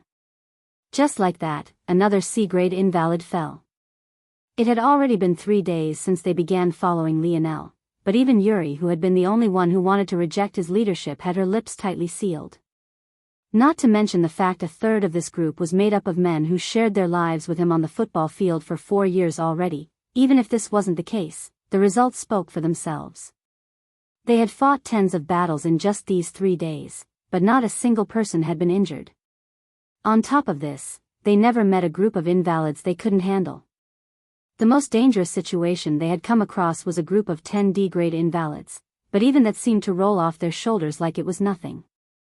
Over time, the group gained more confidence and relaxed, their tense nerves loosening.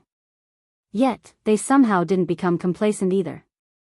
No, it wasn't a mistake. Joel, Milan, and James always followed Lionel's orders to the finest detail. It was they who set the example for the rest of them. Maybe it was only Yuri and the silent Aina who knew things shouldn't have been this easy. It wasn't a coincidence most of them only had F-grade treasures. The zones they had entered were only of that level, so they hadn't earned any rewards that were better. Despite only entering F-grade subdimensional zones, just look at how many of them had died. Over half of them would never see their families again. But, somehow they were navigating seas of F to C-grade invalids as though they were nothing. Since when had the metamorphosis become such a joke? For a moment, Yuri had even believed that Lionel would thrust her into the front line as revenge. But he actually hadn't done that either. Looking toward Lionel, Yuri frowned. Lionel hadn't attacked a single time in these several days. But she was certain that the treasures on him were above the F grade. And, she had learned through deductions of her own that he had actually woken up before Aina, even though her lady had never said a word about it. Just what was going on? Yuri had known Lionel for a long time. She knew he was intelligent. She was also quite fond of his personality. He was kind and respectful, the kind of man she wouldn't mind being with her Mississippi. The problem was that he was too weak. But was he really weak? She didn't know anymore. Her gaze landed on Lionel's crossed arms. She could see his fingers digging firmly into his own tricep every time another invalid fell. Lionel looked up into the sky. Seeing the sun setting, he made a decision. Let's stop for today. The group was currently in the middle of what they had no choice but to call city ruins.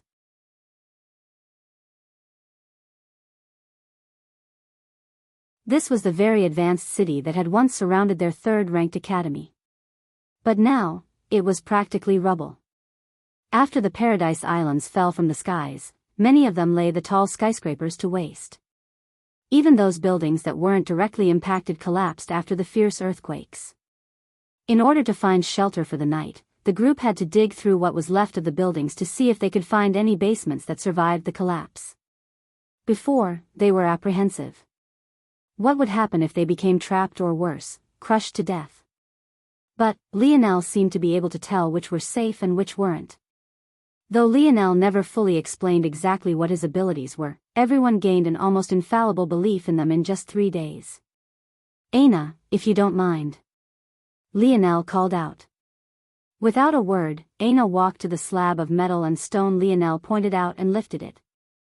It would never stop being weird seeing such a small girl lift such a massive load, but it was at the very least easier now than it had been in the past. Still, what felt the most uncomfortable for the group was the odd turn in the relationship between Aina and Lionel. They felt that in the past, Lionel would never ask Aina to do such menial work, nor would he speak to her so neutrally. He gave her commands and assignments no differently than he did to anyone else. The group collectively sighed and thanked Aina as they passed by. In the end, Aina slowly lowered the slab, sealing them off from the outside. The underground space they found this time had a decent 10 by 10 meter size. It gave them all more than enough space to themselves. As usual, Yuri brought out an F-grade tent that took up a bit more than half of the space, inviting the women of the group in. It was quite a convenient thing. Lionel had almost chosen a Tier 4 black treasure of similar abilities. Well, it would be known as a C-grade treasure by those of Earth. But he chose the bracelet still in his pocket instead. Also, as per usual, Savon hesitated, her steps pausing outside the tent. She glanced back toward Lionel with a complicated gaze before she eventually entered as well. How ironic. Lionel smiled bitterly to himself. In the past, it was Savon who always protected Aina. Despite Lionel's overall good guy persona, she was even protective against him, shielding Aina from all the bad in the world. As a result, she had always been the most abrasive with him in comparison to Yuri. But now, their roles had inexplicably flipped. Anne. She was maybe the person who most understood how Lionel was feeling right now. Lionel sat down cross-legged, the metal container on his back clinking slightly against the stone. He closed his eyes, emptying his mind completely. Seeing his present state, James and the rest of the boys decided not to bother him, rolling out the sleeping bags Yuri had given them. They had no need for a scout to stay awake, they knew that Lionel alone would be enough. Yuri had given Lionel a sleeping bag as well, but he had never used it. She usually snorted when she saw him sitting on the cold stone floors every night, believing that his pride was overblown. But she had no idea the truth was that Lionel had simply gotten used to sleeping this way after months in the Mayan temple. Of course, he couldn't be bothered to explain this to her. Lionel sank into his own world. It was a weird state of mind being empty, yet completely alert at the same time. Everything within a 50-meter radius of his body was entirely in his grasp. Just what is this ability of mine? I don't quite understand it even now. Lionel felt that he learned new facets of his ability every day. After he started practicing dimensional cleanse, new doors opened up constantly. There was only one problem with circulating dimensional cleanse, though. Whenever he did, invalids would sense their position far easier. During the first night, Lionel was forced to stop and sneak out silently in order to clear them away, something that left him completely sick to his stomach. From that day on, he only circulated dimensional cleanse at less than 1% of his ability. This slowed his progress, but it also allowed him to cultivate peacefully without interruption. With that, Lionel locked down a new stat, Spirit. Lionel Morales, Strength, 0, 72, Speed, 0, 67, plus 0, 1, Agility, 0, 75, plus 0, 1, Coordination, 0, 99, Stamina, 0, 78, plus 0, 05, Reactions, 0, 99, Spirit, 0, 10. Spirit was what Lionel classified as the ability to use that weird energy. Unlike his other stats that were measured by the limit of the human body, Lionel set 1. 00 as the energy density of a Tier 9 black threat. After he categorized it this way, he immediately slotted himself in for 0. 10, however, in 3 days, it hadn't budged a single inch. Or, more accurately, it had, but Lionel couldn't register it sharply enough to put a number to it. Still, there were other outstanding effects. Lionel's reactions and coordination had improved to 0. 99, it was only now he felt that the barrier to 1. 00 was exceptionally thick. Luckily, though his coordination and reactions had slowed to a grinding halt, his other stats had also increased decently. Setting aside the boosts from his treasures, his speed had improved to 0. 57 and his agility to 0. 65, of course there was also the leap of 0. 05 in his strength and the increase in his stamina to 0. 73, from what Lionel could tell, these changes most definitely didn't come from dimensional cleanse. He had picked that technique primarily because it increased his spirit. His spirit, by extension, increased his coordination and reactions. In addition, his coordination had a positive impact on his agility. But spirit should have had next to no impact on his strength or speed. Simply put, Lionel had no idea where these stat increases were coming from. But his body seemed to be slowly improving over time at a pace that was out of his control. And, whatever improvement, it seemed to not appear in the zones. It might be related to what Uncle Montez was saying about pseudo-fourth-dimensional constitutions. Maybe as a world evolves, its people do too. The closer Earth comes to the fourth dimension, the closer we all come to dropping that pseudo from our title. But if that's the case, why isn't anyone else experiencing this increase? Lionel's eyes flashed open. Something big is coming. Without a sound, Lionel jumped up. Everyone around him seemed to be soundly asleep already. Looking at the time, he should have been practicing dimensional cleanse for several hours. Making his way to a smaller second exit, Lionel exerted some strength and quietly left, appearing beneath the night sky and high raised moonlight. B grade. Lionel sighed. The group he had taken out 2 nights ago were just a bunch of F-grade invalids. Their boost to his stats were so minuscule that Lionel knew they couldn't have had an impact on his stat increases. Though this quickly approaching invalid was of the B grade, Lionel wasn't afraid despite the fact he knew the priest he had struggled with so much was still a sliver away from the B grade himself. There was something Lionel had realized over these few days. First, invalids weren't as intelligent as humans, making them less dangerous than the bosses of zones. Second, not all invalids had the same abilities. They personified the abilities they would have had they survived the awakening process. Simply put, the priest was a C-grade spirit-type entity. This made him especially dangerous to a naive youth like Lionel who knew little of this world of powers and abilities. The priest's spirit had actually been much higher than Lionel's current stat. This was all to say that a B-grade speed-type invalid like the one rushing toward Lionel now was much easier to deal with. WHYD, you have to come here. Lionel stood atop the rubble, his left hand calmly reaching toward his back and his right pulling his white-boned otlotl from his waist. 40 meters. 30, you've long since gotten too close. A beautiful silver dart with feathers of white to one end appeared in Lionel's hand. It was just about 1.5 meters in length, looking more like a work of art as it sat atop Lionel's otlotl instead of the deadly weapon it was. Cocking his arm back and releasing with barely 20% of his ability, Lionel allowed a line of silver to cut across the skies, reflecting the dull moonlight. The invalid who dashed forward like a vampire in the night was suddenly struck in the forehead, a hole as thin as a bullet wound bloodying its skull. With a heavy heart, Lionel crossed the 20-meter distance between them. His use of Call of the Wind was already too refined for an enemy to survive at such a close distance.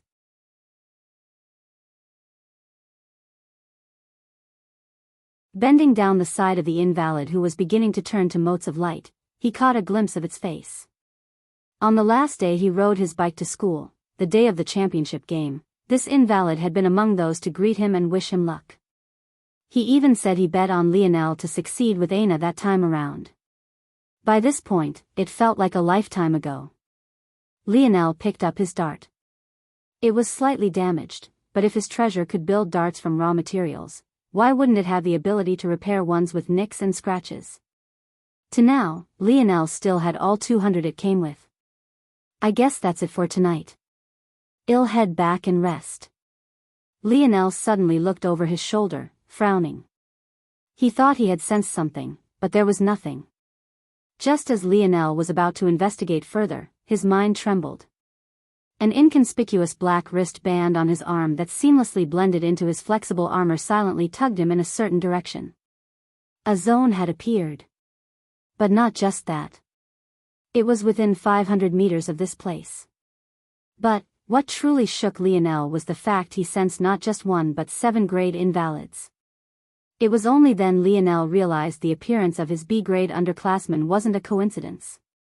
Could it be that zone openings attracted invalids too?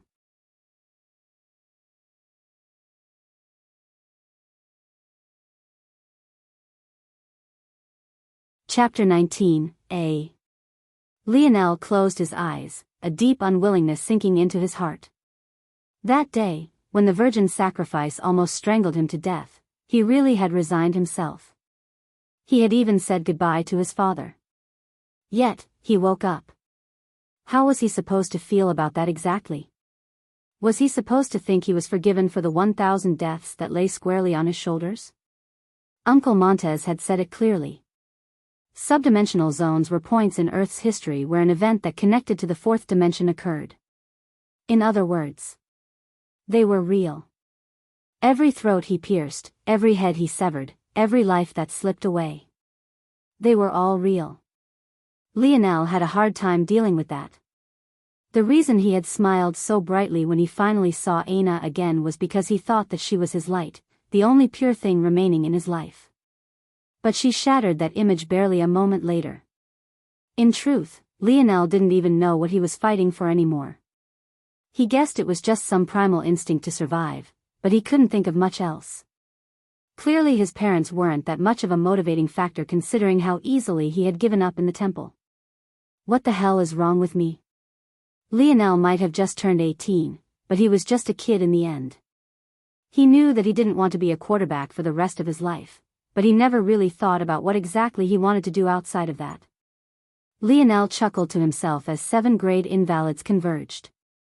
By now, it wasn't just them anymore, but numerous lower-level invalids who crept forward as well. The most important part of my identity all that time was just liking her, huh? I don't know whether I should be sad or laugh some more. The truth was that Lionel was trying his best to find a reason to fight back, to put his life on the line once again and bloody his hands once more. For his parents? He had already tried that once before. For Aina? He didn't even know if he still felt the same way about her. For his friends? Lionel thought of James. His best friend for as long as he could remember. To this day, he still didn't know why James tried to throw the championship game. He didn't know why he hadn't just let him do it either. They had already won 3 times, and winning a 4th would have been meaningless. I know you too well. You don't like to lose, but you're too soft-hearted to call me out on my bullshit too. So, you'd find a way to protect our friendship and ignore it, all while winning the big game anyway. Am I right? James' words to him reverberated in Lionel's mind. He suddenly felt his hands moving of their own accord, sliding 3 silver bars out and screwing them together. I guess it'll just have to be that simple then. He didn't like to lose. It was an immature thought. One you would expect from an 18-year-old boy.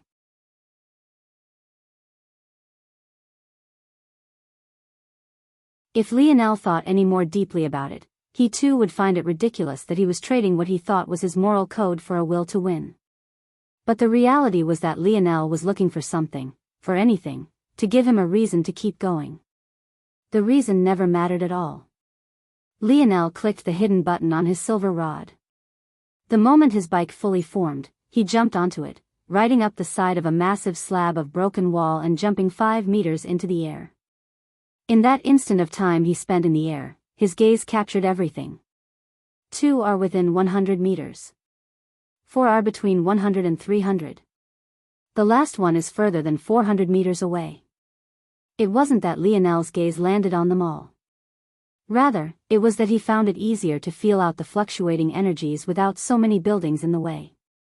Lionel had run across grade invalids before, in the last 3 days, that is. He knew how sensitive they were to humans. It took a lot of effort to shake just one off.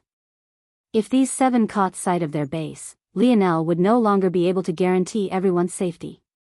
Even James' 10-second shield could only block a single grade attack. The higher the grade, the exponentially more difficult the invalid was to handle. Their stats not only became more well-rounded, but their intelligence wasn't so easy to fool anymore either. Lionel's knees bent as he landed on the ground, expertly using his high coordination to balance on the rubble before shooting forward once more. He controlled his bike with a single handle and used the other to grab a dart, shifting it around in his fingers until he could both grab his otlotl and fit it to it at the same time. In a flash, Lionel rounded the corner of a building that seemed just an inch away from falling completely over. Half of its top was completely shaved off, having fallen to the other side of the street. He made eye contact with those cold, emotionless white pupils. They locked onto Lionel with a concealed murderous intent as though it was still slinking in the shadows. The invalid was long and lanky, having a back so arched that the back of its hands almost dragged along the ground. Despite its lazy appearance, it dodged Lionel's first dart with ease despite being just 20 meters away. Its lanky body curled at an impossible angle, its head arching back so far that its skull nearly cracked against the ground. Coordination of 0. 87. Its host body should have an ability related to disconnecting and reconnecting bones, making it an expert of close combat. It has good speed, strength, and reactions. As far as Lionel could tell, F-grade beings had stats between 0. 50 and 0. 60, D-grade entered the up to 0. 70 realm. C-grade was usually up to 0. 8, B-grade was below 0. 85 with grade being below 0. 90, Lionel wasn't certain about the S, SS, and SSS grades. In addition, the spirit stats seemed to work a lot differently. The priest had only been a 0. 0.5 on Lionel's scale, but he was most definitely a C-grade threat. Of course, these were only averages. Some could cross barriers by having less stats, but being more well-rounded. This grade invalid happened to have more of its stats in coordination and reactions. Though its strength and speed were still above 0. 60, how unfortunate. Without hesitation he pedaled into a 10-meter radius in a flash, jumping into the air and turning his bike back into a silver rod. Your strengths happen to be my strengths. But I'm a level better. Lionel clashed with the grade invalid. His movements were wild and almost without reason. Anyone could see with a glance that he had never been formally trained. And yet, those very same wild movements seemed simple and precise to the point of suffocation. After a moment, you would realize that it wasn't that Lionel's style of battle was usually this wild. It was that he was actually adapting his fighting style to match that odd style of the lanky invalid. The invalid's arms suddenly doubled in length shooting toward Lionel, but a step ahead, Lionel had already tilted his head to the side. He had already seen through this invalid's ability. Why wouldn't he be ready for such a change? Lionel took a strong step forward. His silver rod spun in his hand, its butt rounding in a beautiful semicircular arc and crushing the invalid's windpipe. He released his rod with a hand, reaching to his back and pulling out a dart he stabbed through the invalid's eye and skull. Pulling his dart out, he had already turned his silver rod back into a bicycle and dashed away. By the time he scooped up the dart that initially missed and tossed it back into his steel container, the invalid had collapsed to the ground, dead. The other is already closing in. There's no way it won't sense them within 50 meters. But before that, it should be meandering on instinct. I need to intercept it. Lionel felt the motes of lights meld with his body, but he didn't have much of a reaction. His face held an expressionless visage to it. There was no joy, nor was there any anger. He cut a tight corner, riding up the side of a collapsed building and hopping across to the roof of another. He spun his bike to the side, dragging its tires along the ground to a searing halt that left a cloud of dust in his wake. Lionel hopped off, eyeing his target in the distance. He spread out his stance, his base becoming impeccably sturdy as he tightened his torso. A dart appeared in his hand, sliding perfectly into his otlotl. Throwing a spear while on his bike was one matter. He couldn't rely on his legs for power, only his arm. However, when his feet were planted firmly on the ground, he was a completely different animal. SHWO Lionel's arm shot forward like a cannon, his dart whistling through the air with a sharp sound. Call of the Wind could only be considered to have been mastered to the entry level by Lionel. Yet, he was already capable of throwing his darts at 250 km per hour. The target invalid was almost like a miniature giant. In fact, it dragged its feet around completely in the nude. Obviously, whatever clothes its host had been wearing had been ripped to shreds. What remained was a bestial man that stood at over 2 meters tall. But what was exceptionally striking was its wide body. It was almost shaped like a box. Lionel had already seen that its strength stat was at 0.95. It was one of the variant cases of a stat surpassing its grade. However, the reason it could only be of the grade is because its other stats were too low. Hulking invalid, strength, 0.95, speed, 0.47, agility, 0.15, coordination, 0.56, stamina, 0.89, reactions, 0.51, spirit, 0.00. Aside its strength and stamina, its other stats could barely be considered of the F grade, some not even that. So, when Lionel attacked from just 30 meters away with a dart that looked no different from a shooting star across the night sky, the massive invalid couldn't even blink before its eye was pierced and half its brain turned to mush. Lionel Morales, strength, 0.73, speed, 0.67, plus 0.1, agility, 0.75, plus 0.1, coordination, 0.99, stamina, 0.78, plus 0.05, reactions, 0.99, spirit, 0.10, Lionel's strength stat ticked up by 0.01. This was the first substantial change he had ever run across after absorbing an invalid's energy. There probably existed a technique that improved the efficiency. But he didn't think too much about it. In truth, Lionel more so wished for increases to his stamina. He had only killed 2 grade invalids, but he already felt it was eating into his reserve strength. 5 left. Lionel gritted his teeth, pedaling hard.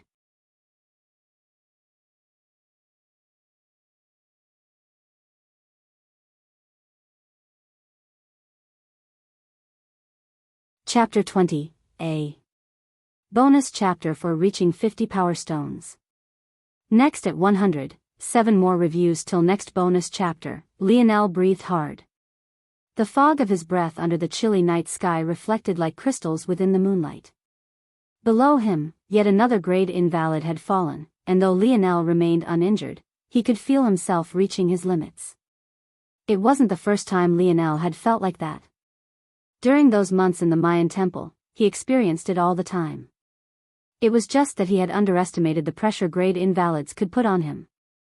Though his life was constantly on the line in the temple, it had to be remembered that the Spaniards were barely considered D-grade threats, and that was only when their weapons were factored in. Alone, they were normal mortals, not even of the F grade.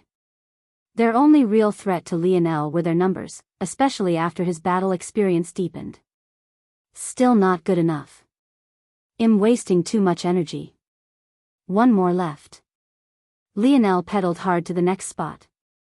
This invalid had originally been over 400 meters away, but by now, it was within 50 of their base. There was no doubt that it had already caught their scent. By the time Lionel made it there, panting, he came face to face with an invalid that seemed painted in silver. Its skin had become a flexible metal, and judging by the heavy sounds its normal footsteps caused, maybe it wasn't just its skin that followed this pattern. Across the board, its stats were completely normal. Nothing was above 0.70, but Lionel knew his senses would not lie to him. This was most definitely a grade threat. Now more than ever Lionel realized just how flawed his self-created stat system was. He still didn't have the ability to account for everything. He couldn't even begin to posit how he would perfectly account for all of these abilities properly. From just about 20 meters away, Lionel launched a dart, immediately catching the attention of the metal invalid. Just as he hoped, it diverted its attention away from his sleeping friends. However, aside from that, the results were less than pleasing. The dart's tip completely shattered against the invalid's body. Its reactions were far too slow to dodge, and its agility was even worse, but it didn't seem to matter. There wasn't even a single scratch on its body. Damn it.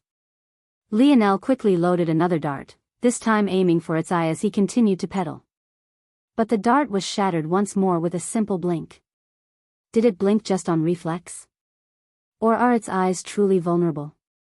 There wasn't much time left to think. Lionel hopped off his bike once more, charging with his shoulder and ramming into the invalid's chest. A grunt escaped Lionel's lips as the invalid was sent tumbling backward. Only 5'10", lean body type, yet weighs over 400 pounds. Realizing the ramifications of this, Lionel retreated a few steps, nursing the numbness of his shoulder.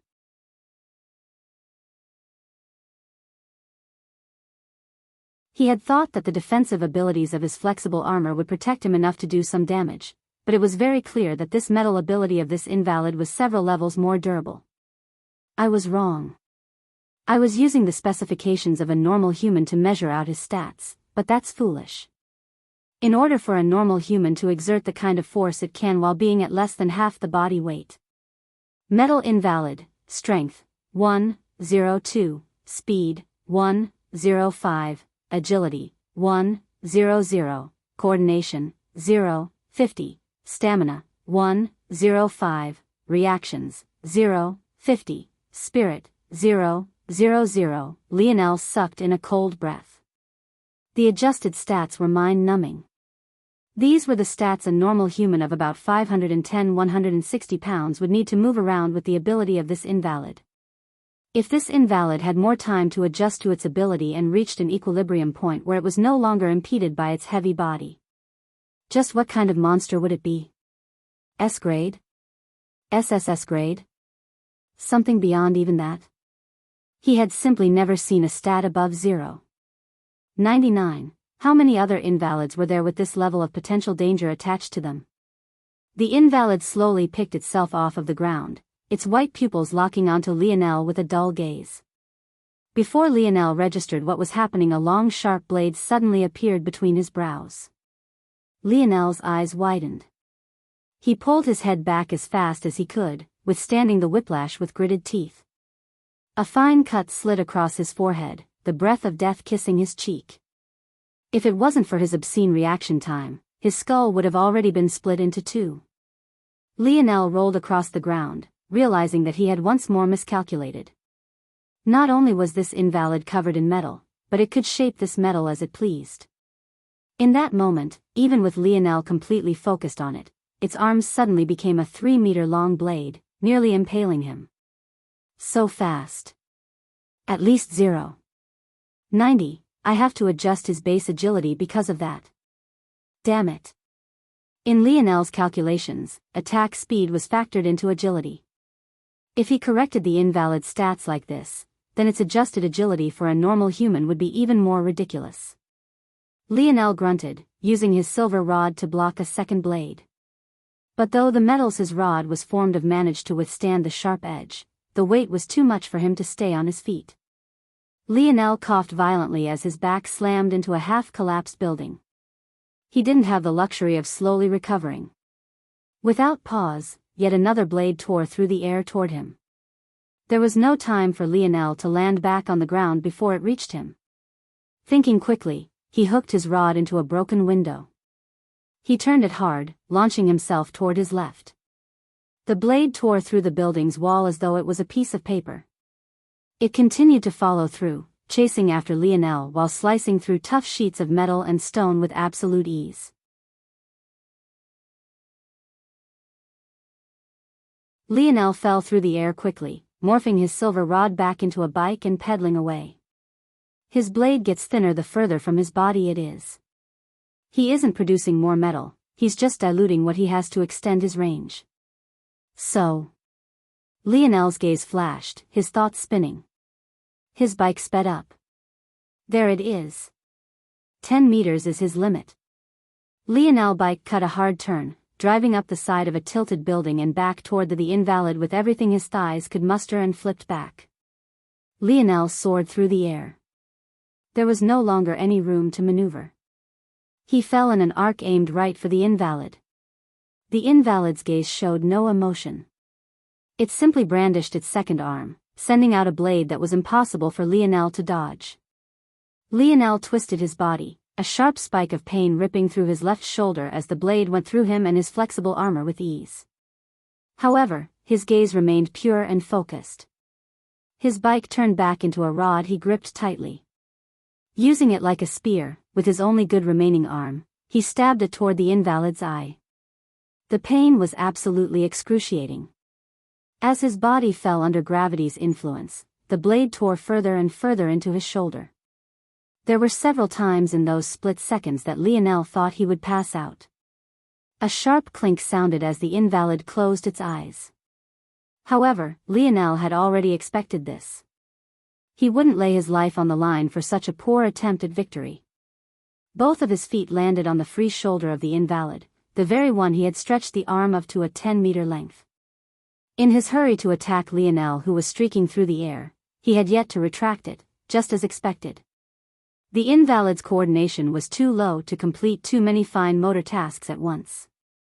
Lionel roared, both of his legs slamming downward with all of his might. The invalid fell over. Then with a sharp snap, its arm broke right at its shoulder joint.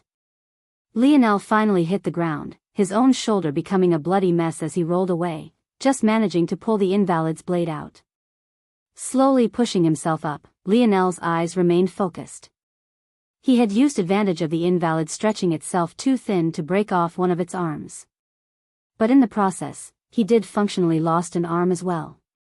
The break in Lionel's flexible armor began to mend itself, sewing his wound shut at the same time. This was why he dared to take on such a terrible injury. Even if his left arm was now all but useless, blood loss wouldn't be a problem. In fact, due to the amount of pressure his armor was placing on his wound to keep it suppressed, in a pinch, it wouldn't be impossible to withstand some pain and use it. He's bleeding. Lionel's pupils constricted. He could see it. From the split in the invalid's shoulder, a coarse, metal-infused liquid was dripping. Lionel could even faintly see some pink muscle fibers. So his inner organs aren't metal.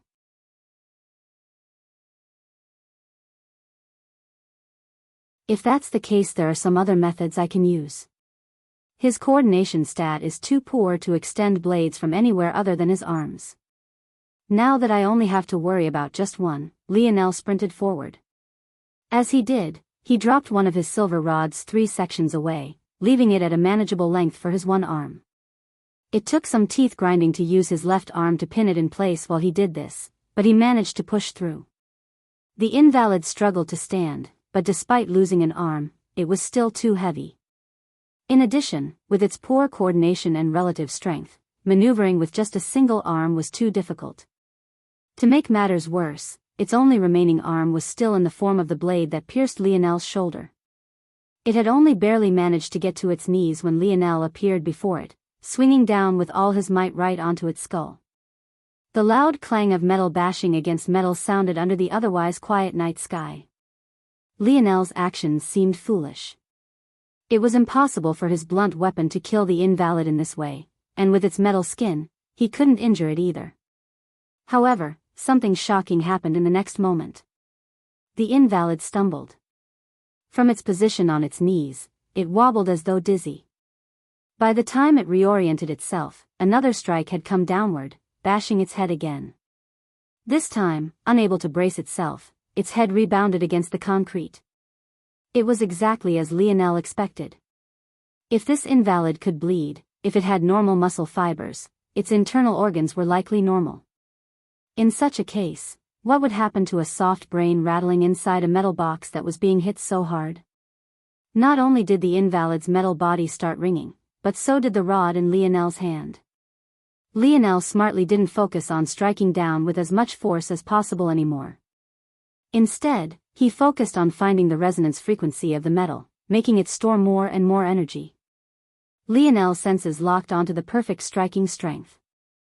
With his unmatched coordination, he swung his arm in perfect rhythm, neither using too much or too little power. By Lionel's 10th strike, his breathing was like hot coal to his body. The invalid lay twitching on the ground, but Lionel madly continued. It was too strong. If he let up and let it recover, it would be him who died here. Unwittingly, in his fatigue, his mind settled into a primal near-bestial state, his hidden imposing aura blooming forth and blanketing the area more and more with every swing. Lionel didn't even notice that blood began to ooze along with an unknown white substance from the invalid's ears. The only so-called twitching was of its fingers just barely scraping against the ground, the last movements of the dead. It wasn't until Lionel's rod slipped through the motes of lights it became and hit the concrete, almost shattering his wrist, did he awake from his stupor. Lionel Morales, strength, 0, 75, speed, 0, 70, plus 0, 1, agility, 0.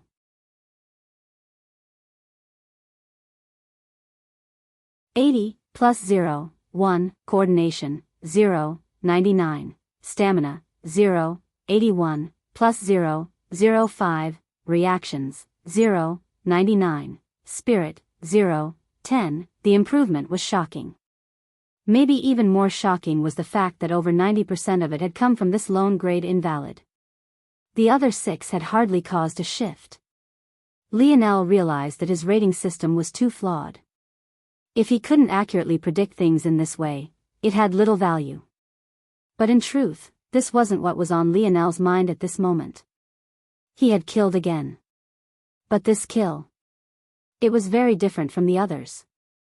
He had done it subconsciously, as though there was a beast lying in his mind, as though his morality was just fake posturing he used to absolve himself of responsibility. Look at that, he really killed it. Damn, I knew I should have bet. Too late. Who asked you to reject free money? You dodged a bullet and now you want to gloat? Weren't you the one just saying the kid was definitely dead? Shut up, the two of you. Lionel frowned. He hadn't picked up these people before. They had definitely been waiting outside the 50-meter radius of him. In meditation, Lionel's senses were near perfect within 50 meters. In a state of wakefulness like he was now, 20 meters was his best. But, he still had vague inklings of the goings-on up to 50 meters away. In addition, he could gain a very rough picture of a few hundred meters if the targets had large enough energy signatures, like the grade invalids, for example.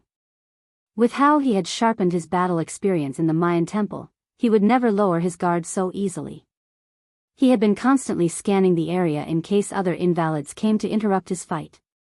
But he had never thought the ones to come would be other humans. Hey, kid. We can make this easy on you. After all, we're fellow humans. You seem to have gotten some good stuff out of your zone. That rod looks particularly useful.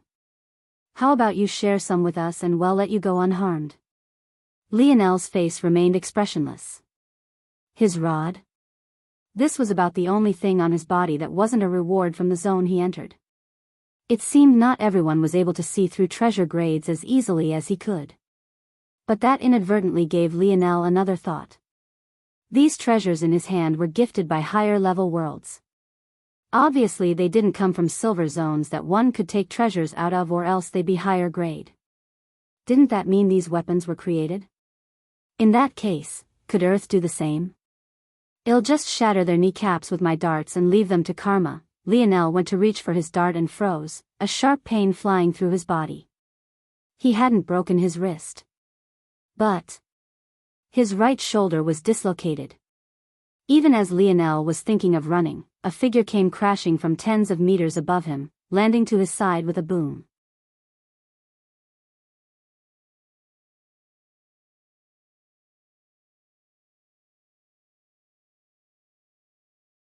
Chapter 21. Aina? Lionel suddenly remembered that before he sensed that 7 grade invalids, he had also caught the faint fluctuation of someone or something else. But he had lost track of it near immediately. Could that have been Aina? But if it was, should he feel bitter about the fact she hadn't raised a hand to help him to now? These thoughts didn't survive very long because though Aina tried to hide it, his senses were much too sharp. He saw that not only was she not in top form currently, but there were small specks of dirt, blood and grime in hard-to-find areas. There was no way Aina had rolled out of bed like that. Aina turned back and looked up at Lionel. Why did you leave without a word? I already said that it's not safe to work alone. Hearing these words, Lionel instinctually frowned. Are you sure it was you who said that? Or was it your servant Yuri? Lionel was shocked by the own snappiness in his voice. But the mixture of resentment and fatigue left him unable to control his emotions very well. It really had been Yuri who said that her Miss Aina wanted to work together. Those words had never come out of Anna's own mouth. Why should he care about something she couldn't even be bothered to say personally? He was more surprised she hadn't sent her little servant here instead. Both. Anna replied with a glare. You're our leader, you can't recklessly leave on your own. Even if you did it to protect us, don't you think your own safety is important too? If you fall, do you think they would be able to survive for long? These were the most words Lionel had ever heard Anna speak. However, even if he was stunned, he had far more pent-up rage that suppressed it completely.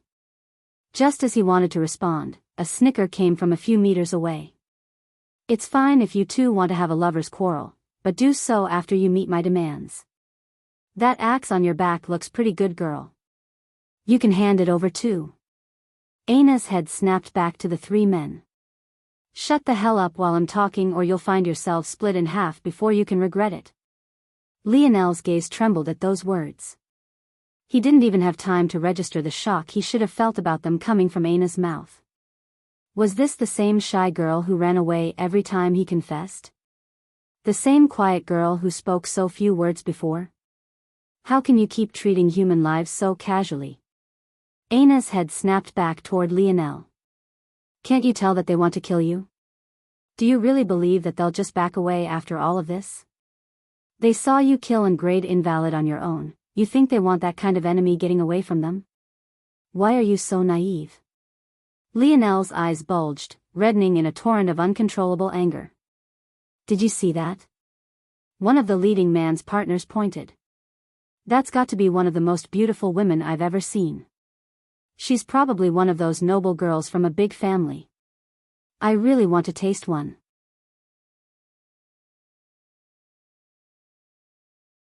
It seemed that since Anna immediately faced Lionel when she fell by his side, and the fact her massive axe covered her back view, it wasn't until she turned to curse at them that they got a true look at her. She really does look good. You got first dibs last time, though. It's my turn. No way. She smells like a virgin, I can catch the whiff from here. She's much higher quality than the last one. The leader cut in, licking his lips. Let's use the usual method to decide. Fine. Rock, paper, scissors it is. Ready. The night sky fell into a greater darkness. For a moment, it felt that even the moon above was eclipsed, the bloody, murderous intent suffocating even its beauty. The three men turned toward Lionel, terrified expressions on their faces. I dare you to say another word about her. Lionel's eyes, already fueled by his other burning emotions, had almost completely turned a blood red. His whites were swarmed by snaking blood vessels, and his irises, once a gentle hazel, blackened completely. They simply didn't deserve to live. Lionel's muscles flexed so strongly that his dislocated shoulder snapped back into place. Ignoring the twanging pain, he reached to his back and pulled out 3 darts. What happened next could only be considered a blur. 3 flying silver spears. 3 cries for help. 3 bloody holes. 3 dead corpses. Even after the deed was done, Lionel was still livid. Anna sent a glance toward him, her emotions once more unreadable. She walked forward and took the treasures they had kept on their bodies and walked back while Lionel was still in a blinded rage. Oof. A tiny fist smashed against Lionel's chest, causing him to stumble backward and fall to the ground in his fatigue. If it wasn't for his flexible armor, his ribs would have probably broken. Lionel looked up to find Anna. He obviously knew that she was the one responsible, but he was too tired to do much about it. He simply met her gaze, huffing and puffing. These are only D grade, but they're still better than using your bike as a weapon like that. A pile of treasures fell from her small arms. There were 3 weapons, a shield, and 3 armors for various body parts. Of the armors, 1 was for the shins, another was a helmet, and the last was a chest protector. As for the weapons, there was a pike, a sword, and finally a spear. Lionel didn't answer, getting the first good look at Anna he had in almost a year. Even when he came back from the Mayan temple, he hadn't had a chance before her arm was suddenly through Conrad's chest. Looking at her now, he still couldn't fuse her image with the devil of her that had been growing in his mind. Her features were too delicate, too beautiful, for her to be that same woman who all but ripped a man's heart out with her bare hands. Her body was fitted in a deep black militaristic outfit. There were many pockets and belts that surrounded her figure, still doing just as bad a job at hiding her curves as her dresses had.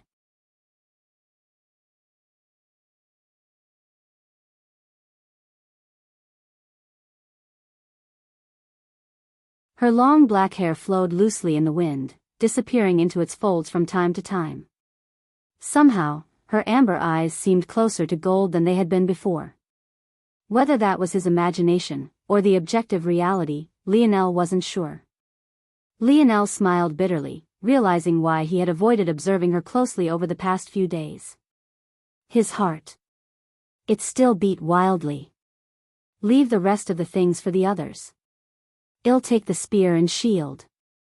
Also, thank you. I didn't consider enough that if there were grade invalids around drawn in by the zone opening, there would definitely be other invalids as well. Aina's expression softened at these words, but she didn't say anything in response. Let's head back. Lionel slowly picked himself off of the ground. We can't. Aina suddenly said. As you said, the zone is pulling in invalids. Until it's closed, getting out of this area will be difficult. Invalids have far sharper senses than we do in exchange for their weaker intelligence. They can sense a zone from tens of miles away and will slowly converge. Lionel frowned. He most definitely wasn't in a state to be entering a zone right now. Here. Aina handed him something that looked like a pill. She had pulled it out from one of the many pockets she had. Lionel raised an eyebrow. He hadn't been able to sense something with such dense energy despite Aina standing right in front of him. It seemed her pockets weren't normal. There wasn't any skepticism in Lionel's thoughts. He took the pill from her, careful not to touch her soft palm, and swallowed it. A fire lit down his throat, coursing through his body as through it was a racetrack. The wound on his left shoulder rapidly sealed, and even the soreness in his right vanished. Finally, his fatigue trickled away as though he had just taken a good nap. Lionel Morales, strength, 0, 80, speed, 0, 75, plus 0. 1, agility, 0, 85, plus 0. 1, coordination, 0, 99, stamina, 0, 86, plus 0. 0, 5, reactions, 0, 99, spirit, 0, 10, a flash of energy raged around Lionel's body. A barrier that had blocked him crumbled and he felt his spirit shoot upward. Spirit, 0, 11, it was a small change, but Lionel felt that it made a world of difference. Just what kind of pill was that? Almost all his stats had ticked up by 0. 05, Lionel wasn't a fool. He knew this pill was more valuable than Aina let on. Even putting his life on the line against the metal invalid wasn't as good. Take care of yourself from now on. Aina said. This pill only works once. Thanks. Lionel said absent-mindedly. We can go now. Yuri will find this place after we've gone. Shouldn't we wait for them, then? It's not far, we're already less than 50 meters from them. After he said this, Lionel mumbled under his breath. I've already made the mistake of entering a zone without enough numbers before. Aina's senses were sharper than he gave them credit for. Her brows raised in shock at these words unbeknownst to him. No.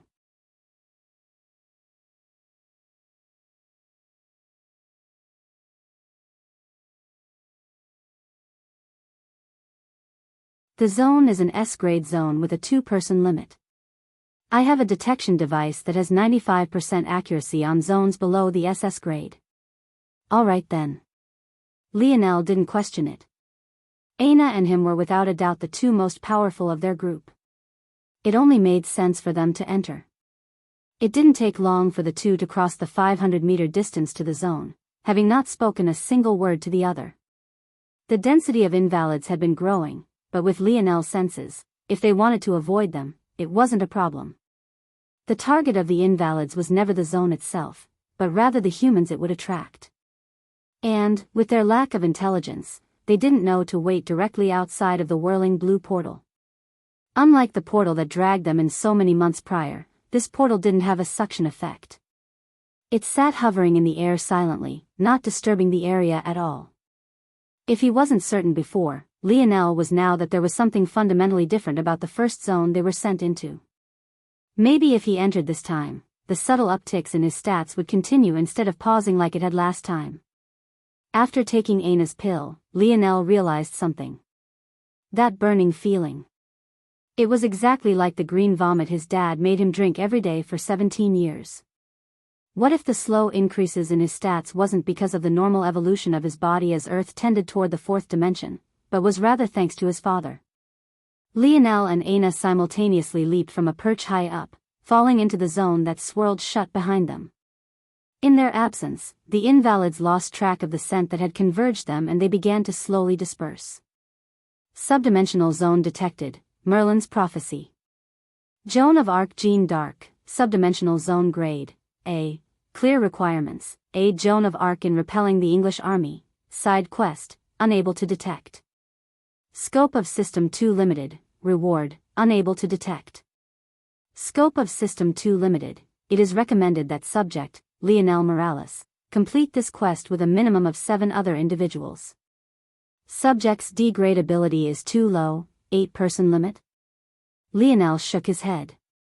The voice of Lionel's wristwatch sounded in his mind, but he ignored it in the end. Compared to Ana's detection treasure, it was too inferior. There was no need to take any of it seriously.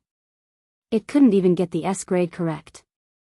Last time it had predicted the Mayan temple was an F grade zone until he ran into the priest and it upped it to the C grade. Plus, he didn't really have the luxury to think about it even if he wanted to. He and Ana appeared in a small village filled with dusted roads.